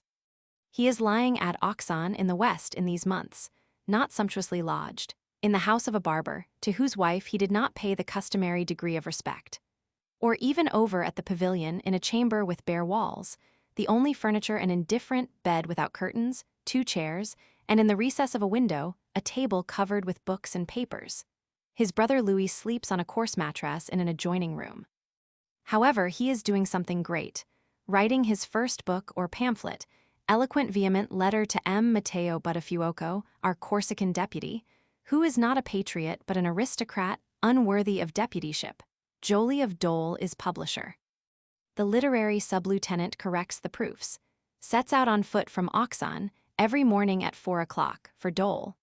After looking over the proofs, he partakes of an extremely frugal breakfast with Joly and immediately prepares for returning to his garrison, where he arrives before noon, having thus walked above 20 miles in the course of the morning. This sub-lieutenant can remark that in drawing-rooms, on streets, on highways, at inns, everywhere men's minds are ready to kindle into a flame. That a patriot, if he appear in the drawing-room or amid a group of officers, is liable enough to be discouraged, so great is the majority against him. But no sooner does he get into the street or among the soldiers than he feels again as if the whole nation were with him. That after the famous oath to the king, to the nation and law, there was a great change. That before this, if ordered to fire on the people, he for one would have done it in the king's name. But that after this, in the nation's name, he would not have done it. Likewise that the patriot officers, more numerous too in the artillery and engineers than elsewhere, were few in number. Yet that having the soldiers on their side, they ruled the regiment, and did often deliver the aristocrat brother officer out of peril and strait. One day, for example, a member of our own mess roused the mob, by singing, from the windows of our dining room, "O Richard, O my king," and I had to snatch him from their fury. All which let the reader multiply by 10,000, and spread it with slight variations over all the camps and garrisons of France. The French army seems on the verge of universal mutiny. Universal mutiny? There is in that what may well make patriot constitutionalism and an august assembly shudder. Something behoves to be done, yet what to do no man can tell. Muribau proposes even that the soldiery, having come to such a pass, be forthwith disbanded, the whole 280,000 of them, and organized anew. Impossible this in so sudden a manner, cry all men. and yet literally answer we, it is inevitable in one manner or another. Such an army, with its 4-generation nobles, its peculated pay, and men knotting forage cords to hang their quartermaster, cannot subsist beside such a revolution. Your alternative is a slow-pining chronic dissolution and new organization, or a swift decisive one, the agonies spread over years or concentrated into an hour. With a Murray-bow for minister or governor, the latter had been the choice. With no Murray-bow for governor, it will naturally be the former. Chapter 2, 2 Roman 3. A Bouillet at Metz. To Bouillet, in his northeastern circle, none of these things are altogether hid. Many times flight over the marches gleams out on him as a last guidance in such bewilderment. Nevertheless, he continues here, struggling always to hope the best, not from new organization, but from happy counter-revolution and return to the old. For the rest, it is clear to him that this same national federation and universal swearing and fraternizing of people and soldiers has done incalculable mischief. So much that fermented secretly has hereby got vent and become open. National guards and soldiers of the line, solemnly embracing one another on all parade fields, drinking, swearing patriotic oaths, fall into disorderly street processions, constitutional unmilitary exclamations and harangues. On which account the regiment Picardy, for one, has to be drawn out in the square of the barracks, here at Metz, and sharply harangued by the general himself, but expresses penitence. Far and near, as accounts testify, insubordination has begun grumbling louder and louder. Officers have been seen shut up in their mess rooms, assaulted with clamorous demands, not without menaces. The insubordinate ringleader is dismissed with yellow furlough, yellow infamous thing they call cartouche John, but 10 new ringleaders rise in his stead, and the yellow cartouche ceases to be thought disgraceful. Within a fortnight, or at furthest a month of that sublime feast of pikes, the whole French army, demanding arrears, forming reading clubs, frequenting popular societies, is in a state which Bouillet can call by no name but that of mutiny. Bouillet knows it as few do and speaks by dire experience. Take one instance instead of many. It is still an early day of August, the precise date now undiscoverable, when Bouillet, about to set out for the waters of Aix-la-Chapelle, is once more suddenly summoned to the barracks of Metz. The soldiers stand ranked in fighting order, muskets loaded, the officers all there on compulsion, and require with many-voiced emphasis to have their arrears paid. Picardy was penitent, but we see it has relapsed. The wide space bristles and lures with mere mutinous armed men. Brave Bouillet advances to the nearest regiment, opens his commanding lips to harangue, obtains nothing but querulous indignant discordance, and the sound of so many thousand livers legally due. The moment is trying. There are some 10,000 soldiers now in Metz, and one spirit seems to have spread among them. Bouillet is firm as the adamant, but what shall he do? A German regiment, named of Salm, is thought to be of better temper. Nevertheless, Salm too may have heard of the precept, "Thou shalt not steal." Salm too may know that money is money. Bouillet walks trustfully towards the regiment de Salm, speaks trustful words, but here again is answered by the cry of 44,000 livres odd sous. A cry waxing more and more vociferous, as Salm's humor mounts, which cry, as it will produce no cash or promise of cash, ends in the wide simultaneous whir of shouldered muskets and a determined quick-time march on the part of Salm, towards its colonel's house in the next street, there to seize the colors and military chest. Thus does Salm, for its part, strong in the faith that meum is not tuum, that fair speeches are not 44,000 livres odd sous. Unrestrainable, Salm tramps to military time, quick consuming the way. Bouillet and the officers, drawing sword, have to dash into double quick potty charge or unmilitary running to get the start, to station themselves on the outer staircase and stand there with what of death defiance and sharp steel they have. Salm truculently coiling itself up, rank after rank, opposite them, in such humor as we can fancy, which happily has not yet mounted to the murder pitch. There will Bouillet stand, certain at least of one man's purpose, in grim calmness awaiting the issue. What the intrepidest of men and generals can do is done. Bouillet, though there is a barricading picket at each end of the street, and death under his eyes, contrives to send for a dragoon regiment with orders to charge. The dragoon officers mount. The dragoon men will not. Hope is none there for him. The street, as we say, barricaded. The earth all shut out, only the indifferent heavenly vault overhead. Perhaps here or there a timorous householder peering out of window, with prayer for Bouillet, copious rascality on the pavement with prayer for Salm. There do the two parties stand, like chariots locked in a narrow thoroughfare, like locked wrestlers at a dead grip. For 2 hours they stand, Bouillet's sword glittering in his hand, adamantine resolution clouding his brows. For 2 hours by the clocks of Metz. Moody silent stands Salm, with occasional clangor, but does not fire. Rascality from time to time urges some grenadier to level his musket at the general, who looks on it as a bronze general would, and always some corporal or other strikes it up.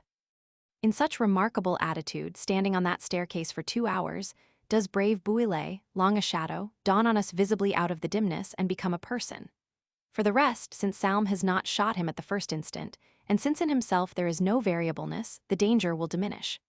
The mayor, a man infinitely respectable, with his municipals and tricolor sashes, finally gains entrance, remonstrates, perorates promises, gets Salm persuaded home to its barracks. Next day, our respectable mayor lending the money, the officers pay down the half of the demand in ready cash, with which liquidation Salm pacifies itself, and for the present all is hushed up as much as may be. Such scenes as this of Metz, or preparations and demonstrations towards such, are universal over France. Dampmartin, with his knotted forage cords and piled chamois jackets, is at Strasbourg in the southeast. In these same days, or rather nights, royal champagne is shouting Vive la Nation, O diable les aristocrates with some 30 lit candles, at Hesdin, on the far northwest.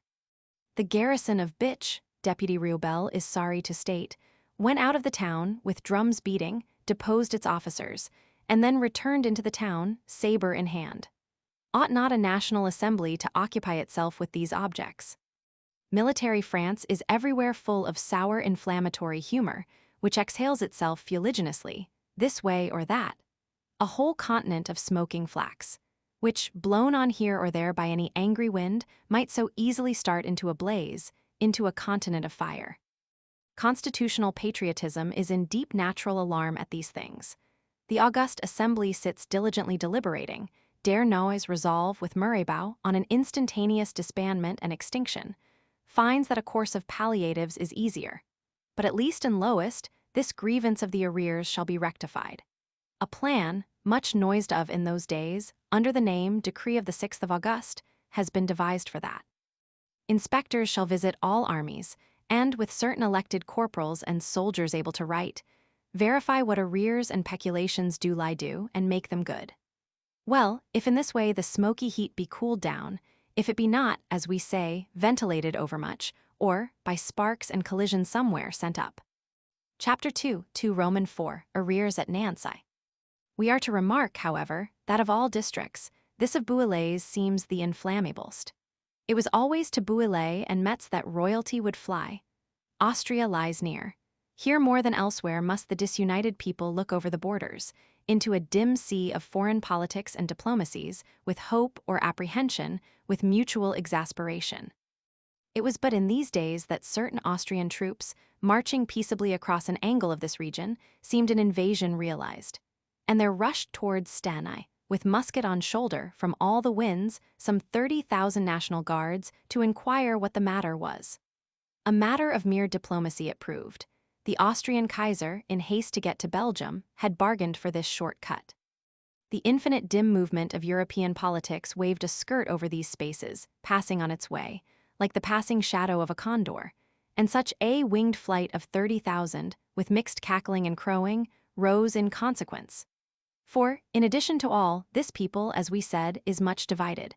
Aristocrats abound, patriotism has both aristocrats and Austrians to watch. It is Lorraine, this region, not so illuminated as old France. It remembers ancient feudalisms. Nay, within man's memory, it had a court and king of its own, or indeed the splendor of a court and king, without the burden. Then, contrariwise, the Mother Society, which sits in the Jacobins' church at Paris, has daughters in the towns here. Shrill-tongued, driven acrid. Consider how the memory of good King Stanislaus and ages of imperial feudalism may comport with this new acrid evangel, and what a virulence of discord there may be. In all which the soldiery, officers on one side, private men on the other, takes part, and now indeed principal part. A soldiery, moreover, all the hotter here as it lies the denser, the frontier province requiring more of it. So stands Lorraine, but the capital city more especially so. The pleasant city of Nancy, which faded feudalism loves, where King Stanislaus personally dwelt and shone, has an aristocrat municipality and then also a daughter society. It has some 40,000 divided souls of population, and 3 large regiments, one of which is Swiss Châteauvieux, dear to patriotism ever since it refused fighting or was thought to refuse in the Bastille days. Here unhappily all evil influences seem to meet concentred. Here, of all places, may jealousy and heat evolve itself. These many months, accordingly, man has been set against man, washed against unwashed, patriot soldier against aristocrat captain, ever the more bitterly, and a long score of grudges has been running up. Nameable grudges and likewise unnameable. For there is a punctual nature in wrath, and daily, were there but glances of the eye, tones of the voice, and minutest commissions or omissions, it will jot down somewhat to account under the head of sundries, which always swells the sum total. For example, in April last, in those times of preliminary federation, when national guards and soldiers were everywhere swearing brotherhood, and all France was locally federating, preparing for the grand national feast of pikes, it was observed that these Nancy officers threw cold water on the whole brotherly business, that they first hung back from appearing at the Nancy Federation, then did appear, but in mere redingote and undress, with scarcely a clean shirt on. Nay, that one of them, as the national colours flaunted by in that solemn moment, did, without visible necessity, take occasion to spit. Small sundries as per journal, but then incessant ones. The aristocrat municipality, pretending to be constitutional, keeps mostly quiet. Not so the daughter society, the 5,000 adult male patriots of the place, still less the 5,000 female. Not so the young, whiskered or whiskerless four-generation noblesse in epaulets, the grim patriot Swiss of Châteauvieux, effervescent infantry of Regiment du Roi, hot troopers of Mester de Camp. Walled Nancy, which stands so bright and trim, with its straight streets, spacious squares, and Stanislaus architecture, on the fruitful alluvium of the Mueth. So bright, amid the yellow cornfields in these reaper months, is inwardly but a den of discord, anxiety, inflammability not far from exploding. Let Bouillet look to it. If that universal military heat, which we liken to a vast continent of smoking flax, do anywhere take fire, his beard, here in Lorraine and Nancy, may the most readily of all get singed by it. Bouillet, for his part, is busy enough, but only with the general superintendents, getting his pacified Salm, and all other still tolerable regiments, marched out of Metz to southward towns and villages, to rural cantonments as at Vic, Marseille, and thereabout, by the still waters, where is plenty of horse forage, sequestered parade ground, and the soldier's speculative faculty can be stilled by drilling. Salm, as we said, received only half payment of arrears, naturally not without grumbling. Nevertheless, that scene of the drawn sword may, after all, have raised Bouillet in the mind of Salm, for men and soldiers love intrepidity and swift, inflexible decision, even when they suffer by it. As indeed is not this fundamentally the quality of qualities for a man? A quality which by itself is next to nothing, since inferior animals, asses, dogs, even mules have it. Yet, in due combination, it is the indispensable basis of all. Of Nancy and its heats, Bouillet, commander of the whole, knows nothing special, understands generally that the troops in that city are perhaps the worst. The officers there have it all, as they have long had it, to themselves, and unhappily seem to manage it ill. 50 yellow furloughs, given out in one batch, do surely betoken difficulties. But what was patriotism to think of certain light fencing fusiliers, set on, or supposed to be set on, to insult the Grenadier Club, considerate speculative grenadiers, and that reading room of theirs? With shoutings, with hootings, till the speculative grenadier drew his sidearms too, and there ensued battery and duels. Nay more, are not swashbucklers of the same stamp, sent out visibly, or sent out presumably, now in the dress of soldiers to pick quarrels with the citizens, now disguised as citizens to pick quarrels with the soldiers? For a certain Roussier, expert in fence, was taken in the very fact, 4 officers, presumably of tender years, hounding him on, who thereupon fled precipitately. Fence-master Roussier, hailed to the guardhouse, had sentence of 3 months' imprisonment. But his comrades demanded yellow furlough for him of all persons. Nay, thereafter they produced him on parade, capped him in paper helmet inscribed, Iscariot, marched him to the gate of city, and there sternly commanded him to vanish for evermore. On all which suspicions, accusations, and noisy procedure, and on enough of the like continually accumulating, the officer could not but look with disdainful indignation, perhaps disdainfully express the same in words, and soon after fly over to the Austrians. So that when it here as elsewhere comes to the question of arrears, the humor and procedure is of the bitterest. Regiment Mester de Camp getting, amid loud clamor, some 3 gold louis a man, which have, as usual, to be borrowed from the municipality. Swiss Chateauvilla applying for the like, but getting instead instantaneous curwa, or cat-o'-nine-tails, with subsequent unsufferable hisses from the women and children. Regiment du Roy, sick of hope deferred, at length seizing its military chest, and marching it to quarters but next day marching it back again, through streets all struck silent. Unordered paradings and clamors, not without strong liquor, objurgation, insubordination, your military ranked arrangement going all, as the typographers say of set types, in a similar case, rapidly to pie. Such is Nancy in these early days of August, the sublime feast of pikes not yet a month old. Constitutional patriotism at Paris and elsewhere may well quake at the news. War Minister Latter Dupin runs breathless to the National Assembly, with a written message that all is burning tout brûle tout press. The National Assembly, on spur of the instant, renders such decret, in order to submit and repent, as he requires, if it will avail anything. On the other hand, journalism, through all its throats, gives hoarse outcry condemnatory, elegiac applausive. The 48 sections, lift up voices, sonorous brewer, or call him now Colonel Santerre, is not silent in the Faubourg Saint-Anton. For meanwhile the Nancy soldiers have sent a deputation of 10, furnished with documents and proofs, who will tell another story than the always burning one.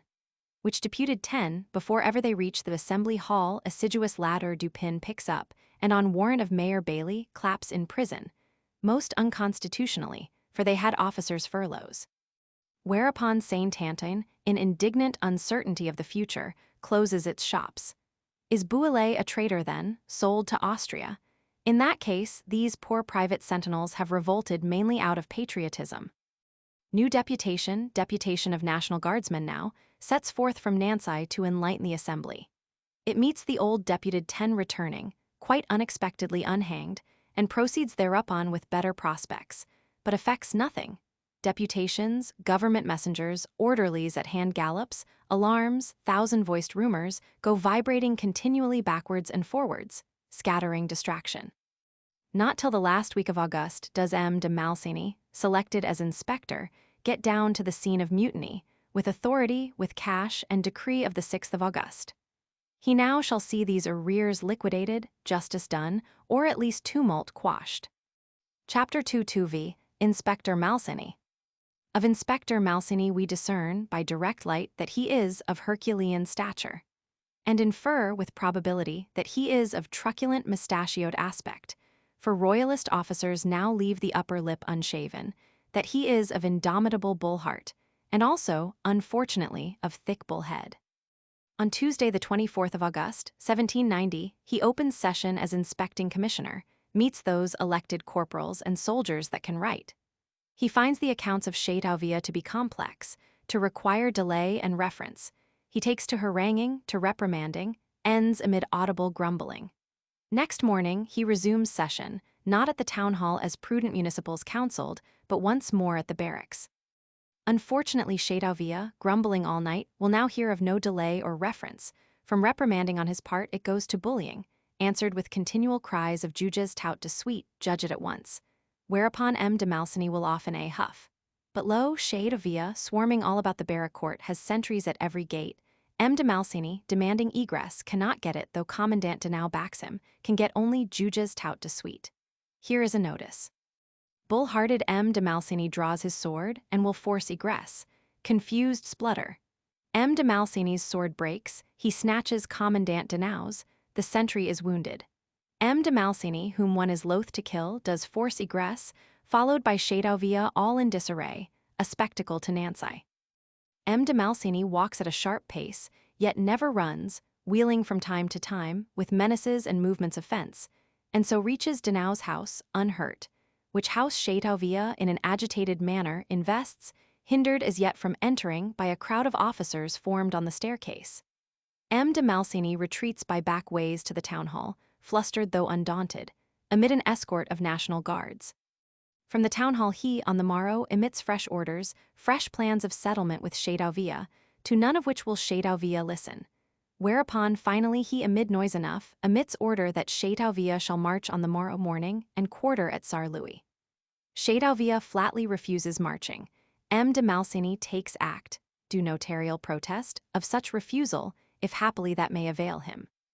This is end of Thursday, and indeed of M. de Mancini's inspectorship, which has lasted some 50 hours. To such length, in 50 hours, has he unfortunately brought it. Mestre de Camp and regiment du Roi hang, as it were, fluttering. Châteauvieux is clean gone in what way we see. Overnight, an aide-de-camp of Lafayette S., stationed here for such emergency, sends swift emissaries far and wide to summon National Guards. The slumber of the country is broken by clattering hoofs, by loud fraternal knockings. Everywhere the constitutional patriot must clutch his fighting gear and take the road for Nancy. And thus the Herculean inspector has sat all Thursday among terror-struck municipals, a center of confused noise, all Thursday, Friday, until Saturday towards noon. Châteauvieux, in spite of the notarial protest, will not march a step. As many as 4,000 National Guards are dropping or pouring in, uncertain what is expected of them, still more uncertain what will be obtained of them. For all is uncertainty, commotion, and suspicion. There goes a word that Bouillet, beginning to bestir himself in the rural cantonments eastward, is but a royalist traitor, that Châteauvieux and patriotism are sold to Austria, of which latter M. de Mancini is probably some agent.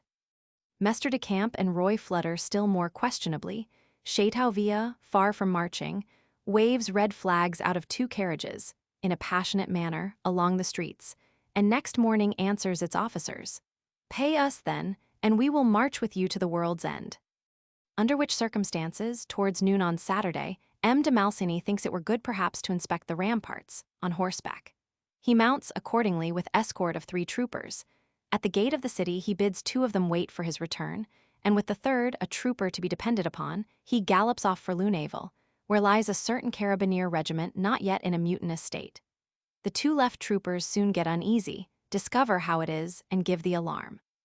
Mestre de Camp, to the number of 100, saddles in frantic haste, as if sold to Austria, gallops out pell-mell in chase of its inspector. And so they spur, and the inspector spurs, careering, with noise and jingle, up the valley of the river Mueth, towards Lunéville and the midday sun, through an astonished country, indeed almost their own astonishment. What a hunt Actaeon-like, which Actaeon de Mancini happily gains. To arms, ye carabineers of Lunéville, to chastise mutinous men, insulting your general officer, insulting your own quarters. Above all things, fire soon, lest there be parleying and ye refuse to fire. The carabineers fire soon, exploding upon the first stragglers of Mestre de Camp, who shrink at the very flash and fall back hastily on Nancy in a state not far from distraction. Panic and fury, sold to Austria without an if, so much per regiment, the very sums can be specified, and traitorous Mancini is fled. Help, O heaven, help thou earth, ye unwashed patriots, ye too are sold like us. Effervescent regiment du Roi primes its firelocks, Mestre de Camp saddles wholly. Commandant Denau is seized, is flung in prison with a canvas shirt, sarrau de toile about him. Châteauvieux bursts up the magazines, distributes 3,000 fusils to a patriot people. Austria shall have a hot bargain. Alas, the unhappy hunting dogs, as we said, have hunted away their huntsmen, and do now run howling and baying on what trail they know not, nigh rabid.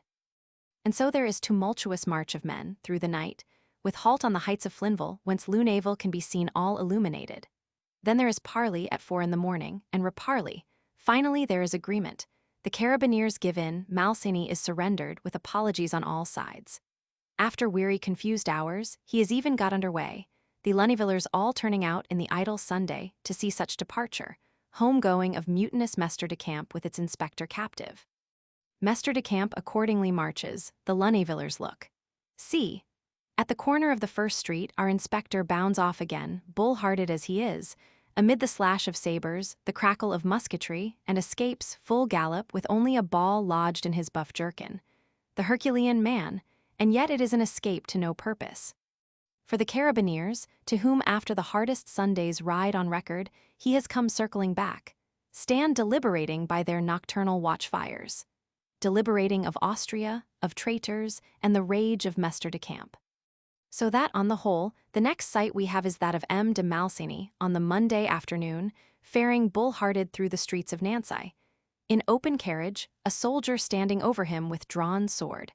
Amid the furies of the women, hedges of National Guards, and confusion of Babel. To the prison beside Commandant Denau, that finally is the lodging of Inspector Malsigny. Surely it is time Bouillet were drawing near. The country all round, alarmed with watchfires, illuminated towns, and marching en route, has been sleepless these several nights. Nancy, with its uncertain National Guards, with its distributed fusils, mutinous soldiers, black panic, and red-hot ire, is not a city but a bedlam. Chapter 2 Romans 6. Bouillet at Nancy. Haste with help, thou brave Bouillet.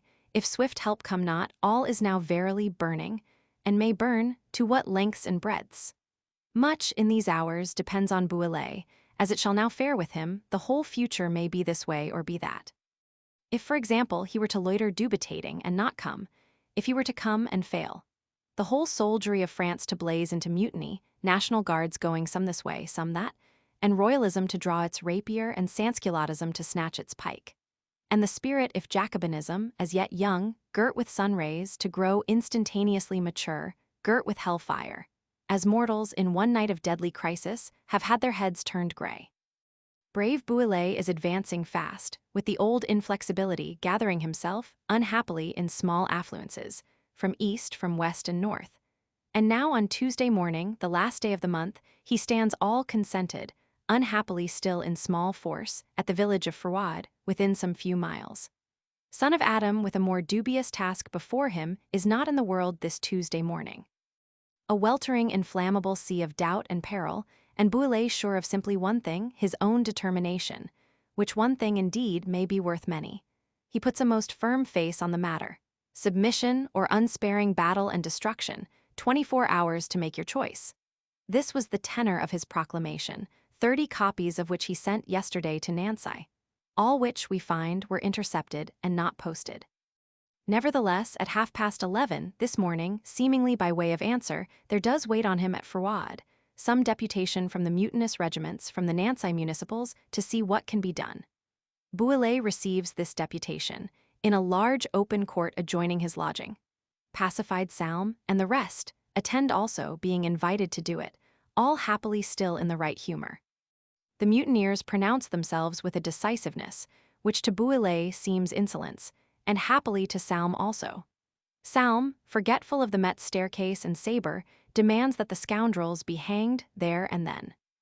Bouillet represses the hanging, but answers that mutinous soldiers have one course and not more than one: to liberate, with heartfelt contrition, Messieurs Denau and de Malsigny, to get ready forthwith for marching off, whither he shall order, and submit and repent, as the National Assembly has decreed, as he yesterday did in 30 printed placards proclaim. These are his terms, unalterable as the decrees of destiny. Which terms as they, the mutineer deputies, seemingly do not accept, it were good for them to vanish from this spot, and even promptly. With him too, in few instants, the word will be forward. The mutineer deputies vanish, not unpromptly. The municipal ones, anxious beyond right for their own individualities, prefer abiding with Bouillet. Brave Bouillet, though he puts a most firm face on the matter, knows his position full well. How at Nancy, what with rebellious soldiers, with uncertain National Guards, and so many distributed fusils, there rage and roar some 10,000 fighting men, while with himself is scarcely the third part of that number, in National Guards also uncertain, in mere pacified regiments, for the present full of rage and clamor to march, but whose rage and clamor may next moment take such a fatal new figure. On the top of one uncertain billow, therewith to calm billows, Bouillet must abandon himself to fortune, who is said sometimes to favor the brave. At 12:30, the mutineer deputies having vanished, our drums beat, we march for Nancy. Let Nancy bethink itself then, for Bouillet has thought and determined. And yet how shall Nancy think? Not a city but a bedlam. Grim Châteauvieux is for defense to the death, forces the municipality to order, by tap of drum, all citizens acquainted with artillery to turn out and assist in managing the cannon. On the other hand, effervescent Regiment du Roi is drawn up in its barracks, quite disconsolate, hearing the humor psalm is in, and ejaculates dolefully from its thousand throats. La loy, la la. Mester de Camp blusters with profane swearing in mixed terror and furor. National Guards look this way and that, not knowing what to do. What a bedlam city, as many plans as heads, all ordering, none obeying, quiet none, except the dead, who sleep underground, having done their fighting. And behold, Bouillet proves as good as his word. At 2:30, scouts report that he is within half a league of the gates, rattling along, with cannon and array, breathing nothing but destruction. A new deputation, municipals, mutineers, officers goes out to meet him, with passionate entreaty for yet one other hour. Bouillet grants an hour. Then, at the end thereof, no Denau or Malsigny appearing as promised, he rolls his drums and again takes the road. Towards 4 o'clock, the terror-struck townsmen may see him face to face. His cannons rattle there in their carriages, his vanguard is within 30 paces of the gate Stanislaus. Onward like a planet by appointed times, by law of nature. What next? Lo, flag of truce and chamade, conjuration to halt. Malsigny and Denau are on the street, coming hither, the soldiers all repentant, ready to submit and march. Adamantine Bouillet's look alters not, yet the word halt is given. Gladder moment he never saw. Joy of joys. Malsigny and Denau do verily issue, escorted by National Guards, from streets all frantic with sail to Austria and so forth. They salute Bouillet unscathed. Bouillet steps aside to speak with them, and with other heads of the town there, having already ordered by what gates and routes the mutineer regiments shall file out. Such colloquy with these two general officers and other principal townsmen was natural enough. Nevertheless, one wishes Bouillet had postponed it, and not stepped aside. Such tumultuous inflammable masses, tumbling along, making way for each other, this of keen nitrous oxide, that of sulphurous fire damp, were it not well to stand between them, keeping them well separate, till the space be cleared. Numerous stragglers of Chateauvieux and the rest have not marched with their main columns, which are filing out by the appointed gates, taking station in the open meadows. National Guards are in a state of nearly distracted uncertainty. The populace, armed and unharmed, roll openly delirious, betrayed, sold to the Austrians, sold to the aristocrats.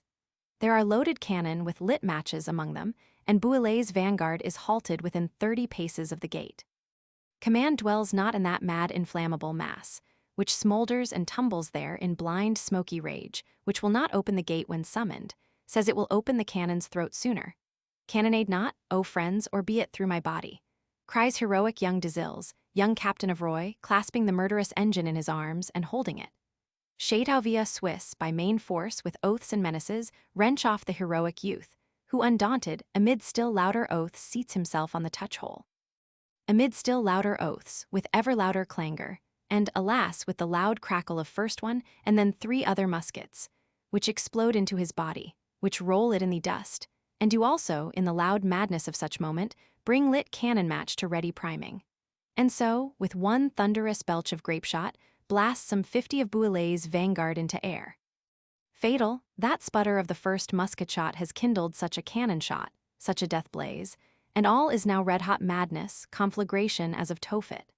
With demoniac rage, the Bouillet vanguard storms through that gate Stanislaus, with fiery sweep, sweeps mutiny clear away, to death, or into shelters and cellars, from which latter, again, mutiny continues firing. The ranked regiments hear it in their meadow. They rush back again through the nearest gates. Bouillet gallops in, distracted, inaudible, and now has begun in Nancy, as in that doomed hall of the Nibelungen, a murder grim and great. Miserable, such scene of dismal, aimless madness as the anger of heaven but rarely permits among men. From cellar or from garret, from open street in front, from successive corners of cross streets on each hand, Chateauvieux and patriotism keep up the murderous rolling fire, on murderous not unpatriotic fires. Your blue national captain, riddled with balls, one hardly knows on whose side fighting, requests to be laid on the colors to die. The patriotic woman, name not given, deed surviving, screams to Chateauvieux that it must not fire the other cannon, and even flings a pail of water on it, since screaming avails not. Thou shalt not fight, and with whom shalt thou fight? Could tumult awaken the old dead, Burgundian Charles the bold might stir from under that rotunda of his. Never since he, raging, sank in the ditches, and lost life and diamond, was such a noise heard here. 3,000, as some count, lie mangled, gory. The half of Chateauvilla has been shot without need of court-martial. Cavalry of Mestre de Camp or their foes can do little. Regiment du Roy was persuaded to its barracks, stands there palpitating. Bouillet, armed with the terrors of the law and favored of fortune, finally triumphs. In 2 murderous hours he has penetrated to the grand squares, dauntless, though with loss of 40 officers and 500 men. The shattered remnants of Chateauvilla are seeking covert. Regiment du Roy, not effervescent now, alas no, but having effervesced will offer to ground its arms, will march in a quarter of an hour. Nay, these poor effervesced require escort to march with and get it, though they are thousands strong and have 30 ball cartridges a man. The sun is not yet down, when peace, which might have come bloodless, has come bloody. The mutinous regiments are on march, doleful on their 3 routes, and from Nancy rises wail of women and men, the voice of weeping and desolation, the city weeping for its slain who awaken not. These streets are empty but for victorious patrols.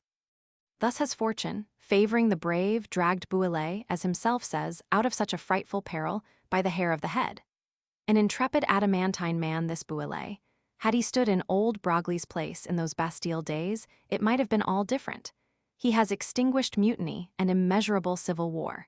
Not for nothing, as we see, yet at a rate which he and constitutional patriotism considers cheap.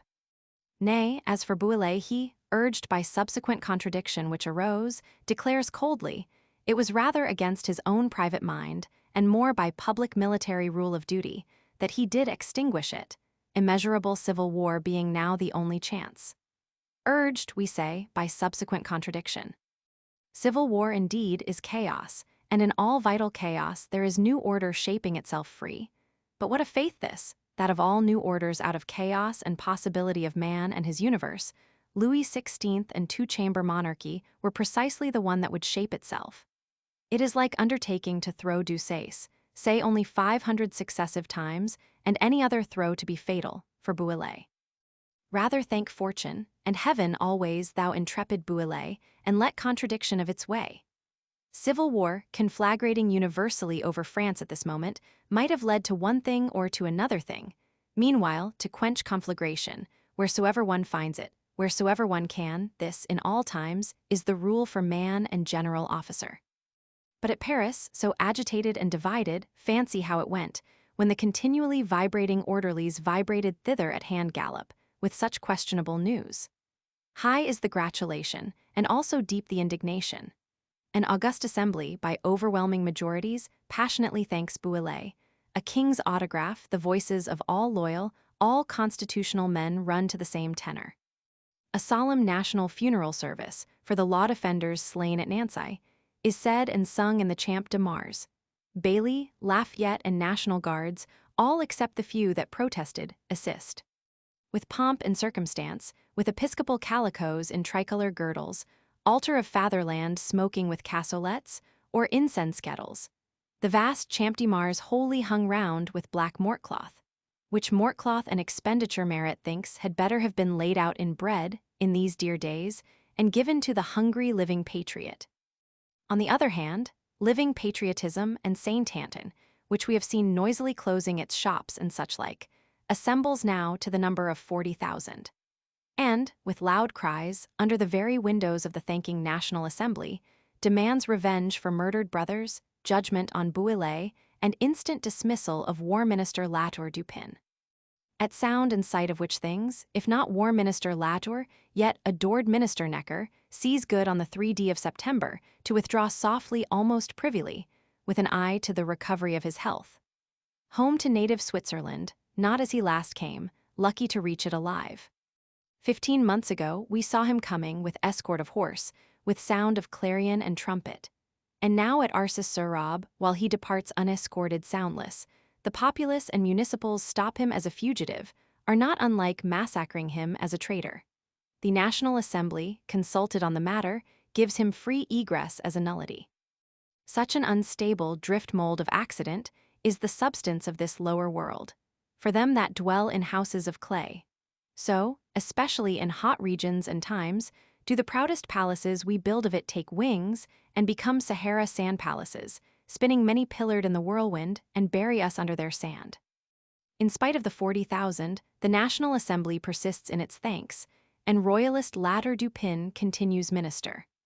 The 40,000 assemble next day, as loud as ever, roll towards Ladder's hotel, find cannon on the porch steps with flambeau lit, and have to retire elsewhither and digest their spleen or reabsorb it into the blood. Over in Lorraine, meanwhile, they of the distributed fusils, ringleaders of Mester de Camp of Roy, have got marked out for judgment, yet shall never get judged. Briefer is the doom of Châteauvieux. Châteauvieux is, by Swiss law, given up for instant trial in court-martial of its own officers, which court-martial, with all brevity and not many hours, has hanged some 23 on conspicuous gibbets, marched some 60 in chains to the galleys, and so, to appearance, finished the matter off. Hanged men do cease forever from this earth, but out of chains and the galleys there may be resuscitation in triumph. Resuscitation for the chained hero, and even for the chained scoundrel or semi-scoundrel. Scottish John Knox, such world hero as we know, sat once nevertheless pulling grim taciturn at the oar of French galley, in the water of lore, and even flung their Virgin Mary over, instead of kissing her, as a pented bread or timber virgin, who could naturally swim. So ye of Châteauvieux, tug patiently, not without hope. But indeed at Nancy generally, aristocracy rides triumphant, rough. Bouillé is gone again, the second day. An aristocrat municipality with free course is as cruel as it had before been cowardly. The daughter society, as the mother of the whole mischief, lies ignominiously suppressed. The prisons can hold no more. Bereaved, down-beaten patriotism murmurs, not loud but deep. Here and in the neighboring towns, flattened balls picked from the streets of Nancy are worn at buttonholes. Balls flattened in carrying death to patriotism. Men wear them there, in perpetual memento of revenge. Mutineer deserters roam the woods, have to demand charity at the musket's end. All is dissolution, mutual rancor, gloom, and despair. Till National Assembly commissioners arrive, with a steady gentle flame of constitutionalism in their hearts, who gently lift up the downtrodden, gently pull down the too uplifted, reinstate the daughter society, recall the mutineer deserter. Gradually leveling, strive in all wise ways to smooth and soothe. With such gradual mild leveling on the one side, as with solemn funeral service, cassolets, courts-martial, national thanks, all that officiality can do is done. The buttonhole will drop its flat ball, the black ashes, so far as may be, get green again. This is the affair of Nancy, by some called the massacre of Nancy. Properly speaking, the unsightly wrong side of that thrice glorious feast of pikes, the right side of which formed a spectacle for the very gods. Right side and wrong lie always so near. The one was in July, in August the other. Theatres, the theatres over in London, are bright with their pasteboard simulacrum of that Federation of the French people, brought out as drama. This of Nancy, we may say, though not played in any pasteboard theatre, did for many months enact itself, and even walk spectrally in all French heads. For the news of it fly pealing through all France, awakening in town and village, in clubroom, messroom, to the utmost borders, some mimic reflex or imaginative repetition of the business, always with the angry questionable assertion, it was right, it was wrong. Whereby come controversies, duels, embitterment, vain jargon, the hastening forward, the augmenting and intensifying of whatever new explosions lie in store for us. Meanwhile, at this cost or at that, the mutiny, as we say, is stilled. The French army has neither burst up in universal simultaneous delirium, nor been at once disbanded, put an end to, and made new again. It must die in the chronic manner through years by inches, with partial revolts as of Brest sailors or the like which dare not spread, with men unhappy, insubordinate, officers unhappier in royalist moustachios taking horse, singly or in bodies across the Rhine. Sick dissatisfaction, sick disgust on both sides, the army moribund fit for no duty. Till it do, in that unexpected manner, phoenix-like, with long throes, get both dead and newborn. Then start forth strong, nay stronger and even strongest. Thus much was the brave Bouillé hitherto fated to do. Wherewith let him again fade into dimness, and at Metz or the rural cantonments, assiduously drilling, mysteriously diplomatizing, in scheme within scheme, hover as formerly a faint shadow, the hope of royalty. Book 2, Roman 3, The Tuileries. Chapter 2 3I Epimenides. How true that there is nothing dead in this universe, that what we call dead is only changed, its forces working in inverse order. The leaf that lies rotting in moist winds, says one, has still force, else how could it rot? Our whole universe is but an infinite complex of forces, thousandfold, from gravitation up to thought and will, man's freedom environed with necessity of nature, in all which nothing at any moment slumbers, but all is forever awake and busy. The thing that lies isolated inactive thou shalt nowhere discover. Seek everywhere from the granite mountain, slow moldering since creation, to the passing cloud vapor, to the living man, to the action, to the spoken word of man. The word that is spoken, as we know, flies irrevocable, not less but more the action that is done. The gods themselves, sings Pindar, cannot annihilate the action that is done.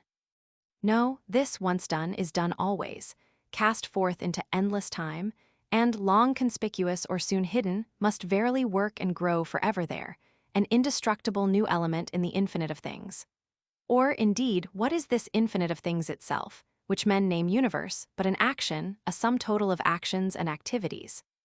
The living ready-made sum total of these three, which calculation cannot add, cannot bring on its tablets, yet the sum, we say, is written visible, all that has been done, all that is doing, all that will be done. Understand it well, the thing thou beholdest, that thing is an action, the product and expression of exerted force. The all of things is an infinite conjugation of the verb to do. Shoreless fount notion of force, of power to do, wherein force rolls and circles, billowing, many-streamed, harmonious, wide as immensity, deep as eternity, beautiful and terrible, not to be comprehended. This is what man names existence and universe. This thousand-tinted flame image, at once veil and revelation, reflects such as he, in his poor brain and heart, can paint, of one unnameable dwelling in inaccessible light. From beyond the star galaxies, from before the beginning of days, it billows and rolls. Round thee, nay thyself art of it, in this point of space where thou now standest, in this moment which thy clock measures. Or apart from all transcendentalism, is it not a plain truth of sense, which the duller mind can even consider as a truism, that human things wholly are in continual movement, and action and reaction, working continually forward, fasces after fasces, by unalterable laws towards prescribed issues? How often must we say, and yet not rightly lay to heart, the seed that is sown, it will spring. Given the summer's blossoming, then there is also given the autumnal withering. So is it ordered not with seed fields only, but with transactions, arrangements, philosophies, societies, French revolutions, whatsoever man works with in this lower world. The beginning holds in it the end, and all that leads thereto, as the acorn does the oak and its fortunes.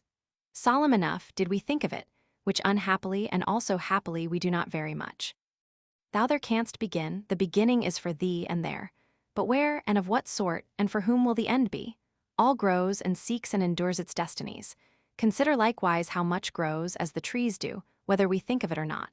So that when your Epimenides, your somnolent Peter Klaus, since named Rip Van Winkle, awakens again, he finds it a changed world. In that 7 years' sleep of his, so much has changed. All that is without us will change while we think not of it, much even that is within us. The truth that was yesterday a restless problem has today grown a belief burning to be uttered. On the morrow, contradiction has exasperated it into mad fanaticism. Obstruction has dulled it into sick inertness. It is sinking towards silence, of satisfaction, or of resignation. Today is not yesterday, for man or for thing. Yesterday there was the oath of love. Today has come the curse of hate. Not willingly. Ah, no, but it could not help coming. The golden radiance of youth, would it willingly have tarnished itself into the dimness of old age? Fearful. How we stand enveloped, deep sunk in that mystery of time, and are sons of time, fashioned and woven out of time, and on us, and on all that we have, or see, or do, is written, rest not, continue not, forward to thy doom. But in seasons of revolution, which indeed distinguish themselves from common seasons by their velocity mainly, your miraculous seven-sleeper might, with miracle enough, wake sooner. Not by the century, or 7 years, need he sleep, often not by the 7 months. Fancy, for example, some new Peter Klaus, sated with the jubilee of that Federation Day, had lain down, say directly after the blessing of Talleyrand, and, reckoning it all safe now, had fallen composedly asleep under the timberwork of the fatherland's altar. To sleep there, not 21 years, but as it were year and day. The cannonading of Nancy, so far off, does not disturb him, nor does the black mortcloth, close at hand, nor the requiems chanted, and minute guns, incense bands, and concourse right over his head. None of these, but Peter sleeps through them all. Through one circling year, as we say, from Julith of 1790 till July the 17th of 1791. But on that latter day no Klaus, nor most leaden Epimenides, only the dead could continue sleeping, and so our miraculous Peter Klaus awakens. With what eyes, O Peter? Earth and sky have still their joyous July look, and the Champ Mars is multitudinous with men. But the Jubilee huzzaing has become bedlam shrieking, of terror and revenge, not blessing of Talleyrand, or any blessing, but cursing, imprecation, and shrill wail. Our cannon salvos are turned to sharp shot. For swinging of incense bands and 83 departmental banners, we have waving of the one sanguineous drapeau rouge. Thou foolish Klaus.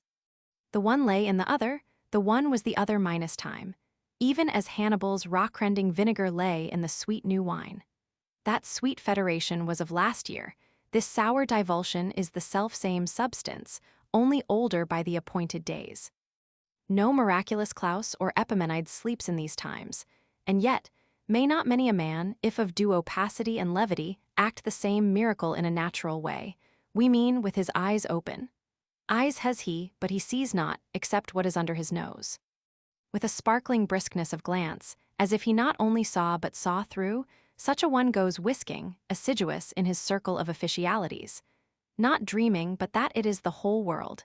As indeed, where your vision terminates, does not inanity begin there, and the world's end clearly declares itself to you.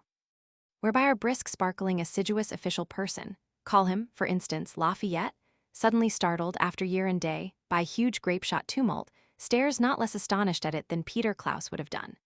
Such natural miracle Lafayette can perform, and indeed not he only but most other officials, non-officials, and generally the whole French people can perform it, and do bounce up ever and anon like amazed seven sleepers awakening amazed at the noise they themselves make.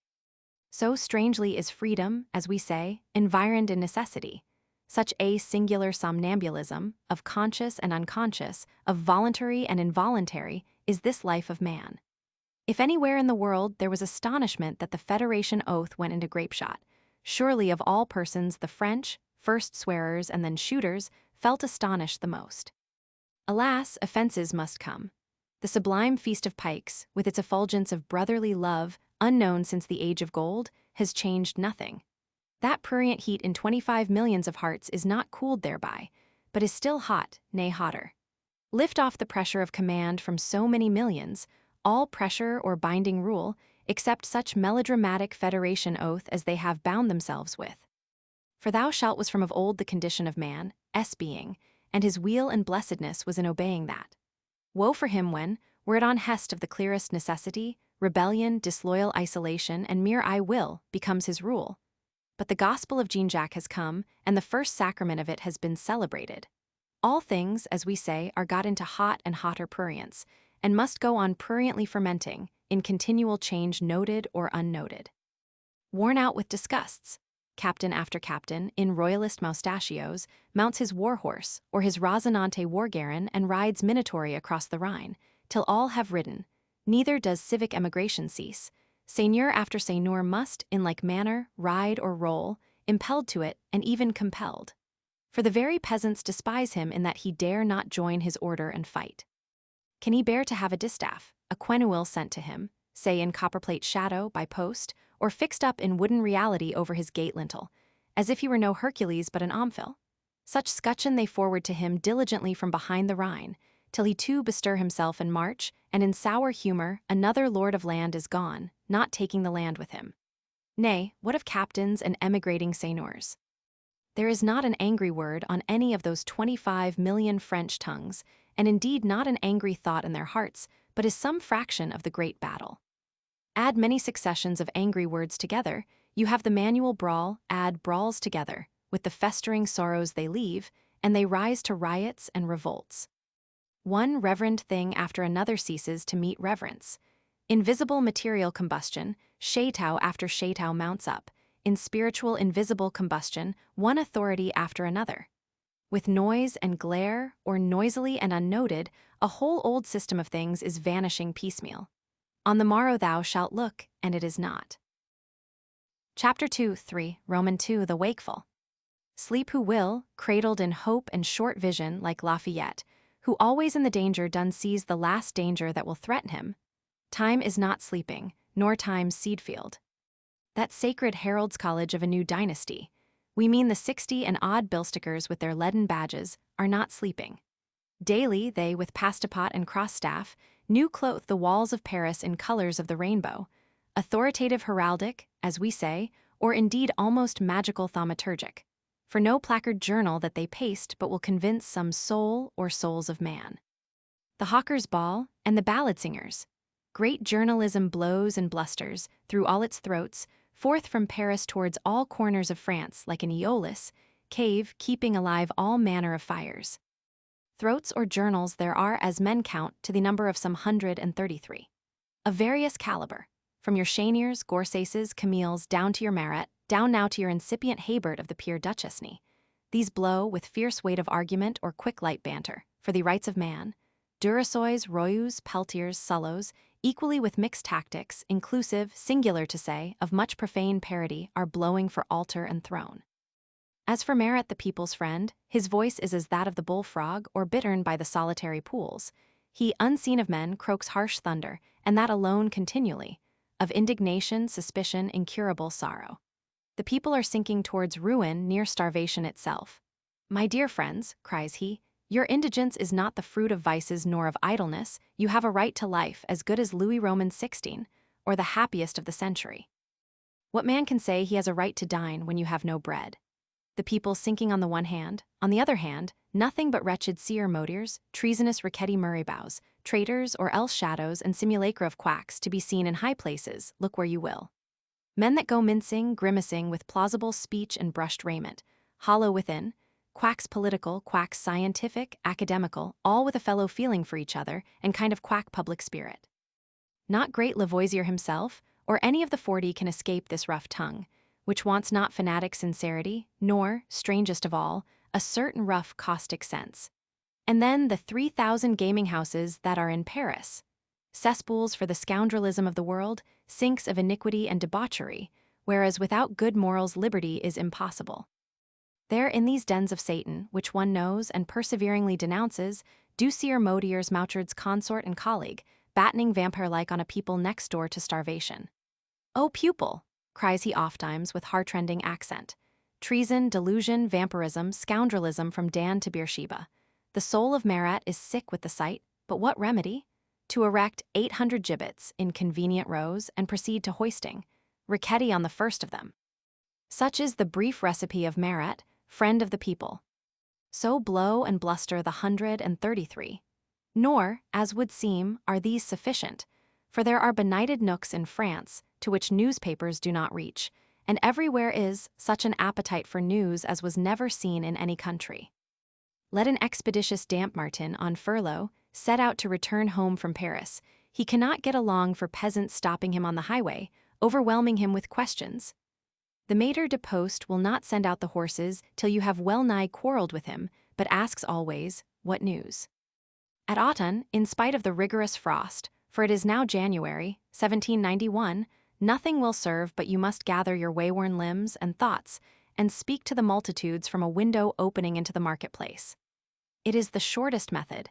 This, good Christian people, is verily what an august assembly seemed to me to be doing. This and no other is the news. Now my weary lips I close, leave me to repose. The good Dampmartin, but on the whole are not nations astonishingly true to their national character, which indeed runs in the blood? 1900 years ago, Julius Caesar, with his quick sure eye, took note how the Gauls waylaid men. It is a habit of theirs, says he, to stop travelers, were it even by constraint, and inquire whatsoever each of them may have heard or known about any sort of matter. In their towns, the common people beset the passing trader, demanding to hear from what regions he came, what things he got acquainted with there. Excited by which rumors and hearsays they will decide about the weightiest matters, and necessarily repent next moment that they did it, on such guidance of uncertain reports, and many a traveler answering with mere fictions to please them and get off. 1900 years. And good damp Martin, wayworn in winter frost, probably with scant light of stars and fish oil, still perorates from the inwindow. This people is no longer called Gaulish, and it has wholly become Braccatus has got breeches and suffered change enough. Certain fierce German Franken came storming over, and, so to speak, vaulted on the back of it, and always after, in their grim tenacious way, have ridden it bridled. For German is, by his very name, Garaman, or man that wars and gars. And so the people, as we say, is now called French or Frankish. Nevertheless, does not the old Gaulish and Gaelic Celthood, with its vehemence, effervescent promptitude, and what good and ill it had, still vindicate itself little adulterated? For the rest, that in such prurient confusion, clubism thrives and spreads, need not be said. Already the mother of patriotism, sitting in the Jacobins, shines supreme over all, and has paled the poor lunar light of that monarchic club near to final extinction. She, we say, shines supreme, girt with sunlight, not yet with infernal lightning, reverenced, not without fear, by municipal authorities, counting her Barnaves, Lameths, Patiens of a national assembly, most gladly of all her Robespierre. Cordeliers, again, your Hebert, Vincent, Bibliopolist Mamaro groan audibly, that a tyrannous mayor and seer modier harrow them with the sharp tribula of law, intent apparently to suppress them by tribulation. How the Jacobin Mother Society, as hinted formerly, sheds forth Cordeliers on this hand, and then Feuillants on that, the Cordeliers on this hand, and then Feuillants on that, the Cordeliers, an elixir or double distillation of Jacobin patriotism, the other a widespread weak dilution thereof. How she will reabsorb the former into her mother bosom, and stormfully dissipate the latter into nonentity. How she breeds and brings forth 300 daughter societies. Her rearing of them, her correspondence, her endeavorings and continual travail. How, under an old figure, Jacobinism shoots forth organic filaments to the utmost corners of confused, dissolved France, organizing it anew. This properly is the grand fact of the time. To passionate constitutionalism, still more to royalism, which see all their own clubs fail and die, clubism will naturally grow to seem the root of all evil. Nevertheless, clubism is not death, but rather new organization and life out of death, destructive indeed of the remnants of the old, but to the new important, indispensable. That man can cooperate and hold communion with man, herein lies his miraculous strength. In hut or hamlet, patriotism mourns not now like voice in the desert. It can walk to the nearest town, and there, in the daughter society, make its ejaculation into an articulate oration, into an action, guided forward by the mother of patriotism herself. All clubs of constitutionalists and such like fail one after another as shallow fountains. Jacobinism alone has gone down to the deep subterranean lake of waters, and may, unless filled in, flow there, copious, continual, like an artesian well, till the great deep have drained itself up, and all be flooded and submerged, and Noah's deluge outdeluged. On the other hand, Claude Fawcett, preparing mankind for a golden age now apparently just at hand, has opened his circle social, with clerks, corresponding boards, and so forth, in the precincts of the Palais Royal. It is Te Deum Fawcett, the same who preached on Franklin's death, in that huge Medicean rotunda of the Hala Oxblades. He here, this winter, by printing press and melodious colloquy, spreads brood of himself to the utmost city barriers. 10,000 persons of respectability attend there, and listen to this Procureur Général de la Vérité Attorney General of Truth, so has he dubbed himself, to his sage Condorcet or other eloquent coadjutor. Eloquent Attorney General. He blows out from him, better or worse, what crude or ripe thing he holds, not without result to himself, for it leads to a bishopric, though only a constitutional one. Fawcett approves himself a glib-tongued, strong-lunged, whole-hearted human individual. Much flowing matter there is, and really of the better sort, about right, nature, benevolence, progress, which flowing matter, whether it is pantheistic or is potheistic, only the greener mind in these days need read. Busy Brissot was long ago of purpose to establish precisely some such regenerative social circle. Nay, he had tried it in Newman Street, Oxford Street, of the fog Babylon, and failed, as some say, surreptitiously pocketing the cash. Fawcett, not Brissot, was fated to be the happy man, whereat, however, generous Brissot will with sincere heart sing a timber-toned nunc domine. But 10,000 persons of respectability, What a bulk have many things in proportion to their magnitude. This circle social, for which Brissot chants in sincere timbre tones such nunc domine, what is it? Unfortunately, wind and shadow. The main reality one finds in it now is perhaps this, that an attorney general of truth did once take shape of a body, as son of Adam, on our earth, though but for months or moments, and 10,000 persons of respectability attended, ere yet chaos and knocks had reabsorbed him. 133 Paris journals, regenerative social circle, oratory in mother and daughter societies from the balconies of inns by chimney nook at dinner table, polemical ending many times in duel. Add ever like a constant growling accompaniment of bass discord, scarcity of work, scarcity of food. The winter is hard and cold, ragged bakers' queues like a black tattered flag of distress wave out ever and anon. It is the third of our hunger years this new year of a glorious revolution. The rich man, when invited to dinner in such distress seasons, feels bound in politeness to carry his own bread in his pocket. How the poor dine? And your glorious revolution has done it, cries one. And our glorious revolution is subtlety, by black traitors worthy of the lamp iron, perverted to do it, cries another. Who will paint the huge whirlpool where in France, all shivered into wild incoherence, whirls? The jarring that went on under every French roof, in every French heart, the diseased things that were spoken, done, the sum total whereof is the French Revolution, tongue of man cannot tell. Nor the laws of action that work unseen in the depths of that huge blind incoherence. With amazement, not with measurement, men look on the immeasurable, not knowing its laws, seeing, with all different degrees of knowledge, what new phases and results of event its laws bring forth. France is as a monstrous galvanic mass, wherein all sorts of far stranger than chemical galvanic or electric forces and substances are at work, electrifying one another, positive and negative, filling with electricity your Leyden jars, 25 millions in number. As the jars get full, there will, from time to time, be, on slight hint, an explosion. Chapter 2-3 Roman 3, A Sword in Hand. On such wonderful basis, however, has law, royalty, authority, and whatever yet exists of visible order to maintain itself, while it can. Here, as in that commixture of the four elements did the anarch old, has an august assembly spread its pavilion, curtained by the dark infinite of discords, founded on the wavering bottomless of the abyss, and keeps continual hubbub. Time is around it, and eternity and the inane, and it does what it can, what is given it to do. Glancing reluctantly in, once more, we discern little that is edifying. A constitutional theory of defective verbs struggling forward, with perseverance amid endless interruptions. Murray bow from his tribune with the weight of his name and genius, awing down much Jacobin violence, which in return vents itself the louder over in its Jacobin's hall, and even reads him sharp lectures there. This man's path is mysterious, questionable, difficult, and he walks without companion in it. Pure patriotism does not now count him among her chosen, pure royalism abhors him, yet his weight with the world is overwhelming. Let him travel on, companionless, unwavering, whither he is bound, while it is yet day with him, and the night has not come.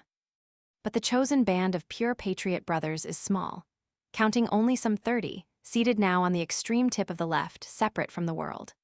A virtuous Patience, an incorruptible Robespierre, most consistent, incorruptible of thin acrid men, triumvirs Barnave, Duport, Lameth, great in speech, thought action, each according to his kind. A lean old Goupil de Profeln, on these and what will follow them has pure patriotism to depend. There too, conspicuous among the 30, if seldom audible, Philippe d'Orléans may be seen sitting, in dim fuliginous bewilderment, having, one might say, arrived at chaos. Gleams there are, at once of a lieutenancy and regency, debates in the assembly itself of succession to the throne in case the present branch should fail. And Philippe, they say, walked anxiously in silence through the corridors till such high argument were done. But it came all to nothing. Murray-bow, glaring into the man, and through him, had to ejaculate in strong, untranslatable language. CJ, F, ni vaut pas la peine qu'on s'y donne pour lui. It came all to nothing, and in the meanwhile Philippe's money, they say, is gone. Could he refuse a little cash to the gifted patriot, in want only of that, he himself in want of all but that?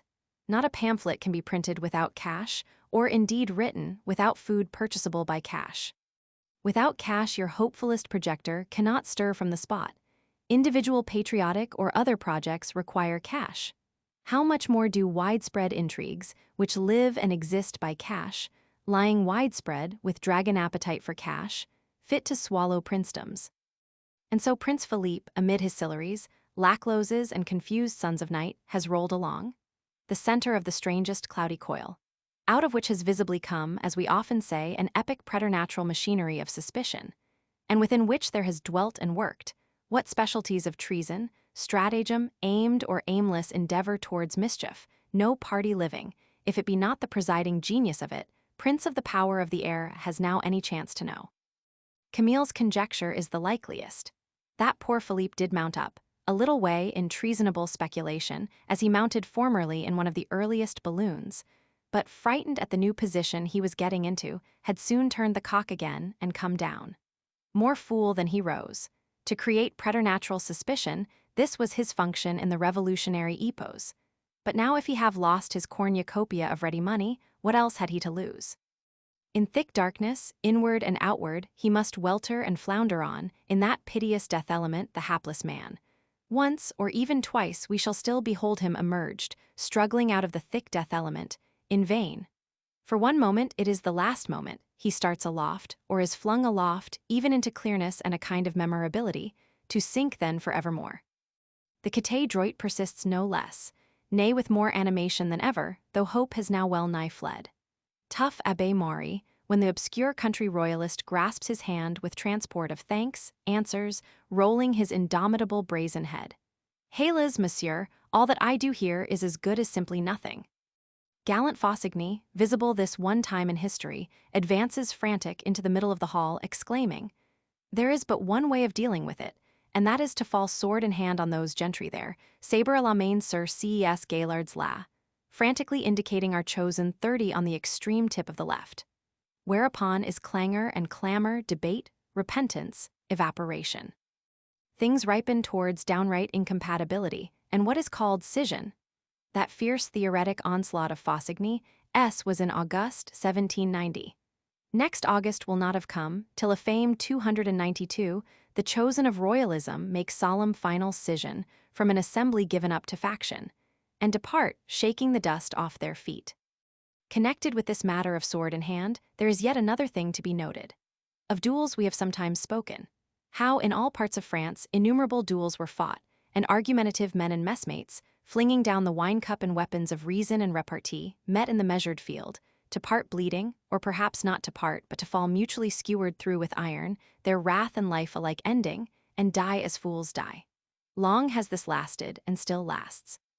But now it would seem as if in an august assembly itself, traitorous royalism, in its despair, had taken to a new course, that of cutting off patriotism by systematic duel. Bully swordsmen, spadasins of that party, go swaggering, or indeed they can be had for a trifle of money. 12 spadasins were seen, by the yellow eye of journalism, arriving recently out of Switzerland. Also, a considerable number of assassins, nombre considerable d'assassins, exercising in fencing schools and at pistol targets. Any patriot deputy of mark can be called out, let him escape 1 time, or 10 times, a time there necessarily is when he must fall, and France mourn. How many cartels has Murraybow had, especially while he was the people's champion? Cartels by the 100, which he, since the Constitution must be made first, and his time is precious, answers now always with a kind of stereotype formula. Monsieur, you are put upon my list, but I warn you that it is long, and I grant no preferences. Then in autumn had we not the duel of Cazalis and Barnave, the 2 chief masters of tongue-shot meeting now to exchange pistol-shot? For Cazalis, chief of the royalists, whom we call blacks or noirs, said in a moment of passion, the patriots were sheer brigands. Nay, in so speaking, he darted or seemed to dart, a fire glance specially at Barnave, who thereupon could not but reply by fire glances, by adjournment to the Bois de Boulogne. Barnave's second shot took effect, on Cazalis's hat. The front nook of a triangular felt, such as mortals then wore, deadened the ball, and saved that fine brow from more than temporary injury. But how easily might the lot have fallen the other way, and Barnave's hat not been so good. Patriotism raises its loud denunciation of dueling in general, petitions an august assembly to stop such feudal barbarism by law. Barbarism and solecism, for will it convince or convict any man to blow half an ounce of lead through the head of him? Surely not. Barnave was received at the Jacobins with embraces, yet with rebukes. Mindful of which, and also that his repetition in America was that of headlong foolhardiness rather, and want of brain not of heart, Charles Lameth does, on the 11th day of November, with little emotion, decline attending some hot young gentleman from Artois, come expressly to challenge him. Nay, indeed, he first coldly engages to attend, then coldly permits two friends to attend instead of him, and shame the young gentleman out of it, which they successfully do. A cold procedure, satisfactory to the two friends, to Lameth and the hot young gentleman, whereby one might have fancied the whole matter was cooled down. Not so, however. Lameth, proceeding to his senatorial duties in the decline of the day, is met in those assembly corridors by nothing but royalist brockards, sniffs, huffs, and open insults. Human patience has its limits. "Monsieur," said Lameth, breaking silence to one Lautrec, a man with hunchback or natural deformity but sharp of tongue and a black of the deepest tint, "Monsieur, if you were a man to be fought with." "I am one," cries the young Duke de Castries. Fast as fire flash Lameth replies, "Tauta el hura on the instant, then." And so, as the shades of dusk thicken in that Bois de Boulogne, we behold two men with lion look, with alert attitude, side foremost, right foot advanced, flourishing and thrusting, staccato and passato, in tierce and quart, intent to skewer one another. See, with most skewering purpose, headlong Lameth with his whole weight makes a furious lunge, but deft Castries whisks aside. Lameth skewers only the air, and slits deep and far on Castries' sword's point, his own extended left arm. Whereupon, with bleeding, pallor, surgeon's lint, and formalities, the duel is considered satisfactorily done. But will there be no end then? Beloved Lameth lies deep slit, not out of danger. Black traitorous aristocrats kill the people's defenders, cut up not with arguments but with rapier slits. And the 12 Spadasins out of Switzerland, and the considerable number of assassins exercising at the pistol target, so meditates and ejaculates hurt patriotism with ever-deepening, ever-widening fervor for the space of 36 hours. The 36 hours past, on Saturday the 13th, one beholds a new spectacle. The Rue de Varennes and neighboring Boulevard des Invalides covered with a mixed flowing multitude. The Castries Hotel gone distracted, devil-ridden, belching from every window, beds with clothes and curtains, plate of silver and gold with filigree, mirrors, pictures, images, commodes, chiffoniers, and endless crockery and jingle, amid steady popular cheers, absolutely without theft.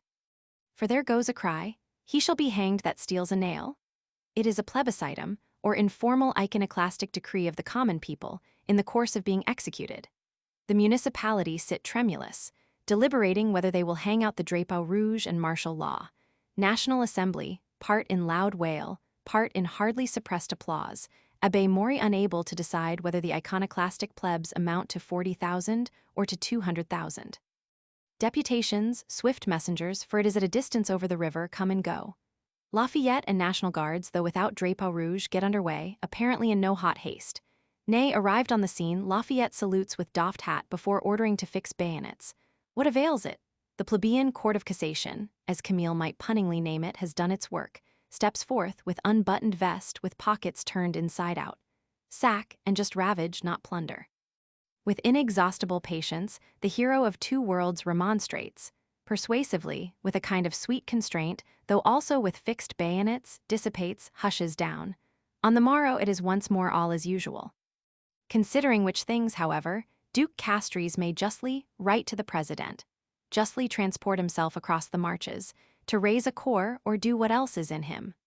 Royalism totally abandons that Bobadillian method of contest, and the 12 Spadasins return to Switzerland, or even to dreamland through the Horn Gate, whichsoever their home is. Nay, Editor Prudhomme is authorized to publish a curious thing. "We are authorized to publish," says he, dull-blustering publisher, "that M. Boyer, champion of good patriots, is at the head of 50 Spadassinicides or bully killers.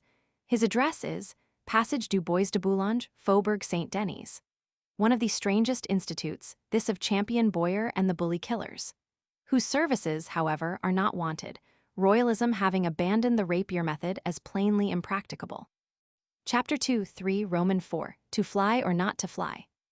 The truth is royalism sees itself verging towards sad extremities, nearer and nearer daily. From over the Rhine it comes asserted that the king in his Tuileries is not free. This the poor king may contradict with the official mouth, but in his heart feels often to be undeniable. Civil constitution of the clergy, decree of ejectment against dissidents from it. Not even to this latter, though almost his conscience rebels, can he say nay, but after 2 months hesitating, signs this also. It was on January 21st of this 1790 that he signed it, to the sorrow of his poor heart yet, on another 21st of January, whereby come dissident ejected priests, unconquerable martyrs according to some, incurable chicaning traitors according to others. And so there has arrived what we once foreshadowed. With religion, or with the cant and echo of religion, all France is rent asunder in a new rupture of continuity, complicating, embittering all the older, to be cured only by stern surgery in La Vendée. Unhappy royalty, unhappy majesty, hereditary, representative, representant hereditaire, or however they can name him, of whom much is expected, to whom little is given. Blue National Guards encircle that Tuileries, a Lafayette, thin constitutional pedant clear, thin, inflexible as water turned to thin ice, whom no queen's heart can love. National Assembly, its pavilion spread where we know, sits nearby, keeping continual hubbub. From without nothing but Nancy revolts, sack of Castries hotels, riots and seditions, riots north and south at Aix, at Douai, at Beaufort, Uzes, Perpignan, at Nismes, and that incurable Avignon of the Popes, a continual crackling and sputtering of riots from the whole face of France, testifying how electric it grows. Add only the hard winter, the famished strikes of operatives, that continual running bass of scarcity, ground tone and basis of all other discords. The plan of royalty, so far as it can be said to have any fixed plan, is still, as ever, that of flying towards the frontiers. In very truth, the only plan of the smallest promise for it. Fly to Bouillé, bristle yourself round with cannon, served by your 40,000 undebauched Germans. Summon the National Assembly to follow you, summon what of it is royalist, constitutional, gainable by money, dissolve the rest by grape-shot if need be. Let Jacobinism and revolt with one wild wail fly into infinite space, driven by grape-shot. Thunder over France with the cannon's mouth, commanding, not entreating, that this riot cease, and then to rule afterwards with utmost possible constitutionality, doing justice, loving mercy, being shepherd of this indigent people, not shearer merely and shepherd similitude. All this if ye dare. If ye dare not, then in heaven's name go to sleep. Other handsome alternative seems none. Nay, it were perhaps possible, with a man to do it.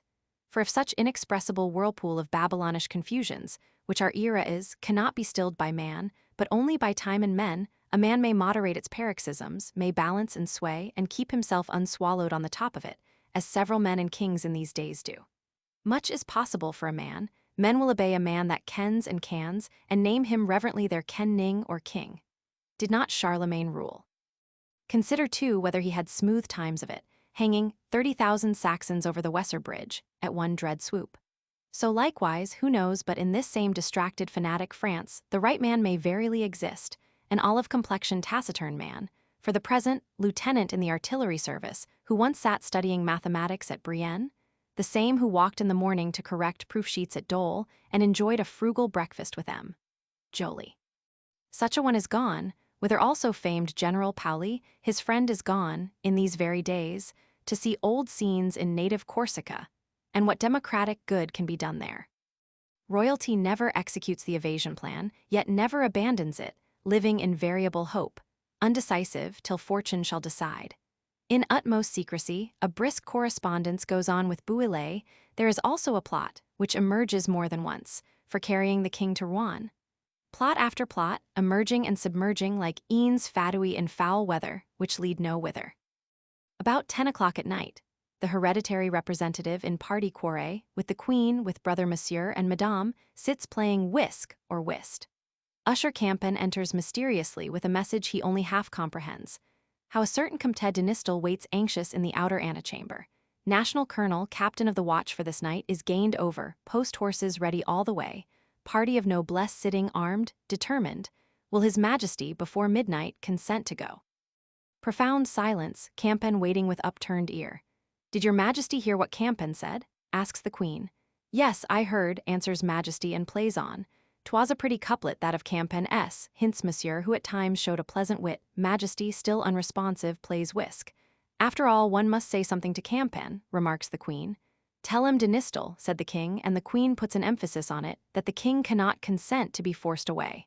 I see, said Denistel, whisking round, piquing himself into flame of irritancy.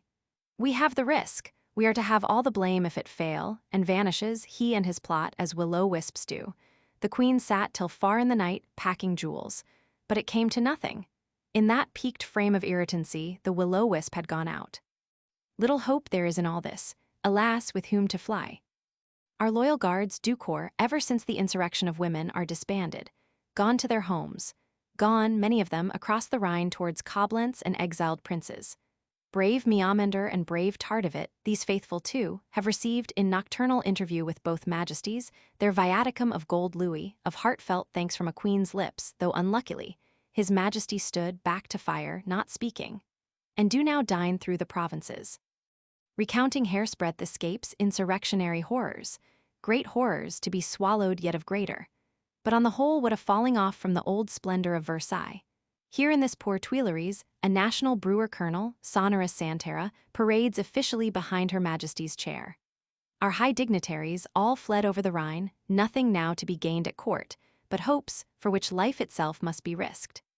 Obscure busy men frequent the back stairs, with hearsays, wind projects, unfruitful fanfaronades. Young royalists at the Theatre de Vaudeville sing couplets, if that could do anything. Royalists enough, captains on furlough, burnt-out seigneurs, may likewise be met with in the Café de Valois and at Mayotte the restaurateurs. There they fan one another into high loyal glow, drink, in such wine as can be procured, confusion to sansculottism, show purchased dirks of an improved structure made to order, and, greatly daring, dine. It is in these places, in these months, that the epithet sansculot first gets applied to indigent patriotism. In the last age we had Gilbert Sansculot, the indigent poet. Destitute of breeches, a mournful destitution, which, however, if 20 millions share it, may become more effective than most possessions. Meanwhile, amid this vague, dim whirl of fanfaronades, wind projects, poniards made to order, there does disclose itself one punctum saliens of life and feasibility, the finger of Murraybow. Murraybow and the Queen of France have met, have parted with mutual trust. It is strange, secret as the mysteries, but it is indubitable. Murraybow took horse one evening and rode westward unattended to see friend Clavière in that country house of his. Before getting to Clavière's, the much-musing horseman struck aside to a back gate of the garden of St. Cloud. Some Duc d'Aremberg or the like was there to introduce him. The queen was not far, on a round knoll, Ron Point, the highest of the garden of St. Cloud. He beheld the queen's face, spake with her alone under the void canopy of night. What an interview, fateful secret for us after all searching, like the colloquies of the gods. She called him a Murraybow. Elsewhere we read that she was charmed with him, the Wilde submitted Titan, as indeed it is among the honorable tokens of this high ill-fated heart that no mind of any endowment, no Murraybow, nay no Barnave, no Dumouriez, ever came face to face with her, but in spite of all prepossessions, she was forced to recognize it, to draw nigh to it with trust. High imperial heart, with the instinctive attraction towards all that had any height. You know not the queen, said Murraybow once in confidence. Her force of mind is prodigious, she is a man for courage. And so, under the void night on the crown of that knoll, she has spoken with a Murraybow. He has kissed loyally the queenly hand and said with enthusiasm, Madame, the monarchy is saved. Possible? The foreign powers, mysteriously sounded, gave favorable guarded response. Bouillé is at Metz and could find 40,000 sure Germans. With a Murraybow for head and a Bouillé for hand, something verily is possible, if fate intervene not. But figure under what thousandfold rapages and cloaks of darkness, royalty, meditating these things, must involve itself. There are men with tickets of entrance. There are chivalrous consultings, mysterious plottings. Consider also whether, involve as it like, plotting royalty can escape the glance of patriotism, lynx eyes, by the 10,000 fixed on it, which see in the dark. Patriotism knows much. Know the dirks made to order and can specify the shops. Knows Seer Modier's legions of Mouchards, the tickets of entrée and men in black, and how plan of evasion succeeds plan, or may be supposed to succeed it. Then conceive the couplets chanted at the Théâtre de Vaudeville, or worse, the whispers, significant nods of traitors in mustaches. Conceive, on the other hand, the loud cry of alarm that came through the 130 journals. the Dionysiaseer of each of the 48 sections, wakeful night and day. Patriotism is patient of much, not patient of all. The Café de Procope has sent, visibly along the streets, a deputation of patriots to expostulate with bad editors, by trustful word of mouth, singular to see and hear. The bad editors promise to amend, but do not. Deputations for change of ministry were many, Mayor Bailey joining even with Cordelier Danton in such, and they have prevailed. With what profit? Of quacks, willing or constrained to be quacks, the race is everlasting. Ministers Duportail and Duterter will have to manage much as ministers Latter Dupin and Sassay did. So welters the confused world. But now, beaten on forever by such inextricable contradictory influences and evidences, what is the indigent French patriot, in these unhappy days, to believe and walk by?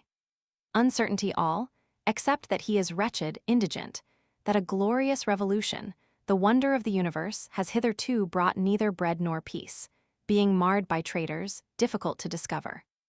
Traitors that dwell in the dark, invisible there, or seen for moments, in pallid dubious twilight, stealthily vanishing thither. Preternatural suspicion once more rules the minds of men. Nobody here, writes Cara of the Annals Patriotiques, so early as the 1st of February, can entertain a doubt of the constant obstinate project these people have on foot to get the king away, or of the perpetual succession of maneuvers they employ for that. Nobody. The watchful mother of patriotism deputed 2 members to her daughter at Versailles to examine how the matter looked there. Well, and there. Patriotic Cara continues.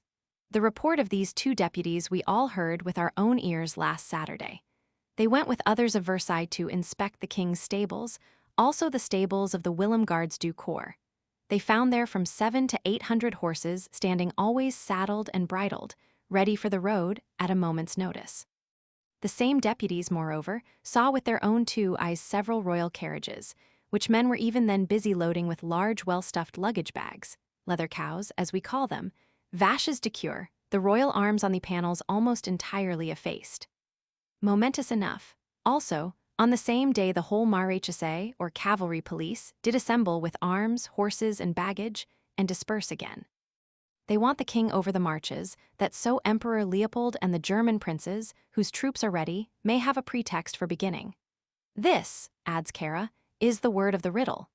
This is the reason why our fugitive aristocrats are now making levies of men on the frontiers, expecting that, one of these mornings, the executive chief magistrate will be brought over to them, and the civil war commence.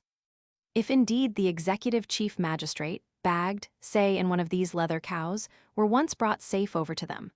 But the strangest thing of all is that patriotism, whether barking at a venture or guided by some instinct of preternatural sagacity, is actually barking aright this time, at something, not at nothing. Bouillet's secret correspondence, since made public, testifies as much. Nay, it is undeniable, visible to all, that Mesdames the King's aunts are taking steps for departure, asking passports of the ministry, safe conducts of the municipality, which Marat warns all men to beware of. They will carry gold with them, these old Béguines. Nay, they will carry the little Dauphin, having nursed a changeling for some time to leave in his stead. Besides, they are as some light substance flung up, to show how the wind sits. A kind of proof kite you fly off to ascertain whether the grand paper kite, evasion of the king, may mount. In these alarming circumstances, patriotism is not wanting to itself. Municipality deputes to the king, sections depute to the municipality, a national assembly will soon stir. Meanwhile, behold, on the 19th of February 1791, Mesdames, quitting Bellevue and Versailles with all privacy, are off, towards Rome seemingly, or one knows not whither. They are not without king's passports, countersigned, and what is more to the purpose, a serviceable escort. The patriotic mayor or mayorlet of the village of Mort tried to detain them, but brisk Louis de Narbonne of the escort dashed off at hand gallop, returned soon with 30 dragoons, and victoriously cut them out. And so the poor ancient women go their way, to the terror of France and Paris, whose nervous excitability is become extreme. Who else would hinder poor Loque and Grail, now grown so old, and fallen into such unexpected circumstances, when gossip itself, turning only on terrors and horrors, is no longer pleasant to the mind, and you cannot get so much as an orthodox confessor in peace, from going what way soever the hope of any solacement might lead them. They go, poor ancient dames, whom the heart were hard that does not pity. They go, with palpitations, with unmelodious suppressed screechings, all France screeching and cackling in loud unsuppressed terror, behind and on both hands of them. Such mutual suspicion is among men. At Arnay-le-Duc, above halfway to the frontiers, a patriotic municipality and populace again takes courage to stop them. Louis Narbonne must now back to Paris, must consult the National Assembly. National Assembly answers, not without an effort, that Mesdames may go. Whereupon Paris rises worse than ever, screeching half distracted. Tuileries and precincts are filled with women and men, while the National Assembly debates this question of questions. Lafayette is needed at night for dispersing them, and the streets are to be illuminated. Commandant Berthier, a Berthier before whom are great things unknown, lies for the present under blockade at Bellevue and Versailles. By no tactics could he get Mesdames. Luggage stirred from the courts there. Frantic Versailles women came screaming about him. His very troops cut the wagon traces. He retired to the interior, waiting better times. Nay, in these same hours, while Mesdames, hardly cut out from Mort by the sabre's edge, are driving rapidly to foreign parts, and not yet stopped at Arnay, their august nephew, poor Monsieur, at Paris, has dived deep into his cellars of the Luxembourg for shelter, and according to Montgillard can hardly be persuaded up again. Screeching multitudes environ that Luxembourg of his, drawn thither by report of his departure. But at sight and sound of Monsieur, they become crowing multitudes, and escort Madame and him to the Tuileries with vivats. It is a state of nervous excitability such as few nations know. Chapter 2-3v, The Day of Poniards. Or again, what means this visible reparation of the castle of Vincennes? Other jails being all crowded with prisoners, new space is wanted here. That is the municipal account. For in such changing of judicatures, parliaments being abolished and new courts but just set up, prisoners have accumulated. Not to say that in these times of discord and club law, offenses and committals are, at any rate, more numerous. Which municipal account, does it not sufficiently explain the phenomenon? Surely, to repair the castle of Vincennes was of all enterprises that an enlightened municipality could undertake, the most innocent. Not so, however, does neighboring Saint-Antin look on it. Saint-Antin, to whom these peaked turrets and grim donjons, all too near her own dark dwelling, are of themselves an offense. Was not Vincennes a kind of minor Bastille? Great Diderot and philosophers have lain in durance here. Great Murraybow in disastrous eclipse for 42 months. And now when the old Bastille has become a dancing ground, had anyone the mirth to dance, and its stones are getting built into the Pont Louis Seize, does this minor, comparative insignificance of a Bastille flank itself with fresh-hewn mullions, spread out tyrannous wings, menacing patriotism? New space for prisoners, and what prisoners? Adorleans, with the chief patriots on the tip of the left. It is said, there runs a subterranean passage all the way from the Tuileries hither. Who knows?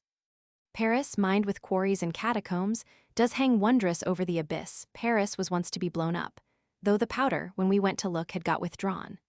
A Tuileries sold to Austria and Koblenz should have no subterranean passage, out of which might not Koblenz or Austria issue, some morning, and with cannon of long range, Foudrier, beth under a patriotic Saint-Antin into smolder and ruin.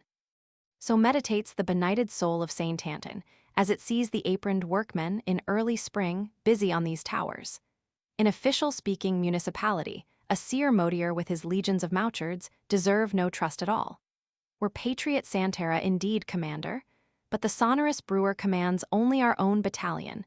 Of such secrets he can explain nothing, knows nothing, perhaps suspects much. And so the work goes on. An afflicted, benighted Saint-Antin hears rattle of hammers, sees stones suspended in air. Saint-Antin prostrated the first great Bastille. Will it falter over this comparative insignificance of a Bastille? Friends, what if we took pikes, firelocks, sledgehammers, and helped ourselves? Speedier is no remedy, nor so certain. On the 28th day of February, Saint-Antin turns out, as it is now often done, and, apparently with little superfluous tumult, moves eastward to that Isaro of Vincennes. With grave voice of authority, no need of bullying and shouting, Saint-Antin signifies to parties concerned there that its purpose is to have this suspicious stronghold raised level with the general soil of the country. Remonstrance may be proffered with zeal, but it avails not. The outer gate goes up, drawbridges tumble, Iron window stanchions, smitten out with sledgehammers, become iron crowbars. It rains furniture, stone masses, slates. With chaotic clatter and rattle, demolition clatters down.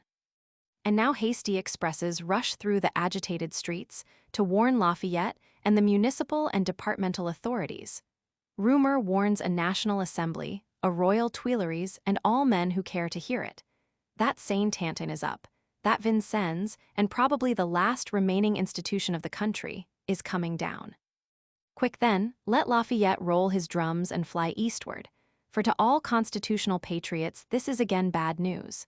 And you, ye friends of royalty, snatch your poniards of improved structure made to order, your sword canes, secret arms, and tickets of entry. Quick, by backstairs passages, rally round the son of 60 kings. An effervescence probably got up by D'Orléans and company for the overthrow of throne and altar. It is said Her Majesty shall be put in prison, put out of the way. What then will His Majesty be? Clay for the Sansculottic potter, or were it impossible to fly this day, a brave noblesse suddenly all rallying? Peril threatens, hope invites. Dukes de Villequier, de Duras, gentlemen of the chamber give tickets and admittance. A brave noblesse is suddenly all rallying. Now were the time to fall sword in hand on those gentry there. Could it be done with effect? The hero of two worlds is on his white charger. Blue nationals, horse and foot, hurrying eastward. Santerre, with the Saint-Anton battalion, is already there, apparently indisposed to act. Heavy-laden hero of two worlds, what tasks are these? The jeerings, provocative gamblings of that patriot suburb, which is all out on the streets now, are hard to endure. Unwashed patriots jeering in sulky sport, one unwashed patriot seizing the general by the boot to unhorse him. Santerre, ordered to fire, makes answer obliquely, "These are the men that took the Bastille," and not a trigger stirs. Neither dare the Vincennes magistracy give warrant of arrestment or the smallest countenance, wherefore the general will take it on himself to arrest. By promptitude, by cheerful adroitness, patience, and brisk valor without limits, the riot may be again bloodlessly appeased. Meanwhile, the rest of Paris, with more or less unconcern, may mind the rest of its business. For what is this but an effervescence of which there are now so many?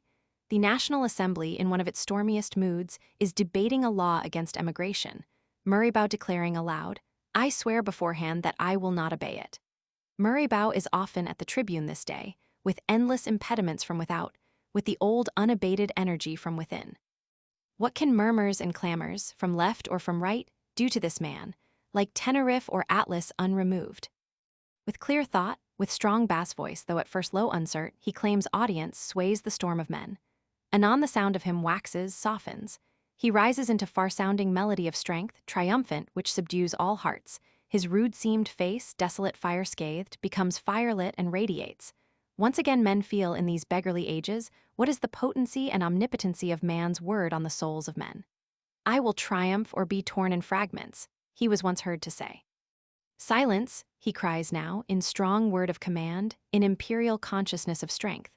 "Silence, the 30 voices, silence aux 30 voix," and Robespierre and the 30 voices die into mutterings, and the law is once more as Murraybow would have it. How different, at the same instant, is General Lafayette's street eloquence, wrangling with sonorous brewers with an ungrammatical Saint-Anton. Most different, again, from both is the Café de Valois eloquence and suppressed fanfaronade of this multitude of men with tickets of entry, who are now inundating the corridors of the Tuileries. Such things can go on simultaneously in one city. How much more in one country, in one planet with its discrepancies, every day a mere crackling infinitude of discrepancies, which nevertheless do yield some coherent net product, though an infinitesimally small one. Be this as it may, Lafayette has saved Vincennes and is marching homewards with some dozen of arrested demolitionists. Royalty is not yet saved, nor indeed specially endangered.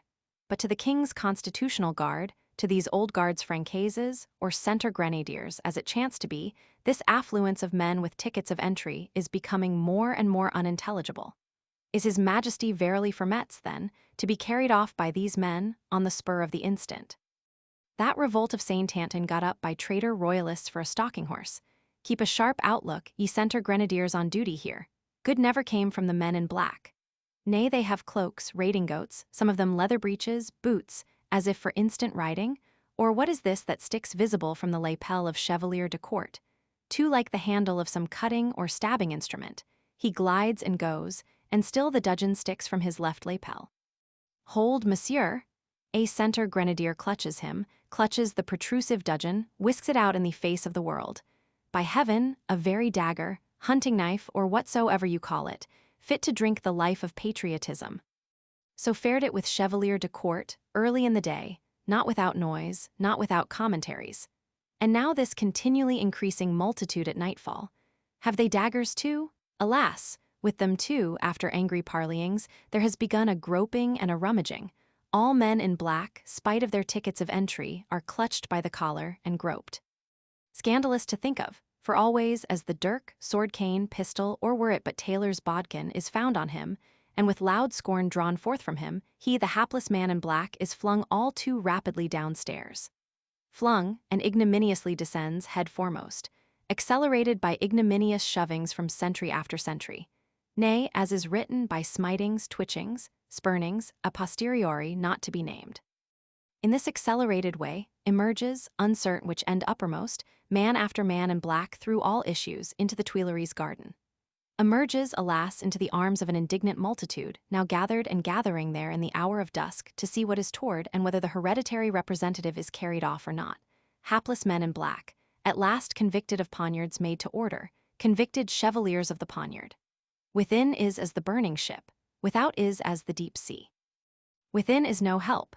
His Majesty, looking forth one moment from his interior sanctuaries, coldly bids all visitors give up their weapons, and shuts the door again. The weapons given up form a heap. The convicted chevaliers of the poniard keep descending pell-mell, with impetuous velocity, and at the bottom of all staircases the mixed multitude receives them, hustles, buffets, chases, and disperses them.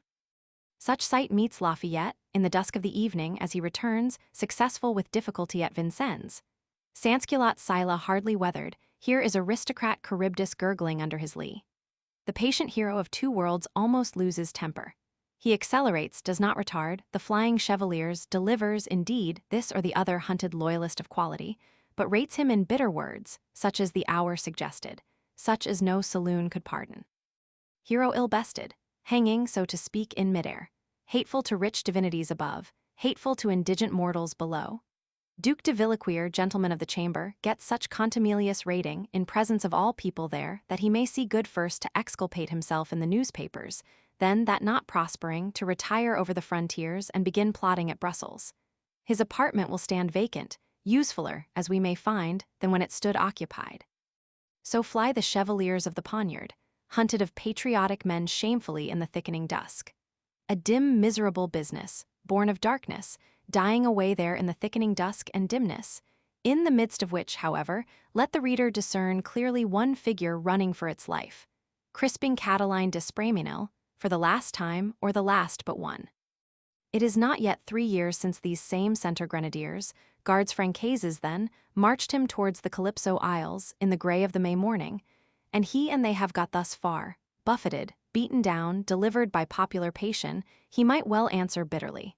And I too, monsieur, have been carried on the people's shoulders. A fact which popular passion, if he like, can meditate. But happily, one way and another, the speedy night covers up this ignominious day of poniards, and the chevaliers escape, though maltreated, with torn coat-skirts and heavy hearts, to their respective dwelling houses. Riot twofold is quelled, and little blood shed, if it be not insignificant blood from the nose, Vincennes stands undemolished, reparable, and the hereditary representative has not been stolen, nor the queen smuggled into prison. A day long remembered, commented on with loud ha-has and deep grumblings, with bitter scornfulness of triumph, bitter rancor of defeat. Royalism, as usual, imputes it to d'Orléans and the anarchists intent on insulting majesty. Patriotism, as usual, to royalists and even constitutionalists intent on stealing majesty to Metz. We, also as usual, to preternatural suspicion, and Phoebus Apollo having made himself like the night. Thus, however, has the reader seen, in an unexpected arena, on this last day of February 1791, the three long-contending elements of French society dashed forth into singular comico-tragical collision, acting and reacting openly to the eye. Constitutionalism, at once quelling sansculottic riot at Vincennes, and royalist treachery from the Tuileries, is great, this day, and prevails. As for poor royalism, tossed to and fro in that manner, its daggers all left in a heap, what can one think of it? Every dog, the adage says, has its day, has had it, or will have it. For the present, the day is Lafayette's and the Constitution's. Nevertheless, hunger and Jacobinism, fast-growing fanatical, still work. Their day, where they once fanatical, will come.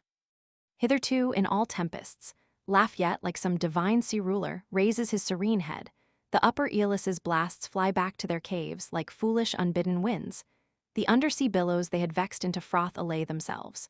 But if, as we often write, the submarine titanic firepowers came into play, the ocean bed from beneath being burst, if they hurled Poseidon Lafayette and his Constitution out of space, and in the titanic melee, sea were mixed with sky. Chapter 2:3 Romans 6, Murray-bow. The spirit of France waxes ever more acrid, fever-sick, towards the final outburst of dissolution and delirium. Suspicion rules all minds. Contending parties cannot now commingle, stand separated sheer asunder, eyeing one another in most aguish mood of cold terror or hot rage. Counter-revolution, days of poniards, Castries duels, flight of mesdames, of monsieur and royalty, journalism shrills ever louder its cry of alarm. The sleepless Dionysius's ear of the 48 sections, how feverishly quick has it grown, convulsing with strange pangs the whole sick body, as in such sleeplessness and sickness, the ear will do. Since royalists get poniards made to order, and a seer modier is no better than he should be, shall not patriotism too, even of the indigent sort, have pikes, second-hand firelocks in readiness for the worst? The anvils ring, during this March month, with hammering of pikes. A constitutional municipality promulgated its placard that no citizen except the active or cash citizen was entitled to have arms. But there rose, instantly responsive, such a tempest of astonishment from club and section, that the constitutional placard, almost next morning, had to cover itself up and die away into inanity in a second improved edition. So the hammering continues, as all that it betokens does. Mark, again, how the extreme tip of the left is mounting in favor, if not in its own national hall, yet with the nation, especially with Paris. For in such universal panic of doubt, the opinion that is sure of itself, as the meagrest opinion may the soonest be, is the one to which all men will rally. Great is belief, were it never so meager, and leads captive the doubting heart. Incorruptible Robespierre has been elected public accuser in our new courts of judicature. Virtuous Patience, it is thought, may rise to be mayor. Cordelier Danton, called also by triumphant majorities, sits at the departmental council table, colleague there of Murray-bow. Of incorruptible Robespierre it was long ago predicted that he might go far, mean meager mortal though he was, for doubt dwelt not in him. Under which circumstances ought not royalty likewise to cease doubting, and begin deciding and acting? Royalty has always that sure trump card in its hand, flight out of Paris. Which sure trump card royalty, as we see, keeps ever and anon clutching at, grasping, and swashes it forth tentatively, yet never tables it, still puts it back again. Play it, O royalty! If there be a chance left, this seems it, and verily the last chance, and now every hour is rendering this a doubtfuller. Alas, one would so fain both fly and not fly, play one's card and have it to play. Royalty, in all human likelihood, will not play its trump card till the honors, one after one, be mainly lost, and such trumping of it prove to be the sudden finish of the game. Here accordingly a question always arises, of the prophetic sort, which cannot now be answered. Suppose Murray-bow, with whom royalty takes deep counsel, as with a prime minister that cannot yet legally avow himself as such, had got his arrangements completed. Arrangements he has, far-stretching plans that dawn fitfully on us, by fragments, in the confused darkness. 30 departments ready to sign loyal addresses of prescribed tenor, king carried out of Paris, but only to Campigny and Rouen, hardly to Metz, since once for all no emigrant rabble shall take the lead in it. National Assembly consenting, by dint of loyal addresses, by management by force of bouillet, to hear reason and follow thither. Was it so, on these terms, that Jacobinism and Murray-bow were then to grapple, in their Hercules and Typhon duel? Death inevitable for the one or the other. The duel itself is determined on and sure, but on what terms, much more with what issue, we in vain guess. It is vague darkness all, unknown what is to be, unknown even what has already been. The giant Murray-bow walks in darkness, as we said, companionless on wild ways, What his thoughts during these months were, no record of biographer, not vague fils adoptif, will now ever disclose. To us, endeavoring to cast his horoscope, it of course remains doubly vague. There is one Herculean man, in internecine duel with him, there is monster after monster. Emigrant noblesse return, sword on thigh, vaunting of their loyalty never sullied, descending from the air, like harpy swarms with ferocity, with obscene greed. Earthward there is the typhon of anarchy, political, religious, sprawling hundred-headed, say with 25 million heads, wide as the area of France, fierce as frenzy, strong in very hunger. With these shall the serpent queller do battle continually, and expect no rest. As for the king, he as usual will go wavering chameleon-like, changing color and purpose with the color of his environment, good for no kingly use. On one royal person, on the queen only, can Murray-Bow perhaps place dependence. It is possible the greatness of this man, not unskilled too in blandishments, courtiership, and graceful adroitness, might with most legitimate sorcery fascinate the volatile queen and fix her to him. She has courage for all noble daring, an eye and a heart, the soul of Therese's daughter. Faut il donc is it fated then, she passionately writes to her brother, that I with the blood I am come of, with the sentiments I have, must live and die among such mortals? Alas, poor princess, yes. She is the only man, as Murray-Bow observes, whom his majesty has about him. Of one other man Murray-Bow is still surer of himself, there lies his resources, sufficient or insufficient. Dim and great to the eye of prophecy looks the future. A perpetual life and death battle, confusion from above and from below, mere confused darkness for us, with here and there some streak of faint lurid light. We see king perhaps laid aside, not tonsured, tonsuring is out of fashion now, but say, sent away any whither with handsome annual allowance and stock of smith tools. We see a queen and dauphin, regent and minor, a queen mounted on horseback, in the din of battles with moriamur pro rege nostro. Such a day, Murray-Bow writes, may come. Din of battles, wars more than civil, confusion from above and from below. In such environment the eye of prophecy sees Comte de Murray-Bow, like some Cardinal de Retz, stormfully maintain himself. With head all devising, heart all daring, if not victorious, yet unvanquished, while life is left him. The specialties and issues of it, no eye of prophecy can guess at. It is clouds, we repeat, and tempestuous night. And in the middle of it, now visible, far darting, now laboring in eclipse, is Murray-Bow indomitably struggling to be cloud compeller. One can say that, had Murray-Bow lived, the history of France and of the world had been different. Further, that the man would have needed, as few men ever did, the whole compass of that same art of daring, art doser, which he so prized.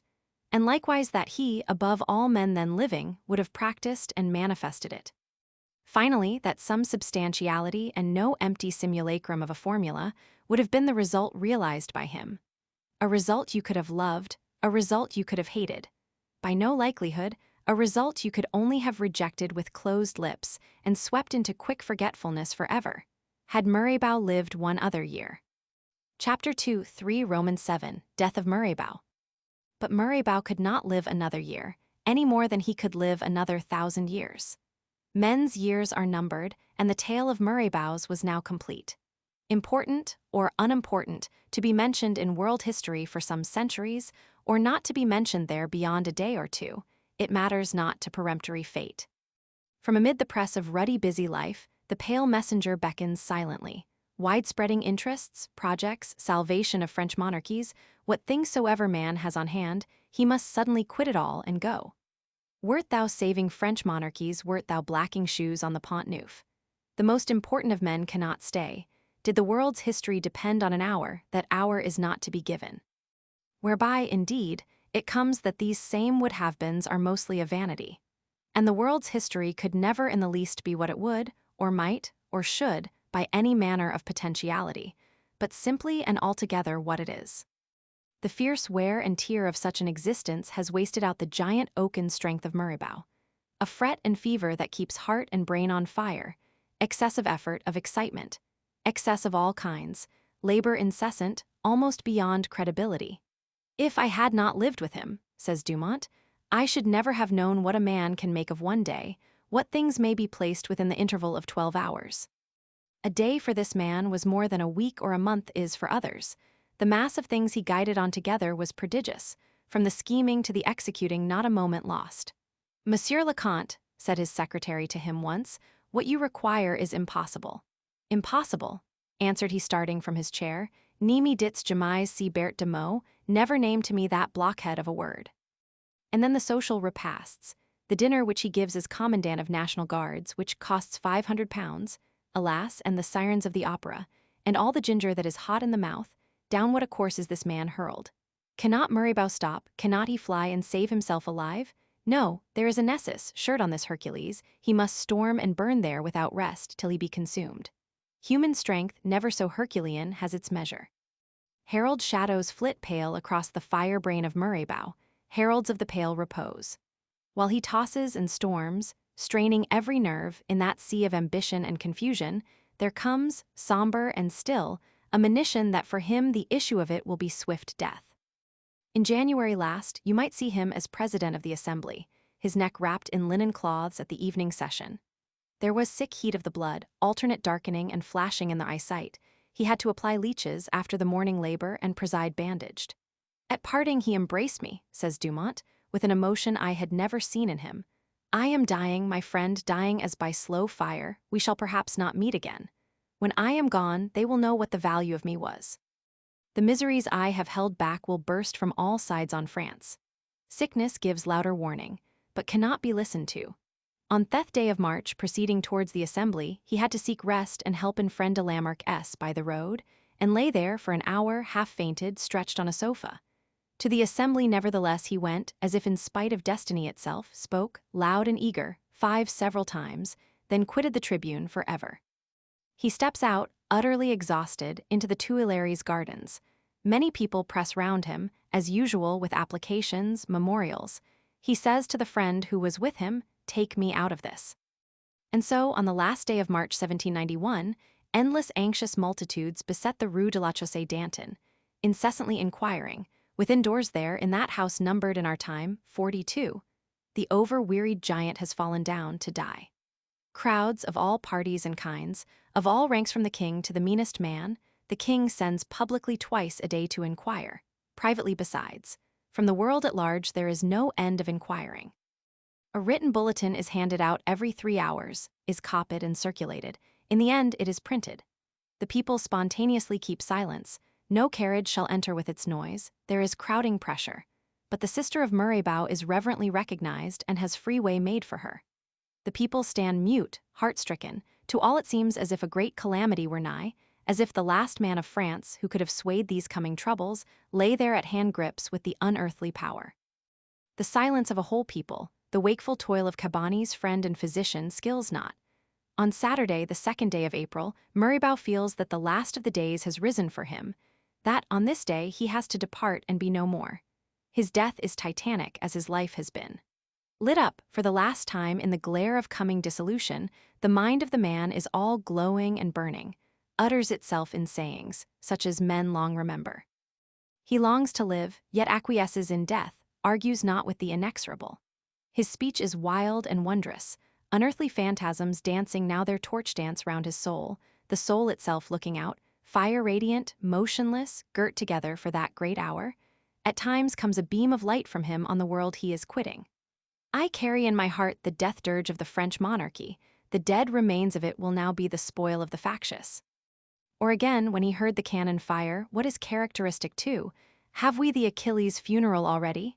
So likewise, while some friend is supporting him, "Yes, support that head, would I could bequeath it thee," for the man dies as he has lived, self-conscious, conscious of a world looking on. He gazes forth on the young spring, which for him will never be summer. The sun has risen, he says. Si en est paladia, c'est du moins son cousin germain. Death has mastered the outworks, power of speech is gone, the citadel of the heart still holding out. The moribund giant passionately by sign demands paper and pen, writes his passionate demand for opium to end these agonies. The sorrowful doctor shakes his head. "Dormir to sleep," writes the other, passionately pointing at it. So dies a gigantic heathen and titan, stumbling blindly, undismayed, down to his rest. At 8:30 in the morning, Dr. Petty, standing at the foot of the bed, says, "Il n'y souffre plus." His suffering and his working are now ended. Even so, ye silent patriot multitudes, all ye men of France, this man is rapt away from you. He has fallen suddenly, without bending till he broke, as a tower falls, smitten by sudden lightning. His word ye shall hear no more, his guidance follow no more. The multitudes depart, heart-struck, spread the sad tidings. How touching is the loyalty of men to their sovereign man! All theaters, public amusements close. No joyful meeting can be held in these nights. Joy is not for them. The people break in upon private dancing parties and sullenly command that they cease. Of such dancing parties apparently but two came to light, and these also have gone out. The gloom is universal. Never in this city was such sorrow for one death, never since that old night when Louis Roman XII departed, and the criers d'escour went sounding their bells and crying along the streets. Le bon roi Louis, pere du peuple, est mort, the good King Louis, father of the people, is dead. King Moribow is now the lost king, and one may say with little exaggeration, all the people mourns for him. For 3 days there is low wide moan, weeping in the National Assembly itself. The streets are all mournful, orators mounted on the bournes, with large silent audience, preaching the funeral sermon of the dead. Let no coachman whip fast, distractively with his rolling wheels, or almost at all, through these groups. His traces may be cut, himself and his fair, as incurable aristocrats, hurled sulkily into the kennels. The Bornstone orators speak as it is given them. The sansculottic people, with its rude soul, listens eager, as men will to any sermon or sermo when it is a spoken word meaning a thing, and not a babblement meaning no thing. In the restaurateurs of the Palais Royal, the waiter remarks, "Fine weather, monsieur?" "Yes, my friend," answers the ancient man of letters, "very fine, but Moribow is dead." Hoarse rhythmic threnodies comes also from the throats of ballad singers, are sold on gray-white paper at a sou each. But of portraits, engraved, painted, hewn, and written, of eulogies, reminiscences, biographies, nay vaudevilles, dramas, and melodramas, in all provinces of France, there will, through these coming months, be the due immeasurable crop, thick as the leaves of spring. Nor that a tincture of burlesque might be in it, is Gobel's episcopal mandment wanting. Goose Gobel, who has just been made constitutional bishop of Paris. A mandment wherein sa ira alternates very strangely with nomen domini, and you are, with a grave countenance, invited to rejoice at possessing in the midst of you a body of prelates created by Moribow, zealous followers of his doctrine, faithful imitators of his virtues. So speaks and cackles manifold the sorrow of France, wailing articulately, inarticulately as it can, that a sovereign man is snatched away. In the National Assembly, when difficult questions are astir, all eyes will turn mechanically to the place where Moribow sat, and Moribow is absent now. On the third evening of the lamentation, the 4th of April, there is solemn public funeral, such as deceased mortal seldom had. Procession of a league in length, of mourners reckoned loosely at 100,000. All roofs are thronged with onlookers, all windows, lamp irons, branches of trees. Sadness is painted on every countenance, many persons weep.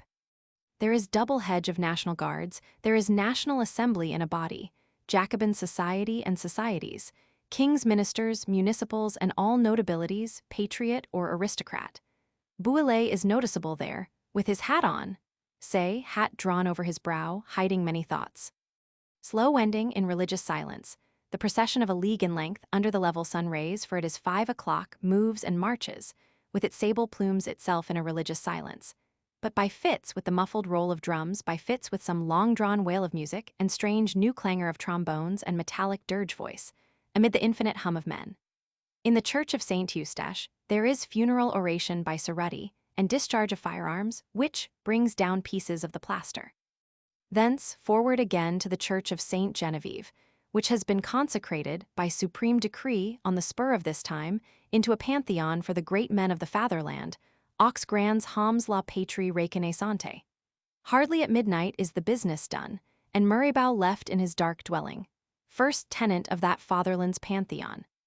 Tenant, alas, who inhabits but at will and shall be cast out, for, in these days of convulsion and disjection, not even the dust of the dead is permitted to rest.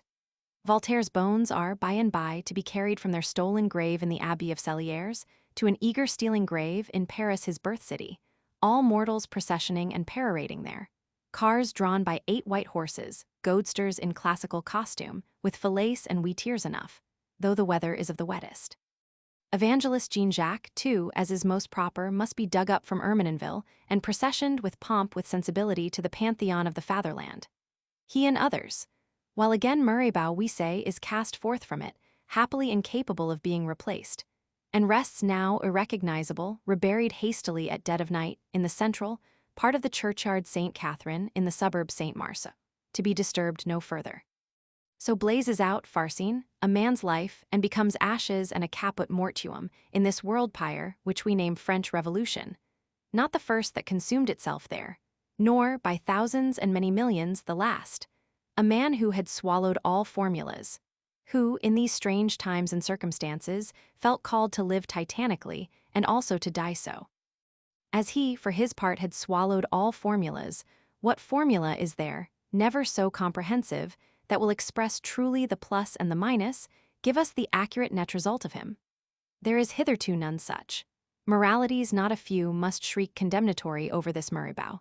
The morality by which he could be judged has not yet got uttered in the speech of men. We shall say this of him again, that he is a reality and no simulacrum, a living son of nature, our general mother, not a hollow artifice and mechanism of conventionalities, son of nothing, brother to nothing. In which little word, let the earnest man, walking sorrowful in a world mostly of stuffed clothes suits, that chatter and grin meaningless on him, quite ghastly to the earnest soul, think what significance there is. Of men who in such sense are alive and see with eyes, the number is now not great. It may be well if in this huge French Revolution itself, with its all-developing fury, we find some 3. Mortals driven rabid we find, sputtering the acridest logic, bearing their breast to the battle-hail, their neck to the guillotine, of whom it is so painful to say that they too are still, in good part, manufactured formalities, not facts but hearsays. Honor to the strong man in these ages who has shaken himself loose of shams and is something. For in the way of being worthy, the first condition surely is that one be. Let cant cease at all risks and at all costs, till cant cease nothing else can begin. Of human criminals in these centuries, writes the moralist, I find but one unforgivable, the quack. Hateful to God, as divine Dante sings, and to the enemies of God. Adios spiacent et inemici sui. But whoever will, with sympathy, which is the first essential towards insight, look at this questionable Murraybow, may find that there lay verily in him, as the basis of all, a sincerity, a great free earnestness. Nay, call it honesty, for the man did before all things see, with that clear flashing vision into what was, into what existed as fact, and did with his wild heart follow that and no other. Whereby on what ways soever he travels and struggles, often enough falling, he is still a brother man. Hate him not, thou canst not hate him. Shining through such soil and tarnish, and now victorious effulgent, and oftenest struggling eclipsed, the light of genius itself is in this man, which was never yet base and hateful, but at worst was lamentable, lovable with pity. They say that he was ambitious, that he wanted to be minister. It is most true, and was he not simply the one man in France who could have done any good as minister? Not vanity alone, not pride alone, far from that. Wild burstings of affection were in this great heart, of fierce lightning and soft dew of pity. So sunk, bemired in wretchedest defacements, it may be said of him, like the Magdalen of old, that he loved much. His father, the harshest of old crabbed men, he loved with warmth, with veneration. Be it that his falls and follies are manifold, as himself often lamented even with tears. Alas, is not the life of every such man already a poetic tragedy, made up of fate and of one's own deservings, of Schicksal und Eigen Schuld, full of the elements of pity and fear? This brother man, if not epic for us, is tragic, if not great, is large, large in his qualities, world large in his destinies. Whom other men, recognizing him as such, may, through long times, remember and draw nigh to examine and consider. These, in their several dialects, will say of him and sing of him, till the right thing be said, and so the formula that can judge him be no longer an undiscovered one. Here then the wild Gabriel Honoré drops from the tissue of our history, not without a tragic farewell. He is gone, the flower of the wild Riquetti or a Riquetti kindred, which seems as if in him, with one last effort, it had done its best, and then expired or sunk down to the undistinguished level. Crabbed old Marquis Murraybow, the friend of men, sleeps sound. The Bailey Murraybow, worthy uncle, will soon die forlorn alone. Beryl Murraybow, already gone across the Rhine, his regiment of emigrants will drive nigh desperate. Beryl Murraybow, says a biographer of his, went indignantly across the Rhine and drilled emigrant regiments. But as he sat one morning in his tent, sour of stomach doubtless and of heart, meditating in Tartarian humor on the turn things took, a certain captain or subaltern demanded admittance on business.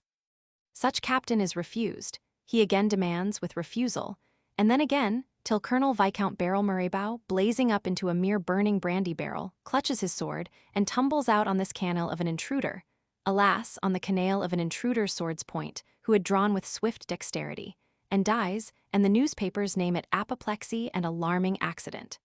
So die the Murraybows. New Murraybows one hears not of.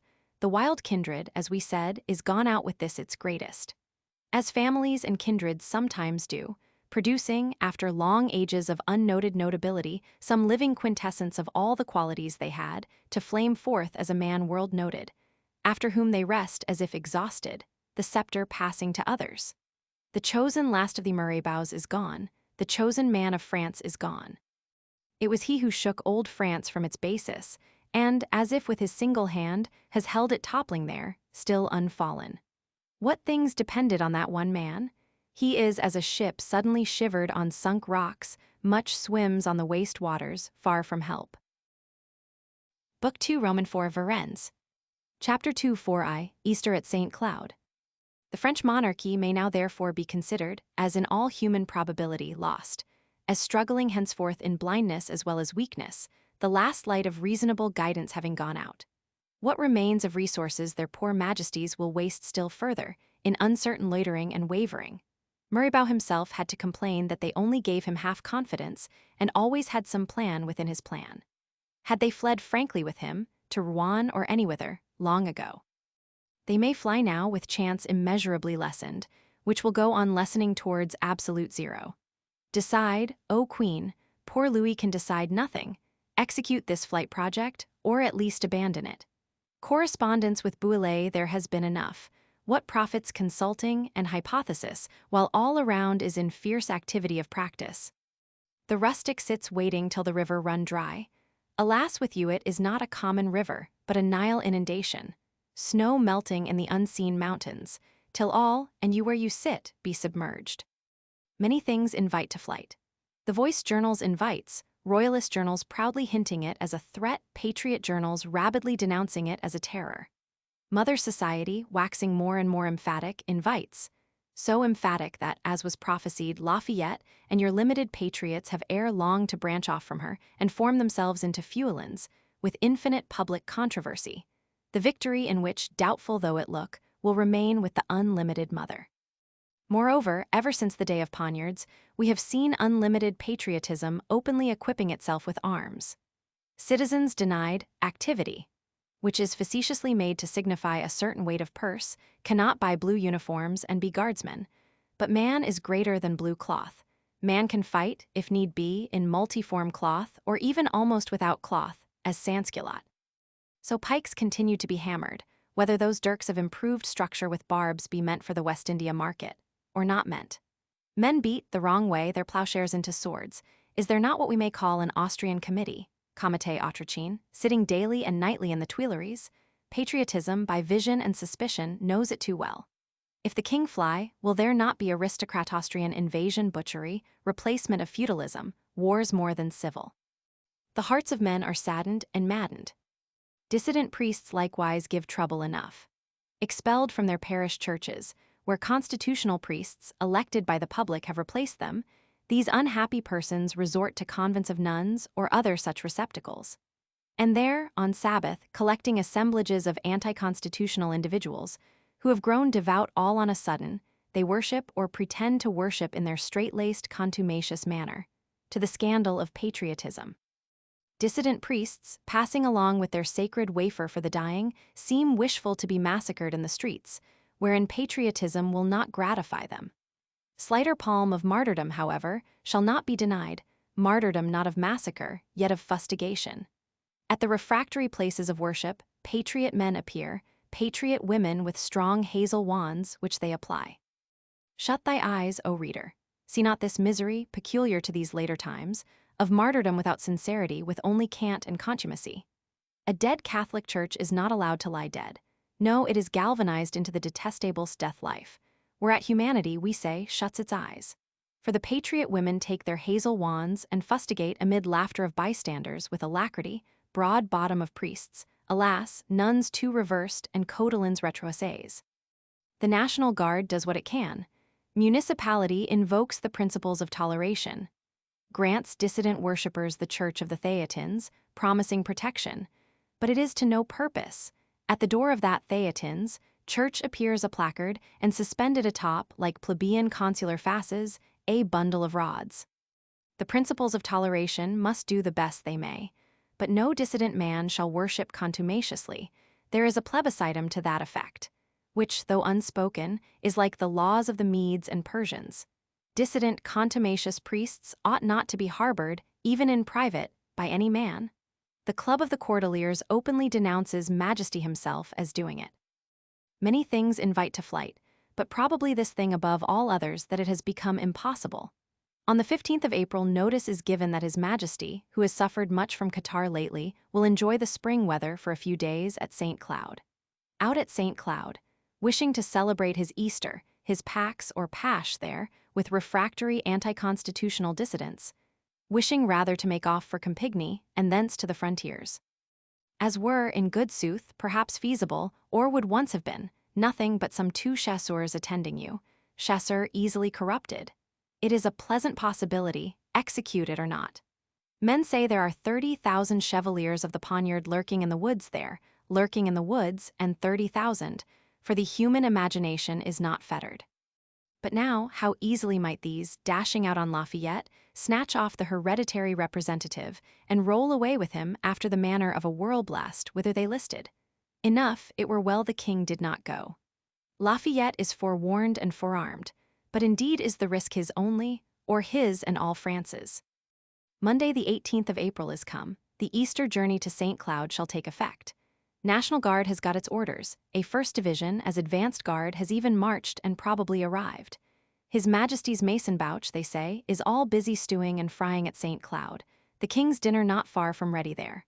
About 1 o'clock, the royal carriage with its 8 royal blacks shoots stately into the Place du Carrousel, draws up to receive its royal burden.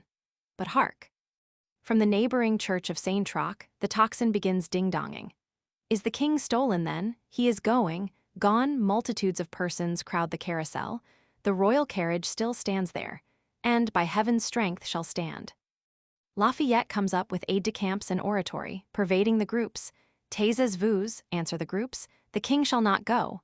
Monsieur appears at an upper window, 10,000 voices bray and shriek, nous ne voulons pas que le roi parte. Their majesties have mounted. Crack go the whips, but 20 patriot arms have seized each of the 8 bridles.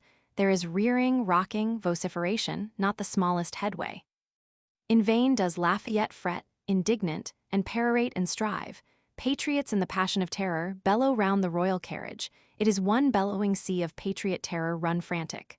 Will royalty fly off towards Austria, like a lit rocket, towards endless conflagration of civil war? Stop it, ye patriots, in the name of heaven. Rude voices passionately apostrophize royalty itself. Usher Campen, and other the like official persons, pressing forward with help or advice, are clutched by the sashes and hurled and whirled in a confused, perilous manner, so that Her Majesty has to plead passionately from the carriage window. Order cannot be heard, cannot be followed. National Guards know not how to act. Centre Grenadiers of the Observatoire Battalion are there, not on duty, alas, in quasi-mutiny, speaking rude, disobedient words, threatening the mounted guards with sharp shot if they hurt the people. Lafayette mounts and dismounts, runs haranguing, panting, on the verge of despair.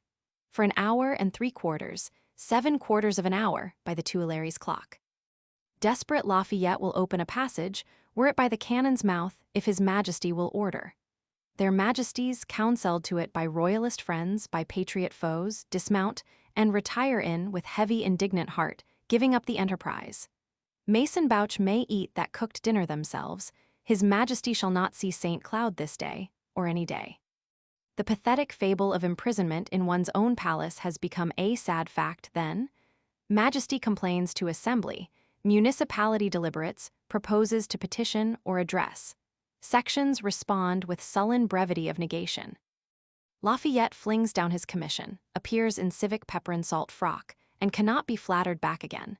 Not in less than 3 days, and by unheard of entreaty, National Guards kneeling to him and declaring that it is not sycophancy, that they are free men kneeling here to the Statue of Liberty. For the rest, those center grenadiers of the Observatoire are disbanded, yet indeed are re-enlisted, all but 14, under a new name and with new quarters. The king must keep his Easter in Paris, meditating much on this singular posture of things, but as good as determined now to fly from it, desire being wedded by difficulty.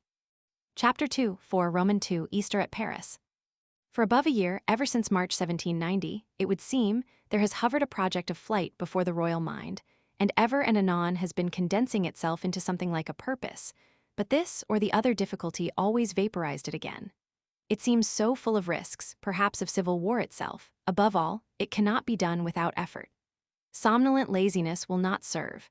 To fly, if not in a leather vash, one must verily stir himself. Better to adopt that constitution of theirs, execute it so as to show all men that it is inexecutable. Better or not so good, surely it is easier. To all difficulties you need only say, there is a lion in the path, behold your constitution will not act. For a somnolent person it requires no effort to counterfeit death, as Dame de Staël and Friends of Liberty can see the king's government long doing, facent la mort. Nay now, when desire wedded by difficulty has brought the matter to a head, and the royal mind no longer halts between two, what can come of it? Grant that poor Louis were safe with Bouillé, what on the whole could he look for there? Exasperated tickets of entry answer much all, but cold reason answers little almost nothing. Is not loyalty a law of nature? Ask the tickets of entry. Is not love of your king, and even death for him, the glory of all Frenchmen, except these few Democrats? Let Democrat constitution builders see what they will do without their keystone. And France rend its hair, having lost the hereditary representative. Thus will King Louis fly, one sees not reasonably towards what, as a maltreated boy, shall we say, who, having a stepmother, rushes sulky into the wide world, and will wring the paternal heart. Poor Louis escapes from known unsupportable evils to an unknown mixture of good and evil, colored by hope. He goes, as Rabelais did when dying, to seek a great maybe, Givais churcher un grand puterter. As not only the sulky boy but the wise grown man is obliged to do, so often in emergencies. For the rest, there is still no lack of stimulants and stepdame maltreatments to keep one's resolution at the due pitch. Factious disturbance ceases not. As indeed how can they, unless authoritatively conjured, in a revolt which is by nature bottomless? If the ceasing of faction be the price of the king's somnolence, he may awake when he will, and take wing. Remark, in any case, what somersets and contortions a dead Catholicism is making, skillfully galvanized, hideous and even piteous to behold. Jurant and dissident with their shaved crowns argue frothing everywhere, or are ceasing to argue and stripping for battle. In Paris was scourging while need continued. Contrariwise, in the Morbihan of Brittany, without scourging, armed peasants are up, roused by pulpit drum, they know not why. General Dumouriez, who has got missioned thitherward, finds all in sour heat of darkness, finds also that explanation and conciliation will still do much. But again, consider this, that His Holiness, Pius VI, has seen good to excommunicate Bishop Talleyrand. Surely, we will say then, considering it, there is no living or dead church in the earth that has not the indubitablest right to excommunicate Talleyrand. Pope Pius has right and might in his way, but truly so likewise has Father Adam, ci-devant Marquis Saint-Huruge, in his way. Behold therefore on the 4th of May in the Palais Royal a mixed loud-sounding multitude, in the middle of whom Father Adam, bull-voiced Saint-Huruge in white hat, towers visible and audible. With him, it is said, walks journalist Gorses, walk many others of the washed sort, for no authority will interfere. Pius VI, with his plush and tiara and power of the keys they bear aloft, of natural size, made of lath and combustible gum.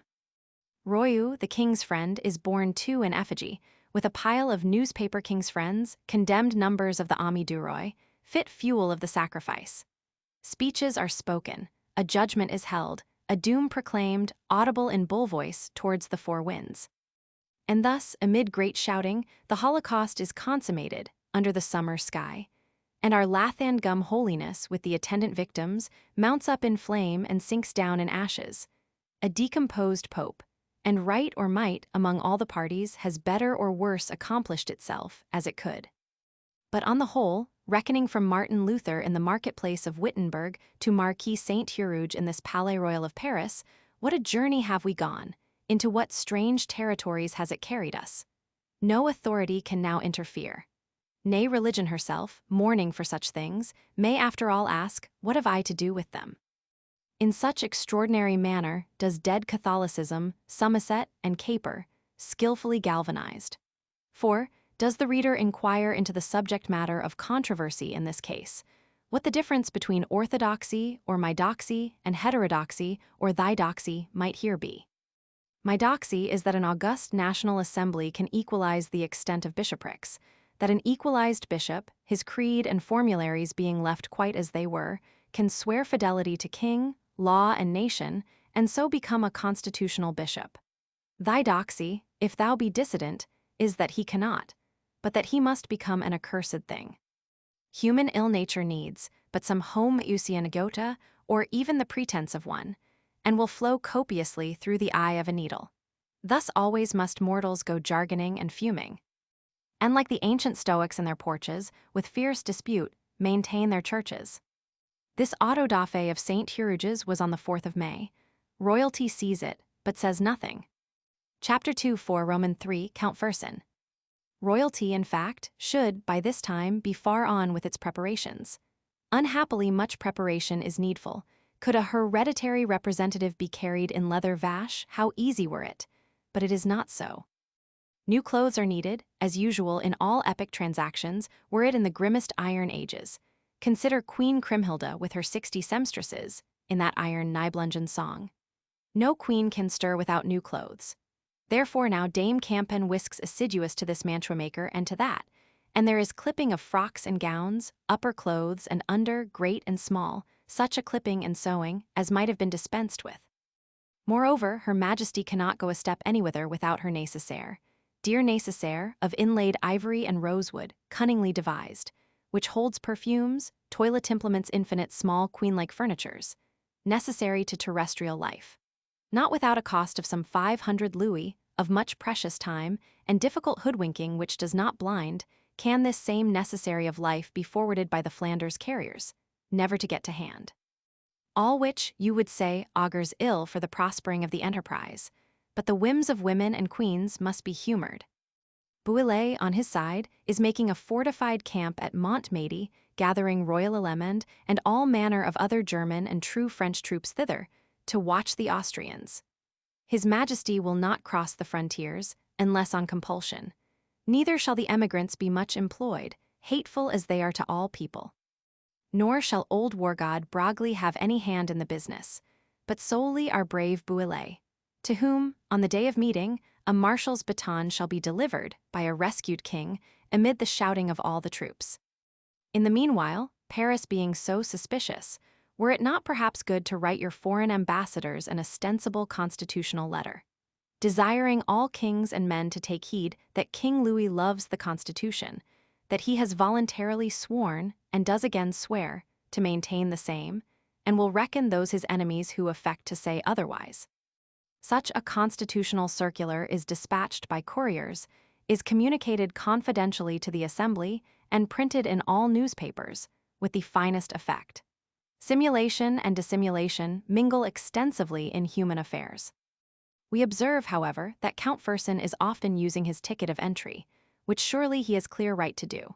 A gallant soldier and Swede devoted to this fair queen, as indeed the highest Swede now is.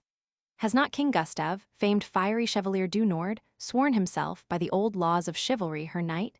He will descend on fire wings of Swedish musketry and deliver her from these foul dragons, if, alas, the assassin's pistol intervene not.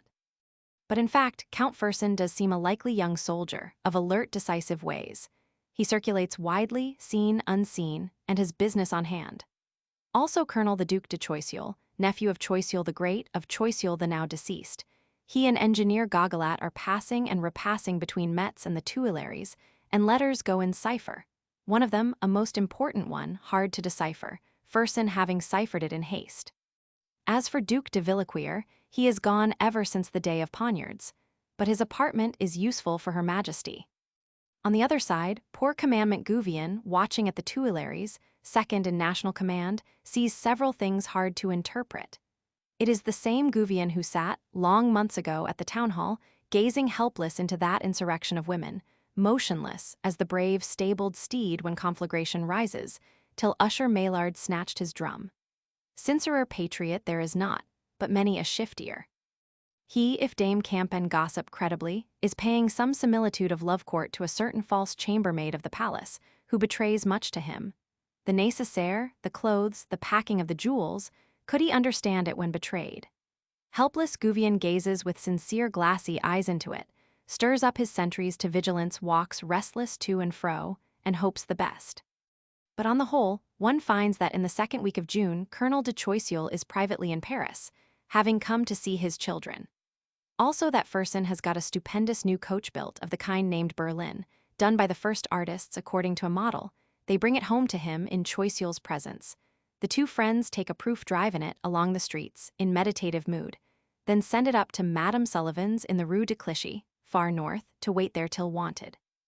Apparently a certain Russian Baroness de Korff, with waiting woman, valet, and 2 children, will travel homewards with some state, in whom these young military gentlemen take interest. A passport has been procured for her, and much assistance shewn with coach builders and such like, so helpful polite are young military men. Fersen has likewise purchased a chaise fit for 2, at least for 2 waiting maids. Further, certain necessary horses. One would say he is himself quitting France, not without outlay. We observe finally that their majesties, heaven willing, will assist at Corpus Christi Day, this blessed summer solstice, in Assumption Church here at Paris, to the joy of all the world. For which same day, moreover, brave Bouillet at Metz, as we find, has invited a party of friends to dinner, but indeed is gone from home, in the interim over to Montmédy. These are of the phenomena, or visual appearances, of this wide-working terrestrial world, which truly is all phenomenal, what they call spectral, and never rests at any moment. One never at any moment can know why. On Monday night, the 20th of June 1791, about 11 o'clock, there is many a hackney coach and glass coach, carrosse de remise, still rumbling or at rest on the streets of Paris. But of all glass coaches, we recommend this to thee, O reader, which stands drawn up in the Rue de l'Echelle, hard by the carousel and outgate of the Tuileries, in the Rue de l'Echelle that then was, opposite Ronson the saddler's door, as if waiting for a fare there. Not long does it wait.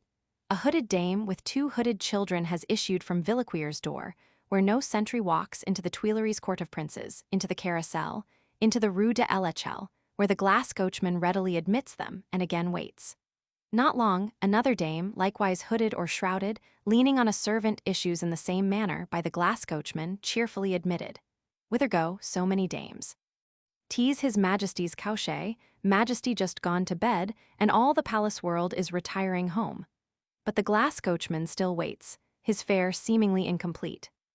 By and by, we note a thick-set individual in round hat and peruke, arm-and-arm with some servant, seemingly of the runner or courier sort.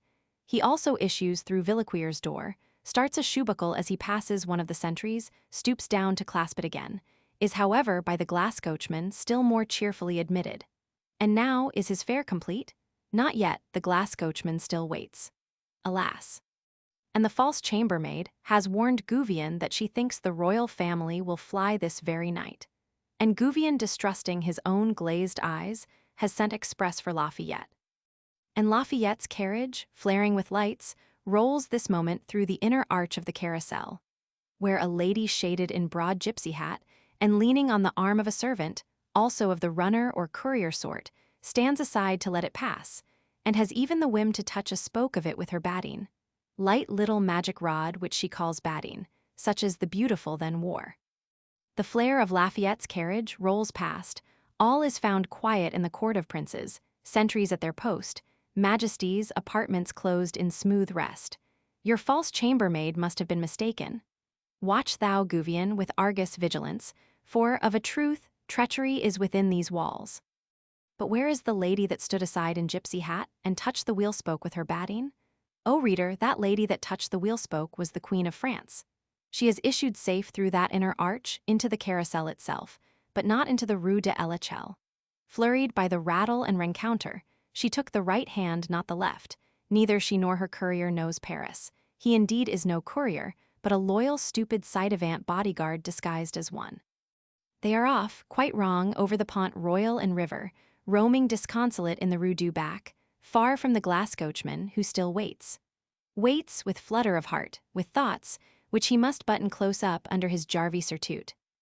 Midnight clangs from all the city steeples. One precious hour has been spent so, most mortals are asleep. The glass coachman waits, and what mood? A brother jarvey drives up, enters into conversation, is answered cheerfully in jarvey dialect. The brothers of the whip exchange a pinch of snuff, decline drinking together, and part with good night.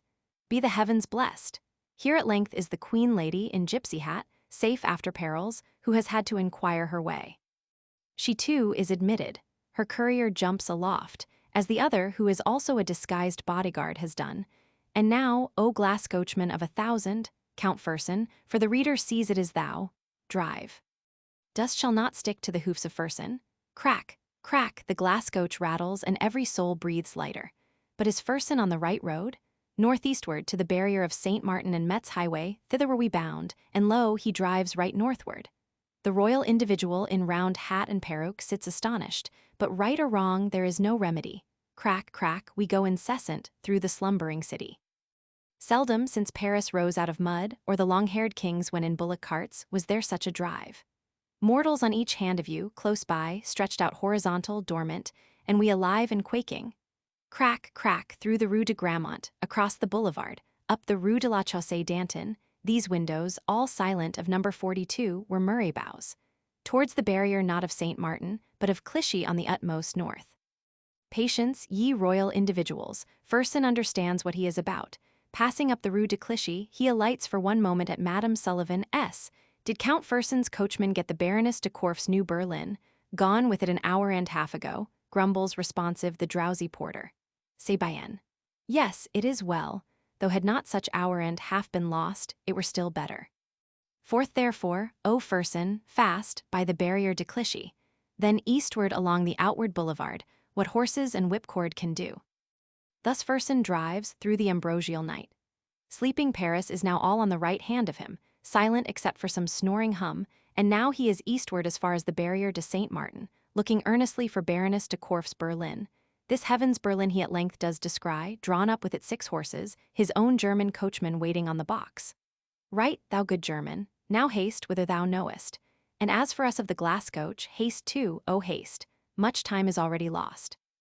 The august glass coach fare, 6 insides, hastily packs itself into the new berlin, 2 bodyguard couriers behind. The glass coach itself is turned adrift, its head towards the city, to wander whither it lists, and be found next morning tumbled in a ditch. But Fersen is on the new box with its brave new hammercloths, flourishing his whip. He bolts forward towards Bondy. There a third and final bodyguard courier of ours ought surely to be, with post-horses ready ordered. There likewise ought that purchased chaise, with the 2 waiting maids and their bandboxes to be, whom also her majesty could not travel without. Swift, thou deft Fersen, and may the heavens turn it well. Once more, by heaven's blessing, it is all well. Here is the sleeping hamlet of Bondy, chaise with waiting women, horses all ready, and postilions with their churn boots, impatient in the dewy dawn. Brief harnessing done, the postilions with their churn boots vault into the saddles, brandish circularly their little noisy whips. Fersen, under his jarvey surtout, bends in lowly silent reverence of adieu.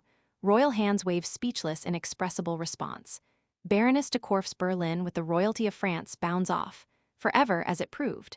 Deft Fersen dashes obliquely northward through the country towards Baugret, gains Baugret, finds his German coachman and chariot waiting there, cracks off, and drives undiscovered into unknown space.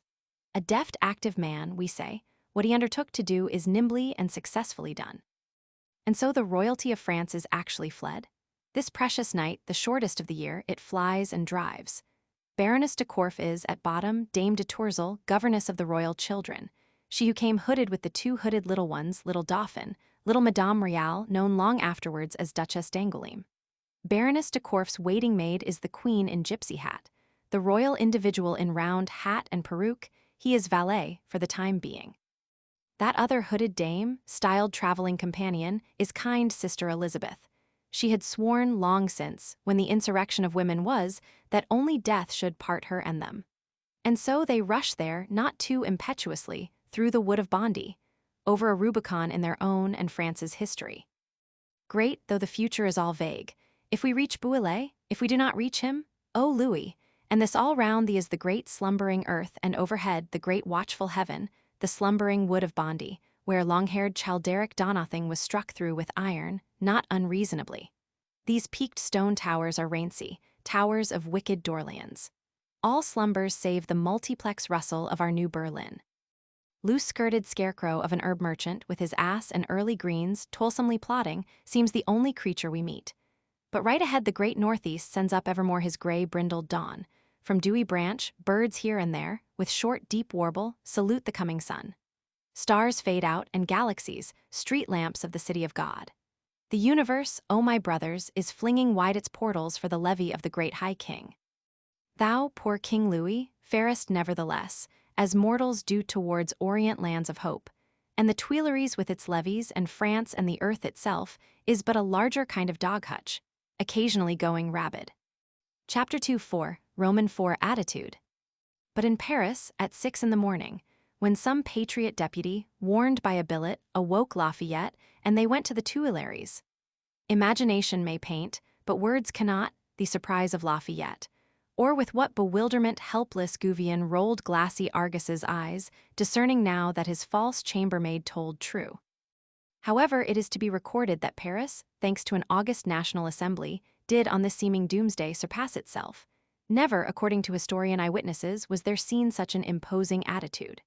Sections all in permanence. Our town hall too having first, about 10 o'clock, fired 3 solemn alarm cannons. Above all, our National Assembly. National Assembly, likewise permanent, decides what is needful, with unanimous consent, for the Cathe-droit sits dumb, afraid of the lantern. Decides with a calm promptitude, which rises towards the sublime. One must needs vote, for the thing is self-evident, that His Majesty has been abducted or spirited away, enlevé, by some person or persons unknown, in which case, what will the Constitution have us do? Let us return to first principles, as we always say, revenens aux principes.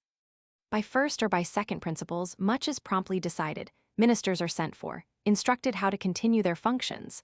Lafayette is examined, and Gouvion, who gives a most helpless account, the best he can. Letters are found written, one letter of immense magnitude, all in His Majesty's hand and evidently of His Majesty's own composition, addressed to the National Assembly. It details with earnestness, with a childlike simplicity, what woes His Majesty has suffered. Woes great and small.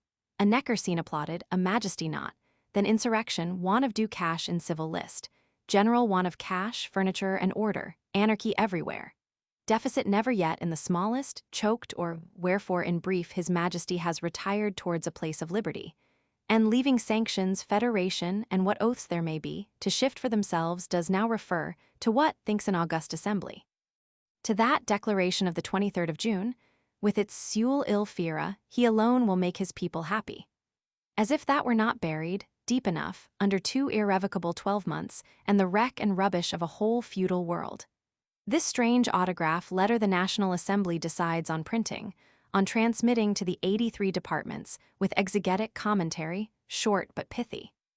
Commissioners also shall go forth on all sides, the people be exhorted, the armies be increased, care taken that the commonweal suffer no damage. And now, with a sublime air of calmness, nay of indifference, we pass to the order of the day. By such sublime calmness, the terror of the people is calmed. These gleaming pike forests, which bristled fateful in the early sun, disappear again, the far-sounding street orators cease or spout milder. We are to have a civil war, let us have it then. The king is gone, but National Assembly, but France, and we remain. The people also takes a great attitude, the people also is calm, motionless as a couchant lion, with but a few brewlings, some waggings of the tail, to show what it will do. Cazalis, for instance, was beset by street groups and cries of lantern, but national patrols easily delivered him. Likewise all kings' effigies and statues, at least stucco ones, get abolished. Even kings' names, the word Roy fades suddenly out of all shop signs. The Royal Bengal tiger itself on the boulevards becomes the national Bengal one, Tiger National. How great is a calm couchant people! On the morrow men will say to one another, "We have no king, yet we slept sound enough." On the morrow, fervent Achille de Chatelet and Thomas Paine, the rebellious needleman, shall have the walls of Paris profusely plastered with their placard, announcing that there must be a republic. Need we add that Lafayette, too, though at first menaced by pikes, has taken a great attitude, or indeed the greatest of all? Scouts and aides-de-camp fly forth, vague, in quest and pursuit. Young Rameauff towards Valenciennes, though with small hope. Thus Paris, sublimely calmed in its bereavement. But from the messageries royals in all mail-bags radiates forth far-darting the electric news. Our hereditary representative is flown. Laugh, black royalists. Yet be it in your sleeve only, lest patriotism notice, and waxing frantic, lower the lantern. In Paris alone is a sublime national assembly with its calmness. Truly, other places must take it as they can, with open mouth and eyes, with panic cackling, with wrath, with conjecture. How each one of those dull leathern diligences with its leathern bag, and the king is fled, furrows up smooth France as it goes. Through town and hamlet, ruffles the smooth public mind into quivering agitation of death terror. Then lumbers on as if nothing had happened. Along all highways, towards the utmost borders, till all France is roughened up, metaphorically speaking, into one enormous, desperate-minded, red-guggling turkey cock. For example, it is under cloud of night that the leathern monster reaches Nantes, deep sunk in sleep. The word spoken rouses all patriot men. General Dumouriez, enveloped in roquelaures, has to descend from his bedroom. Finds the street covered with 4,000 or 5,000 citizens in their shirts. Here and there a faint farthing rushlight, hastily kindled, and so many swart-featured haggard faces, with nightcaps pushed back, and the more or less flowing drapery of nightshirt, open-mouthed till the general say his word. And overhead, as always, the great bear is turning so quiet round boots, steady, indifferent as the leathern diligence itself. Take comfort, ye men of Nantes. Boots and the steady bear are turning. Ancient Atlantic still sends his brine, loud billowing, up your Loire stream. Brandy shall be hot in the stomach. This is not the last of the days, but one before the last. The fools, if they knew what was doing in these very instants, also by candlelight in the far northeast. Perhaps we may say the most terrified man in Paris or France is, who thinks the reader? Sea-green Robespierre. Double paleness, with the shadow of gibbets and halters, overcasts the sea-green features. It is too clear to him that there is to be a Saint Bartholomew of patriots, that in 24 hours he will not be in life. These horrid anticipations of the soul he is heard uttering at Patient S, by a notable witness. By Madame Roland, namely, her whom we saw, last year, radiant at the Lions Federation. These 4 months the Rolands have been in Paris, arranging with assembly committees the municipal affairs of Lyons, affairs all sunk in debt. Communing, the while, as was most natural, with the best patriots to be found here, with our Brissots, Patiens, Buzots, Robespierres, who were wont to come to us, says the fair hostess, 4 evenings in the week. They running about, busier than ever this day, would fain have comforted the sea-green man, spake of Achille du Chatelet's placard, of a journal to be called the Republican, of preparing men's minds for a republic. A republic, said the sea-green, with one of his dry, husky, unsportful laughs. What is that? O sea-green incorruptible, thou shalt see.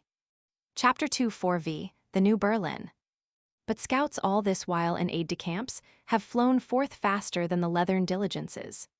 Young Rameauff, as we said, was off early towards Valenciennes. Distracted villagers seize him, as a traitor with a finger of his own in the plot, drag him back to the town hall, to the National Assembly, which speedily grants a new passport. Nay now, that same scarecrow of an herb merchant with his ass has bethought him of the grand New Berlin scene in the Wood of Bondy, and delivered evidence of it. Rameauff, furnished with new passport, is sent forth with double speed on a hopefuller track, by Bondy, Clay, and Chalons, towards Metz, to track the New Berlin, and gallops a Franc-Tireur. Miserable New Berlin, why could not royalty go in some old Berlin similar to that of other men? Flying for life, one does not stickle about his vehicle. Monsieur, in a commonplace traveling carriage, is off northwards. Madame, his princess, in another, with variation of route. They cross one another while changing horses, without look of recognition, and reach Flanders, no man questioning them.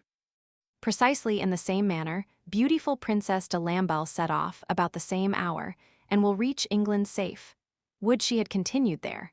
The beautiful, the good, but the unfortunate, reserved for a frightful end. All runs along, unmolested, speedy, except only the New Berlin, huge leathern vehicle.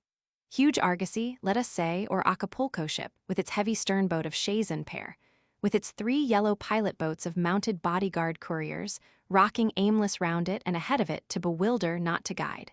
It lumbers along, lurchingly with stress, at a snail's pace, noted of all the world. The bodyguard couriers in their yellow liveries go prancing and clattering, loyal but stupid, unacquainted with all things. Stoppages occur and breakages to be repaired at etoges. King Louis II will dismount, will walk up hills, and enjoy the blessed sunshine. With 11 horses and double drink money, and all furtherances of nature and art, it will be found that royalty, flying for life, accomplishes 69 miles in 22 incessant hours. Slow royalty. And yet not a minute of these hours, but is precious. On minutes hang the destinies of royalty now. Readers, therefore, can judge in what humor Duc de Choiseul might stand waiting, in the village of Pont-à-Samavelle, some leagues beyond Chalons, hour after hour, now when the day bends visibly westward. Choiseul drove out of Paris, in all privity, 10 hours before their Majesties' fixed time. His hussars, led by Engineer Goguelat, are here duly, come to escort a treasure that is expected. But hour after hour is no Baroness de Korff's Berlin. Indeed, over all that northeast region, on the skirts of Champagne and of Lorraine, where the great road runs, the agitation is considerable. For all along, from this Pont-à-Samavelle northeastward as far as Montmédy, at post villages and towns, escorts of hussars and dragoons do lounge waiting. A train or chain of military escorts. At the Montmédy end of it are brave Bouillé. An electric thunder chain which the invisible Bouillé, like a Father Jove, holds in his hand for wise purposes. Brave Bouillé has done what man could, has spread out his electric thunder chain of military escorts onwards to the threshold of Chalons. It waits but for the new Korff Berlin, to receive it, escort it, and, if need be, bear it off in whirlwind of military fire. They lie and lounge there, we say, these fierce troopers, from Montmédy and Stanay, through Clermont, Saint-Menehould to utmost Pont-de-Samavelle in all post villages. For the route shall avoid Verdun and great towns, they loiter impatient till the treasure arrive. Judge what a day this is for brave Bouillé. Perhaps the first day of a new glorious life, surely the last day of the old. Also, and indeed still more, what a day, beautiful and terrible for your young full-blooded captains, your Dandins, Comte de Damas, Duc de Choiseul, Engineer Goguelat, and the like, entrusted with the secret. Alas, the day bends ever more westward, and no Korff Berlin comes to sight. It is 4 hours beyond the time, and still no Berlin. In all village streets, royalist captains go lounging, looking often Paris-ward, with face of unconcern, with heart full of black care. Rigorous quartermasters can hardly keep the private dragoons from cafes and dram-shops. Dawn on our bewilderment, thou New Berlin, dawn on us, thou sun-chariot of a New Berlin, with the destinies of France. It was of His Majesty's ordering, this military array of escorts, a thing solacing the royal imagination with a look of security and rescue, yet in reality, creating only alarm, and where there was otherwise no danger, danger without end. For each patriot in these post villages asks naturally, this clatter of cavalry and marching and lounging of troops, what means it? To escort a treasure. Why escort when no patriot will steal from the nation, or where is your treasure? There has been such marching and countermarching.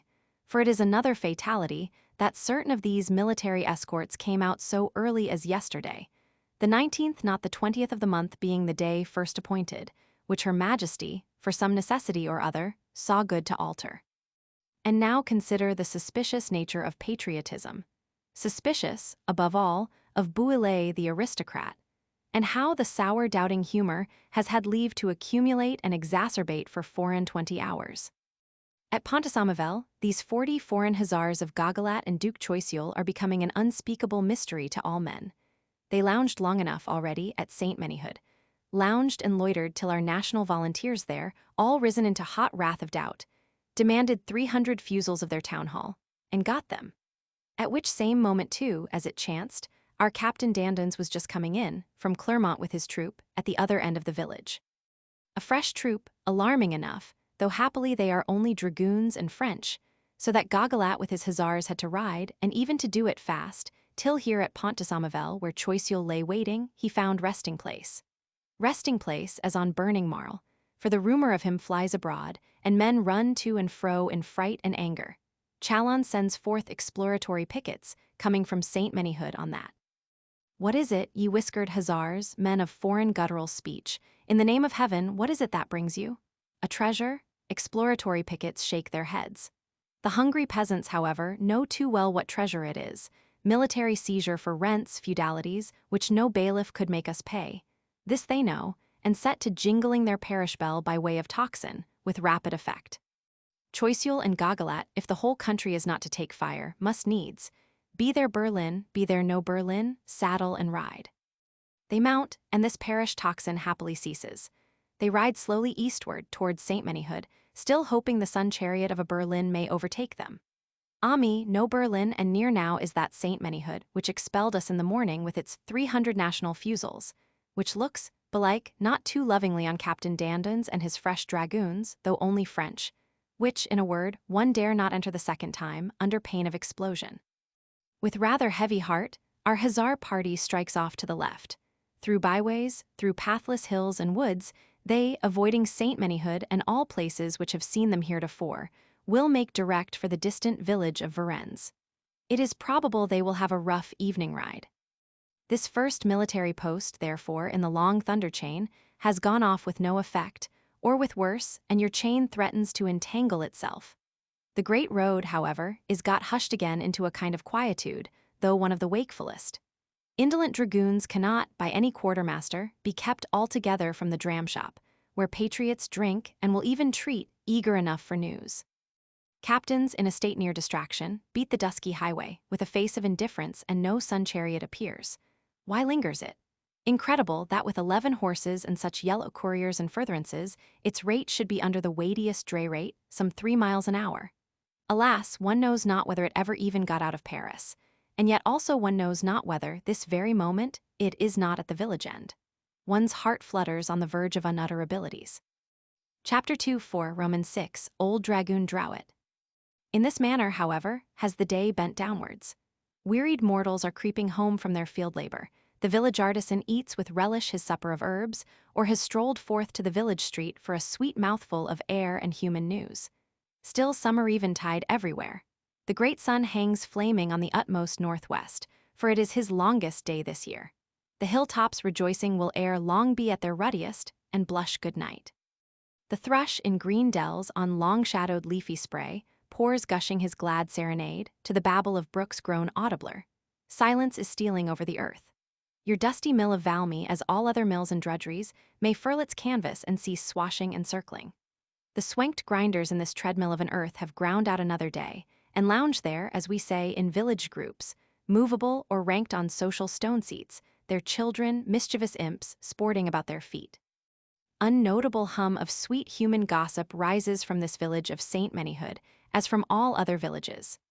Gossip mostly sweet, unnotable, for the very dragoons are French and gallant, nor as yet has the Paris and Verdun diligence, with its leathern bag, rumbled in, to terrify the minds of men. One figure, nevertheless, we do note at the last door of the village, that figure in loose-flowing nightgown of Jean-Baptiste Drouet, master of the post here.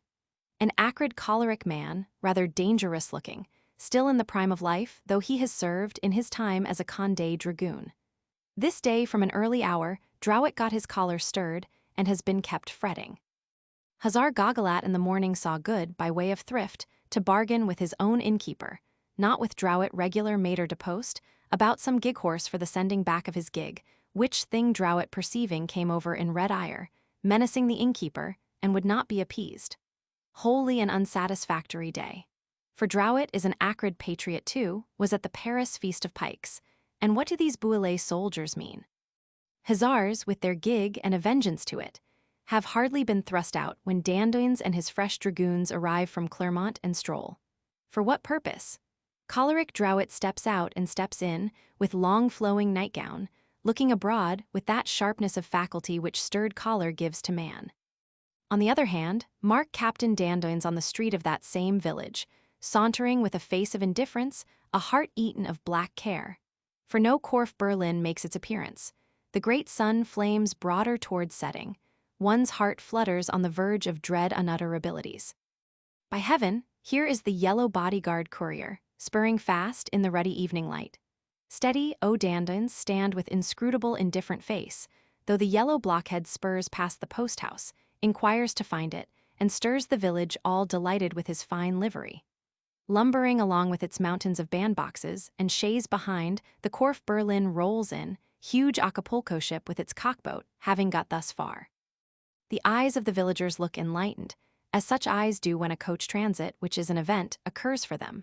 Strolling dragoons respectfully, so fine are the yellow liveries, bring hand to helmet, and a lady in gypsy hat responds with a grace peculiar to her. Dandon stands with folded arms, and what look of indifference and disdainful garrisonaire a man can, while the heart is like leaping out of him. Curled disdainful moustachio, careless glance, which however surveys the village groups and does not like them. With his eye he bespeaks the yellow courier. Be quick, be quick. Thick-headed yellow cannot understand the eye, comes up mumbling to ask in words, scene of the village. Nor is postmaster Drowett unobservant, all this while, but steps out and steps in with his long-flowing nightgown in the level sunlight, prying into several things. When a man's faculties at the right time are sharpened by choler, it may lead to much. That lady in slouched gypsy hat, though sitting back in the carriage, does she not resemble someone we have seen, sometime, at the Feast of Pikes or elsewhere? And this gros-stert in round hat and peruke, which looking rearward pokes itself out from time to time, methinks there are features in it. Quick, Sieur Guillaume, clerk of the Directoire, bring me a new assignat. Drowett scans the new assignat, compares the paper money picture with the gross head and round hat there. By day and night, you might say the one was an attempted engraving of the other.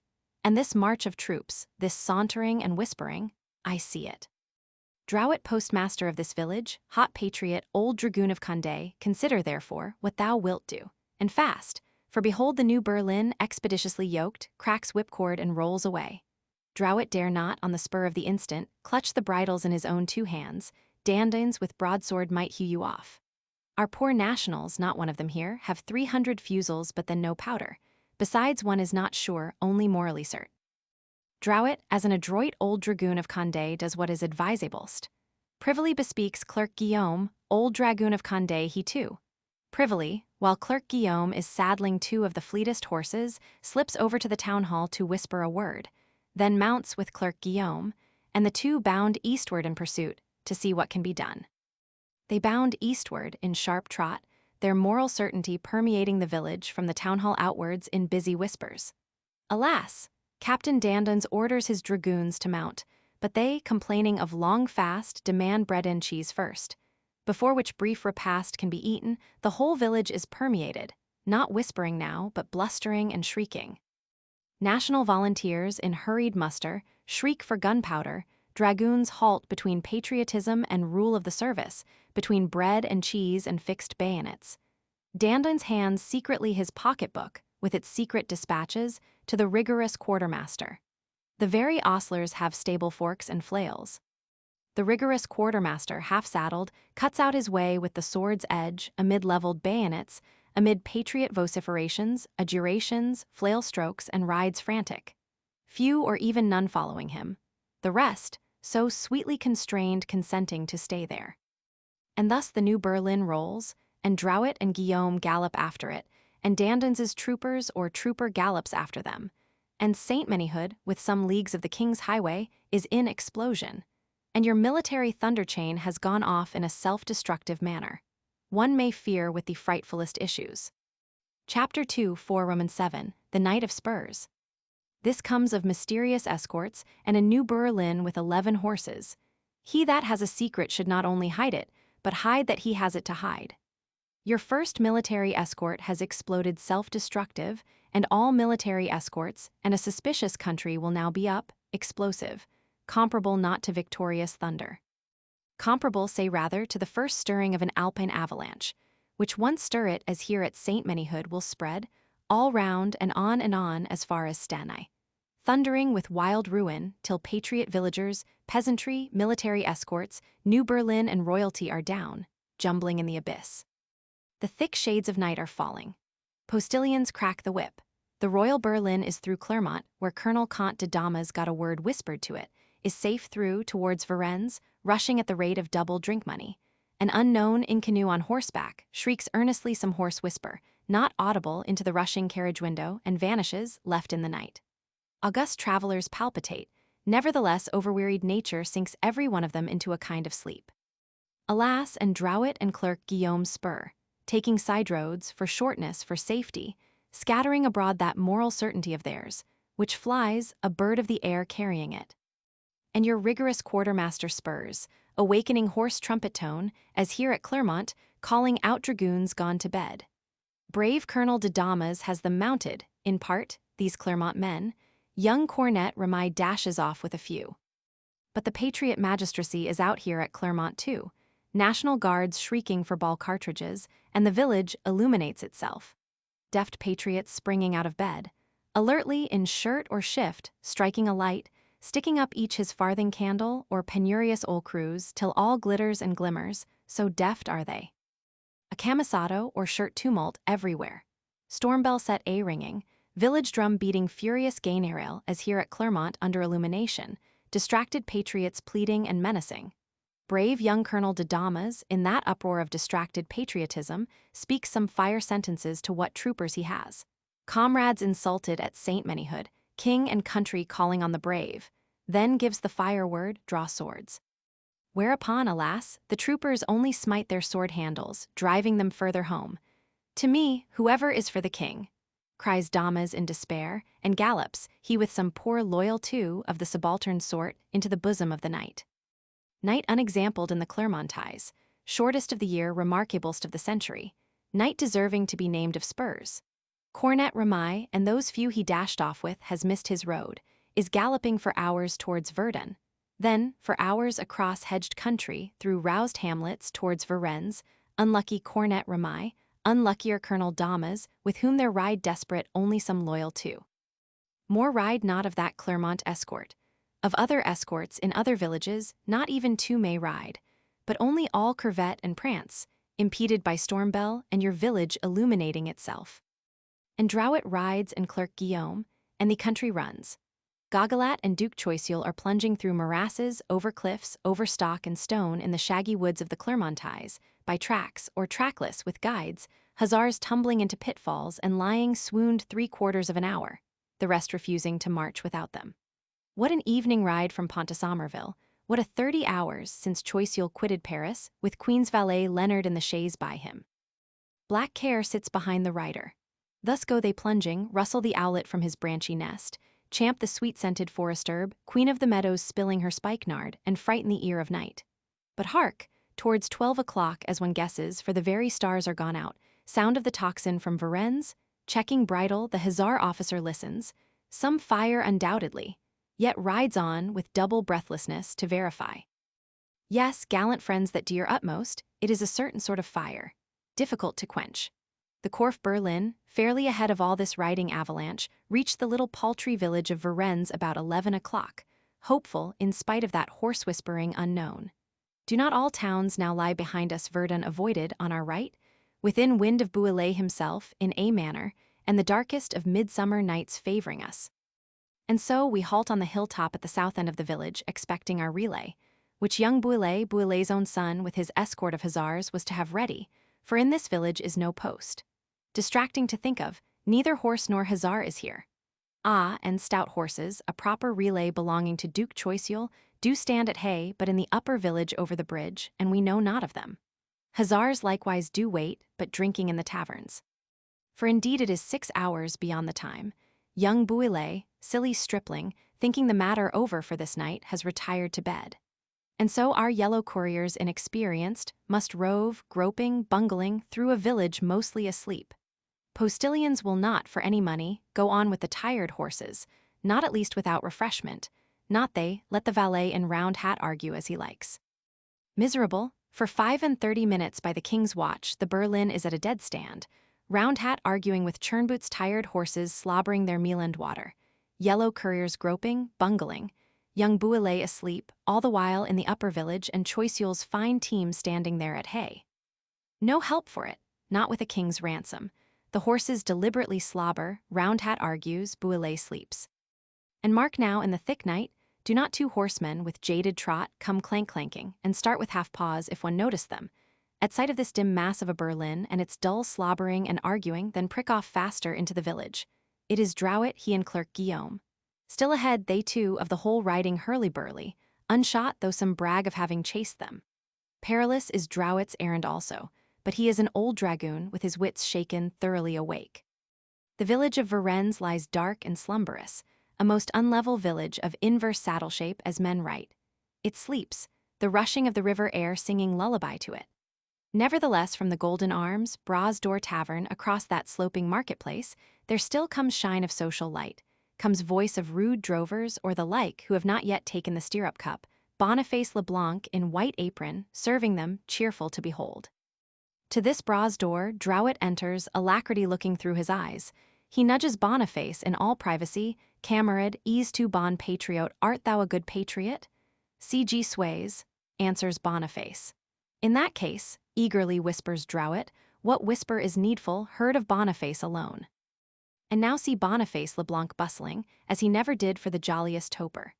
See Drouet and Guillaume, dexterous old dragoons, instantly down blocking the bridge, with a furniture wagon they find there, with whatever wagons, tumbrils, barrows their hands can lay hold of, till no carriage can pass. Then swiftly, the bridge once blocked, see them take station hard by under Varennes' archway, joined by Leblanc's brother, and 1 or 2 alert patriots he has roused. Some half-dozen in all, with national muskets, they stand close, waiting under the archway, till that same Corfe Berlin rumble up. It rumbles up, alt la, lanterns flash out from under coat skirts, bridles chuck in strong fists, 2 national muskets level themselves fore and aft through the 2 coach doors. Mesdames, your passports? Alas, alas. Sieur Sauce, procureur of the township, tallow chandler also and grocer is there, with official grocer politeness. Drouet with fierce logic and ready wit. The respected traveling party, be it Baroness de Corfes, or persons of still higher consequence, will perhaps please to rest itself in M. Sauce, S. till the dawn strike up. O Louis, O hapless Maria Annette, fated to pass thy life with such men. Phlegmatic Louis, art thou but lazy semi-animate phlegm then to the centre of thee? King, Captain General, Sovereign Frank, if thy heart ever formed since it began beating under the name of heart, any resolution at all, be it now then or never in this world. Violent nocturnal individuals, and if it were persons of high consequence, and if it were the king himself. Has the king not the power, which all beggars have, of traveling unmolested on his own highway? Yes, it is the king, and tremble ye to know it. The king has said, in this one small matter, and in France or under God's throne is no power that shall gainsay. Not the king shall ye stop here under this your miserable archway, but his dead body only, and answer it to heaven and earth. To me, bodyguards, postilions, and avant. One fancies in that case the pale paralysis of these 2 Leblanc musketeers, the drooping of Drouet's underjaw, and how Procureur Sauce had melted like tallow in furnace heat. Louis faring on, in some few steps awakening young Bouillet, awakening relays and hussars, triumphant entry, with cavalcading high-brandishing escort, and escorts into Montmédy, and the whole course of French history different. Alas, it was not in the poor phlegmatic man. Had it been in him, French history had never come under this Varennes archway to decide itself. He steps out, all step out. Procureur Sauce gives his grocer arms to the Queen and Sister Elizabeth, Majesty taking the 2 children by the hand, and thus they walk coolly back over the marketplace to Procureur Sauce's, mount into his small upper story, where straightway his Majesty demands refreshments. Demands refreshments, as is written, gets bread and cheese with a bottle of Burgundy, and remarks that it is the best Burgundy he ever drank. Meanwhile, the Varennes notables and all men, official and non-official, are hastily drawing on their breeches, getting their fighting gear. Mortals half-dressed tumble out barrels, lay felled trees, scouts dart off to all the 4 winds, the tocsin begins clanging, the village illuminates itself. Very singular, how these little villages do manage, so adroit are they, when startled in midnight alarm of war. Like little adroit municipal rattlesnakes, suddenly awakened, for their storm bell rattles and rings, their eyes glisten luminous with tallow light, as in rattlesnake ire, and the village will sting. Old Dragoon Drouet is our engineer and generalissimo, valiant as a Rye Diaz. Now or never, ye patriots, for the soldiery is coming, massacre by Austrians, by aristocrats, wars more than civil, it all depends on you and the hour. National Guards rank themselves half-buttoned, Mortals, we say, still only in breeches, in under petticoat, tumble out barrels and lumber, lay felled trees for barricades. The village will sting. Rabid democracy, it would seem, is not confined to Paris then. Ah no, whatsoever courtiers might talk, too clearly no. This of dying for one's king is grown into a dying for one's self, against the king, if need be. And so our riding and running avalanche and hurly-burly has reached the abyss, Corfe Berlin foremost, and may pour itself thither and jumble, endless. For the next 6 hours, need we ask if there was a clattering far and wide? Clattering and tocsining and hot tumult, over all the Clermonties, spreading through the 3 bishoprics. Dragoon and hussar troops galloping on roads and no roads. National Guards arming and starting in the dead of night. Tocsin after tocsin transmitting the alarm. In some 40 minutes, Gauguelat and Choiseul with their wearied hussars reach Varennes. Ah, it is no fire then, or a fire difficult to quench. They leap the tree barricades in spite of national surging. They enter the village, Choiseul instructing his troopers how the matter really is, who respond interjectionally in their guttural dialect, der Konig, die Königin, and seem staunch. These now, in their staunch humor, will, for one thing, beset Procureur Sauce's house. Most beneficial, had not Drouet stormfully ordered otherwise, and even bellowed in his extremity, "Cannoneers to your guns."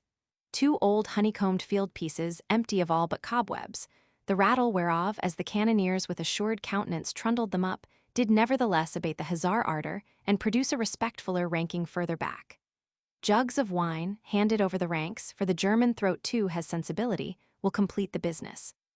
When Engineer Gauguelat, some hour or so afterwards, steps forth, the response to him is a hiccuping vive la nation. What boots it? Gauguelat, Choiseul, now also Count Damas, and all the Varennes officiality are with the king, and the king can give no order, form no opinion, but sits there, as he has ever done like clay on potter's wheel, perhaps the absurdest of all pitiable and pardonable clay figures that now circle under the moon. He will go on next morning and take the National Guard with him, sauce permitting. Hapless queen, with her 2 children laid there on the mean bed, old Mother Sauce kneeling to heaven with tears and an audible prayer to bless them, Imperial Marie Antoinette near kneeling to son Sauce and wife Sauce amid candle boxes and treacle barrels. In vain, there are 3,000 National Guards got in. Before long they will count 10,000.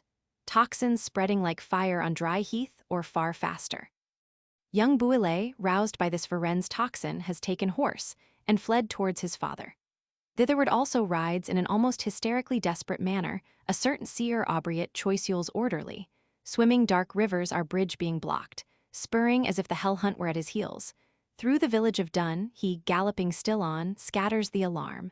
At Dun, brave Captain Deslans and his escort of 100, saddle and ride. Deslans, too, gets into Varennes, leaving his 100 outside at the tree barricade, offers to cut King Louis out if he will order it, but unfortunately, the work will prove hot. Whereupon King Louis has no orders to give. And so the tocsin clangs and dragoons gallop, and can do nothing, having galloped. National Guards stream in like the gathering of ravens. Your exploding thunder chain, falling avalanche, or what else we liken it to, does play with a vengeance. Up now as far as Stenai and Bouillet himself. Brave Bouillet, son of the whirlwind, he saddles Royal Allemand, speaks fire words, kindling heart and eyes, distributes 25 gold louis a company. Ride, Royal Allemand, long famed. No Tuileries charge and Necker Orleans bus procession, a very king made captive and world all to win. Such is the knight deserving to be named of spurs. At 6 o'clock 2 things have happened. Lafayette's aide-de-camp, Rameauff, riding a franc-à-trier, on that old herb merchant's route, quickened during the last stages, has got to Varennes, where the 10,000 now furiously demand, with fury of panic terror, that royalty shall forthwith return Paris-ward, that there be not infinite bloodshed.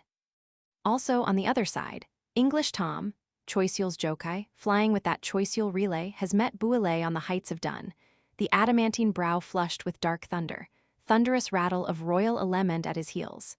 English Tom answers as he can the brief question, how it is at Varennes, then asks in turn what he English Tom, with M. de Choiseul's horses, is to do and whither to ride, to the bottomless pool. Answers a thunder voice, then again speaking and spurring, orders Royal Allemand to the gallop and vanishes, swearing endurant. 'Tis the last of our brave Bouillet. Within sight of Varennes, he, having drawn bridle, calls a council of officers, finds that it is in vain. King Louis has departed, consenting, amid the clangor of universal storm bell, amid the tramp of 10,000 armed men already arrived, and say, of 60,000 flocking thither. Brave Deslans, even without orders, darted at the river air with his 100. Swam one branch of it, could not the other, and stood there, dripping and panting, with inflated nostril, the 10,000 answering him with a shout of mockery, the New Berlin lumbering Parisward its weary inevitable way. No help, then, in earth, nor in an age, not of miracles, in heaven. That night, Marquis de Bouillé and 21 more of us rode over the frontiers. The Bernardine monks at Orville in Luxembourg gave us supper and lodging. With little of speech, Bouillé rides, with thoughts that do not brook speech. Northward, towards uncertainty and the Cimmerian night, towards West Indian Isles, for with thin emigrant delirium the son of the whirlwind cannot act, towards England, towards premature stoical death, not towards France any more. Honor to the brave, who, be it in this quarrel or in that, is a substance and articulate speaking piece of human valor, not a fanfaronating hollow spectrum and squeaking and gibbering shadow. One of the few royalist chief actors, this Bouillé, of whom so much can be said. The brave Bouillé, too, then, vanishes from the tissue of our story. Story and tissue, faint ineffectual emblem of that grand miraculous tissue, and living tapestry named French Revolution, which did weave itself then in very fact, on the loud-sounding loom of time. The old brave drop out from it with their strivings, and new acrid draughts of new strivings and color come in, as is the manner of that weaving. Chapter 2, 4 Roman 8 The Return. So then our grand royalist plot of flight to Metz has executed itself. Long hovering in the background as a dread royal ultimatum, it has rushed forward in its terrors, verily to some purpose. How many royalist plots and projects, one after another, cunningly devised, that were to explode like powder mines and thunderclaps, not one solitary plot of which has issued otherwise. Powder mine of a séance royale on the 23rd of June 1789, which exploded, as we then said, through the touch-hole, which next, your war god Broglie having reloaded it, brought a Bastille about your ears. Then came fervent opera past, with flourishing of sabres, and O Richard, O my king, which, aided by hunger, produces insurrection of women, and Pallas Athene in the shape of Demoiselle Thérigny. Valor profits not, neither has fortune smiled on fanfare and aid. The Bouillé armament ends as the Broglie one had done. Man after man spends himself in this cause, only to work it quicker ruin. It seems a cause doomed, forsaken of earth and heaven.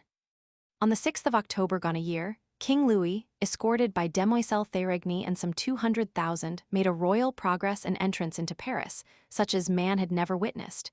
We prophesied him 2 more such, and accordingly another of them, after this flight to Metz, is now coming to pass. Thérigny will not escort here, neither does Murraybow now sit in one of the accompanying carriages. Murraybow lies dead in the pantheon of great men. Thérigny lies living in dark Austrian prison, having gone to Liege professionally and been seized there. Bemurmured now by the horse-flowing Danube, the light of her patriot supper parties gone quite out, so lies Thérigny. She shall speak with the Kaiser face to face and return. And France lies how? Fleeting time shears down the great and the little, and in 2 years alters many things. But at all events here, we say, is a second ignominious royal procession, though much altered, to be witnessed also by its hundreds of thousands. Patience, ye Paris patriots, the Royal Berlin is returning. Not till Saturday, for the Royal Berlin travels by slow stages, amid such loud-voiced confluent sea of National Guards, 60,000 as they count, amid such tumult of all people. 3 National Assembly commissioners, famed Barnave, famed Patian, generally respectable latter Marburg, have gone to meet it, of whom the 2 former ride in the Berlin itself beside Majesty, day after day. Latour, as a mere respectability, and man of whom all men speak well, can ride in the rear with Dame Tourzel and the soubrettes. So on Saturday evening, about 7 o'clock, Paris by hundreds of thousands is again drawn up. Not now dancing the tricolor joy dance of hope, nor as yet dancing in fury dance of hate and revenge, but in silence, with vague look of conjecture and curiosity, mostly scientific. A Saint Anton placard has given notice this morning that whosoever insults Louis shall be caned, whosoever applauds him shall be hanged.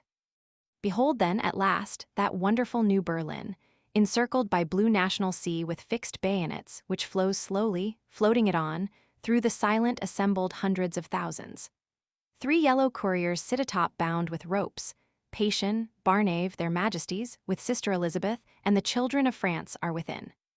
Smile of embarrassment or cloud of dull sourness is on the broad, phlegmatic face of His Majesty, who keeps declaring to the successive official persons what is evident, "Eh bien, me voilà, well, here you have me," and what is not evident, "I do assure you I did not mean to pass the frontiers," and so forth, speeches natural for that poor royal man, which decency would veil. Silent is Her Majesty, with a look of grief and scorn natural for that royal woman. Thus lumbers and creeps the ignominious royal procession, through many streets, amid a silent gazing people. Comparable, Mercier thinks, to some procession de Roy de Bazac, or say, procession of King Crispin with his dukes of Sudermania and royal blazonry of Cordwainary.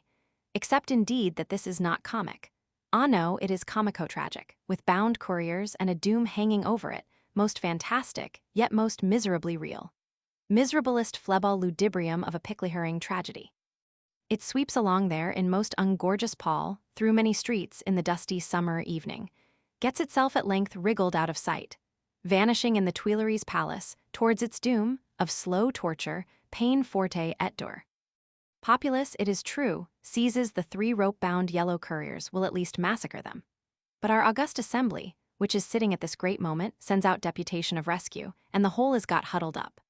Barnave, all dusty, is already there in the National Hall, making brief discreet address and report, as indeed through the whole journey this Barnave has been most discreet, sympathetic, and has gained the Queen's trust, whose noble instinct teaches her always who is to be trusted.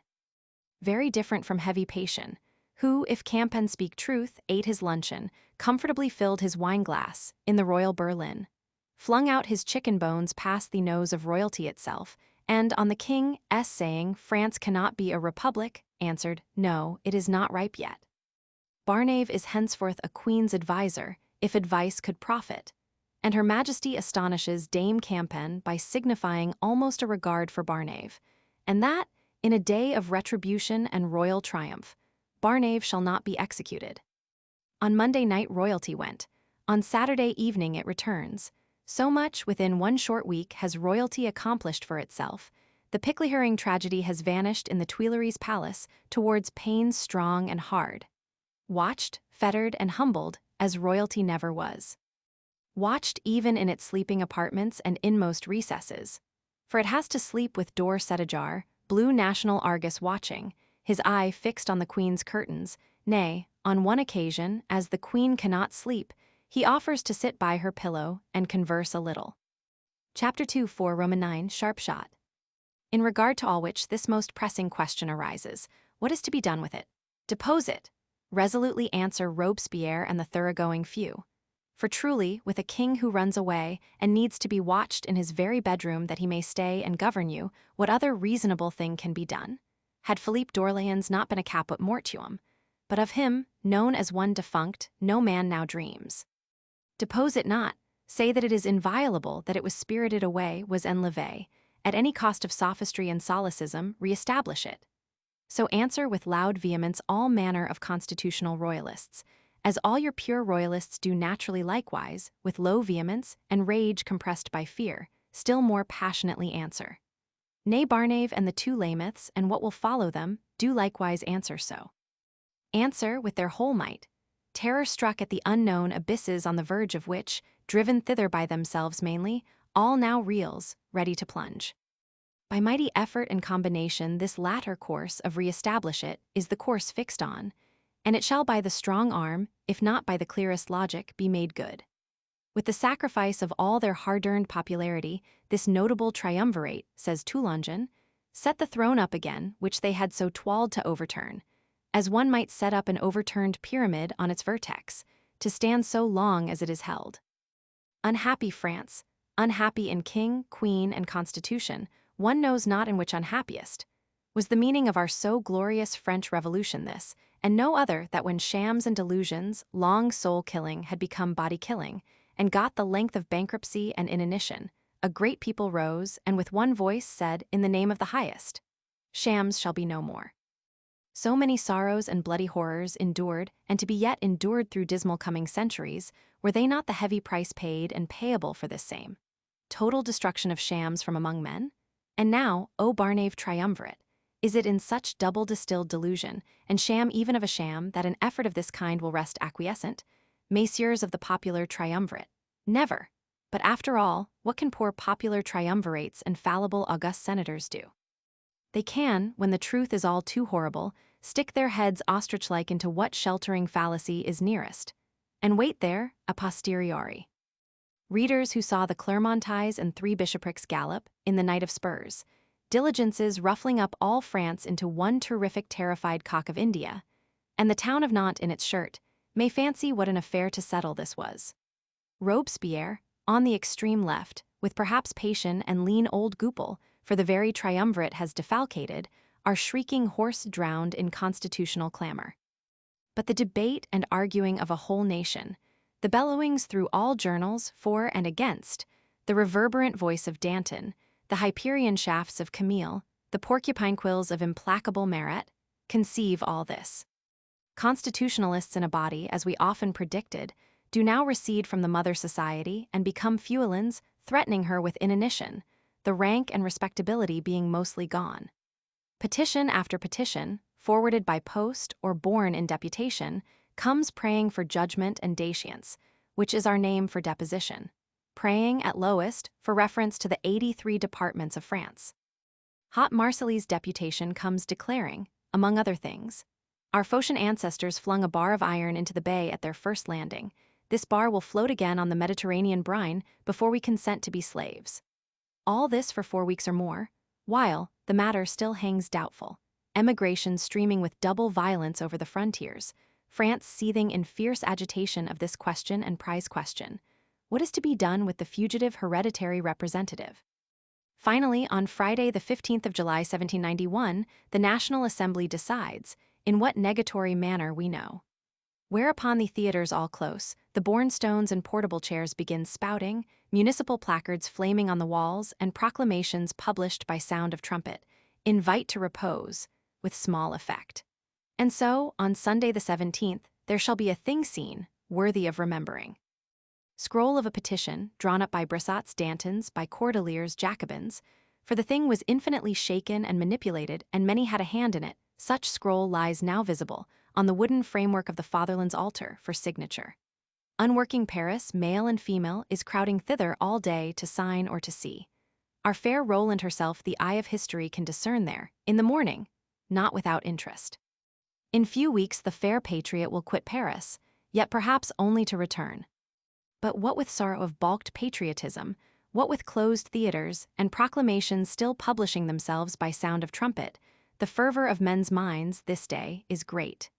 Nay, over and above, there has fallen out an incident of the nature of farce tragedy and riddle, enough to stimulate all creatures. Early in the day, a patriot, or some say it was a patriotess, and indeed truth is undiscoverable, while standing on the firm deal board of Fatherland's altar, feels suddenly, with indescribable torpedo shock of amazement, his bootsole pricked through from below. He clutches up suddenly this electrified bootsole and foot, discerns next instant the point of a gimlet or bradawl playing up through the firm deal board and now hastily drawing itself back. Mystery, perhaps treason. The wooden framework is impetuously broken up, and behold, verily a mystery, never explicable fully to the end of the world. 2 human individuals of mean aspect, one of them with a wooden leg, lie ensconced there, gimlet in hand. They must have come in overnight, they have a supply of provisions, no barrel of gunpowder that one can see. They affect to be asleep, look blank enough, and give the lamest account of themselves. Mere curiosity, they were boring up to get an eye hole, to see, perhaps with lubricity, whatsoever from that new point of vision could be seen. Little that was edifying, one would think. But indeed what stupidest thing may not human dullness, pruriency, lubricity, chance, and the devil, choosing 2 out of 500,000 idle human heads, tempt them to? Sure enough, the 2 human individuals with their gimlet are there. Ill-starred pair of individuals. For the result of it all is that patriotism, fretting itself, in this state of nervous excitability, with hypotheses, suspicions, and reports, keeps questioning these 2 distracted human individuals, and again questioning them. claps them into the nearest guardhouse, clutches them out again, one hypothetic group snatching them from another, till finally, in such extreme state of nervous excitability, patriotism hangs them as spies of seer Modier. And the life and secret is choked out of them forevermore. Forevermore, alas.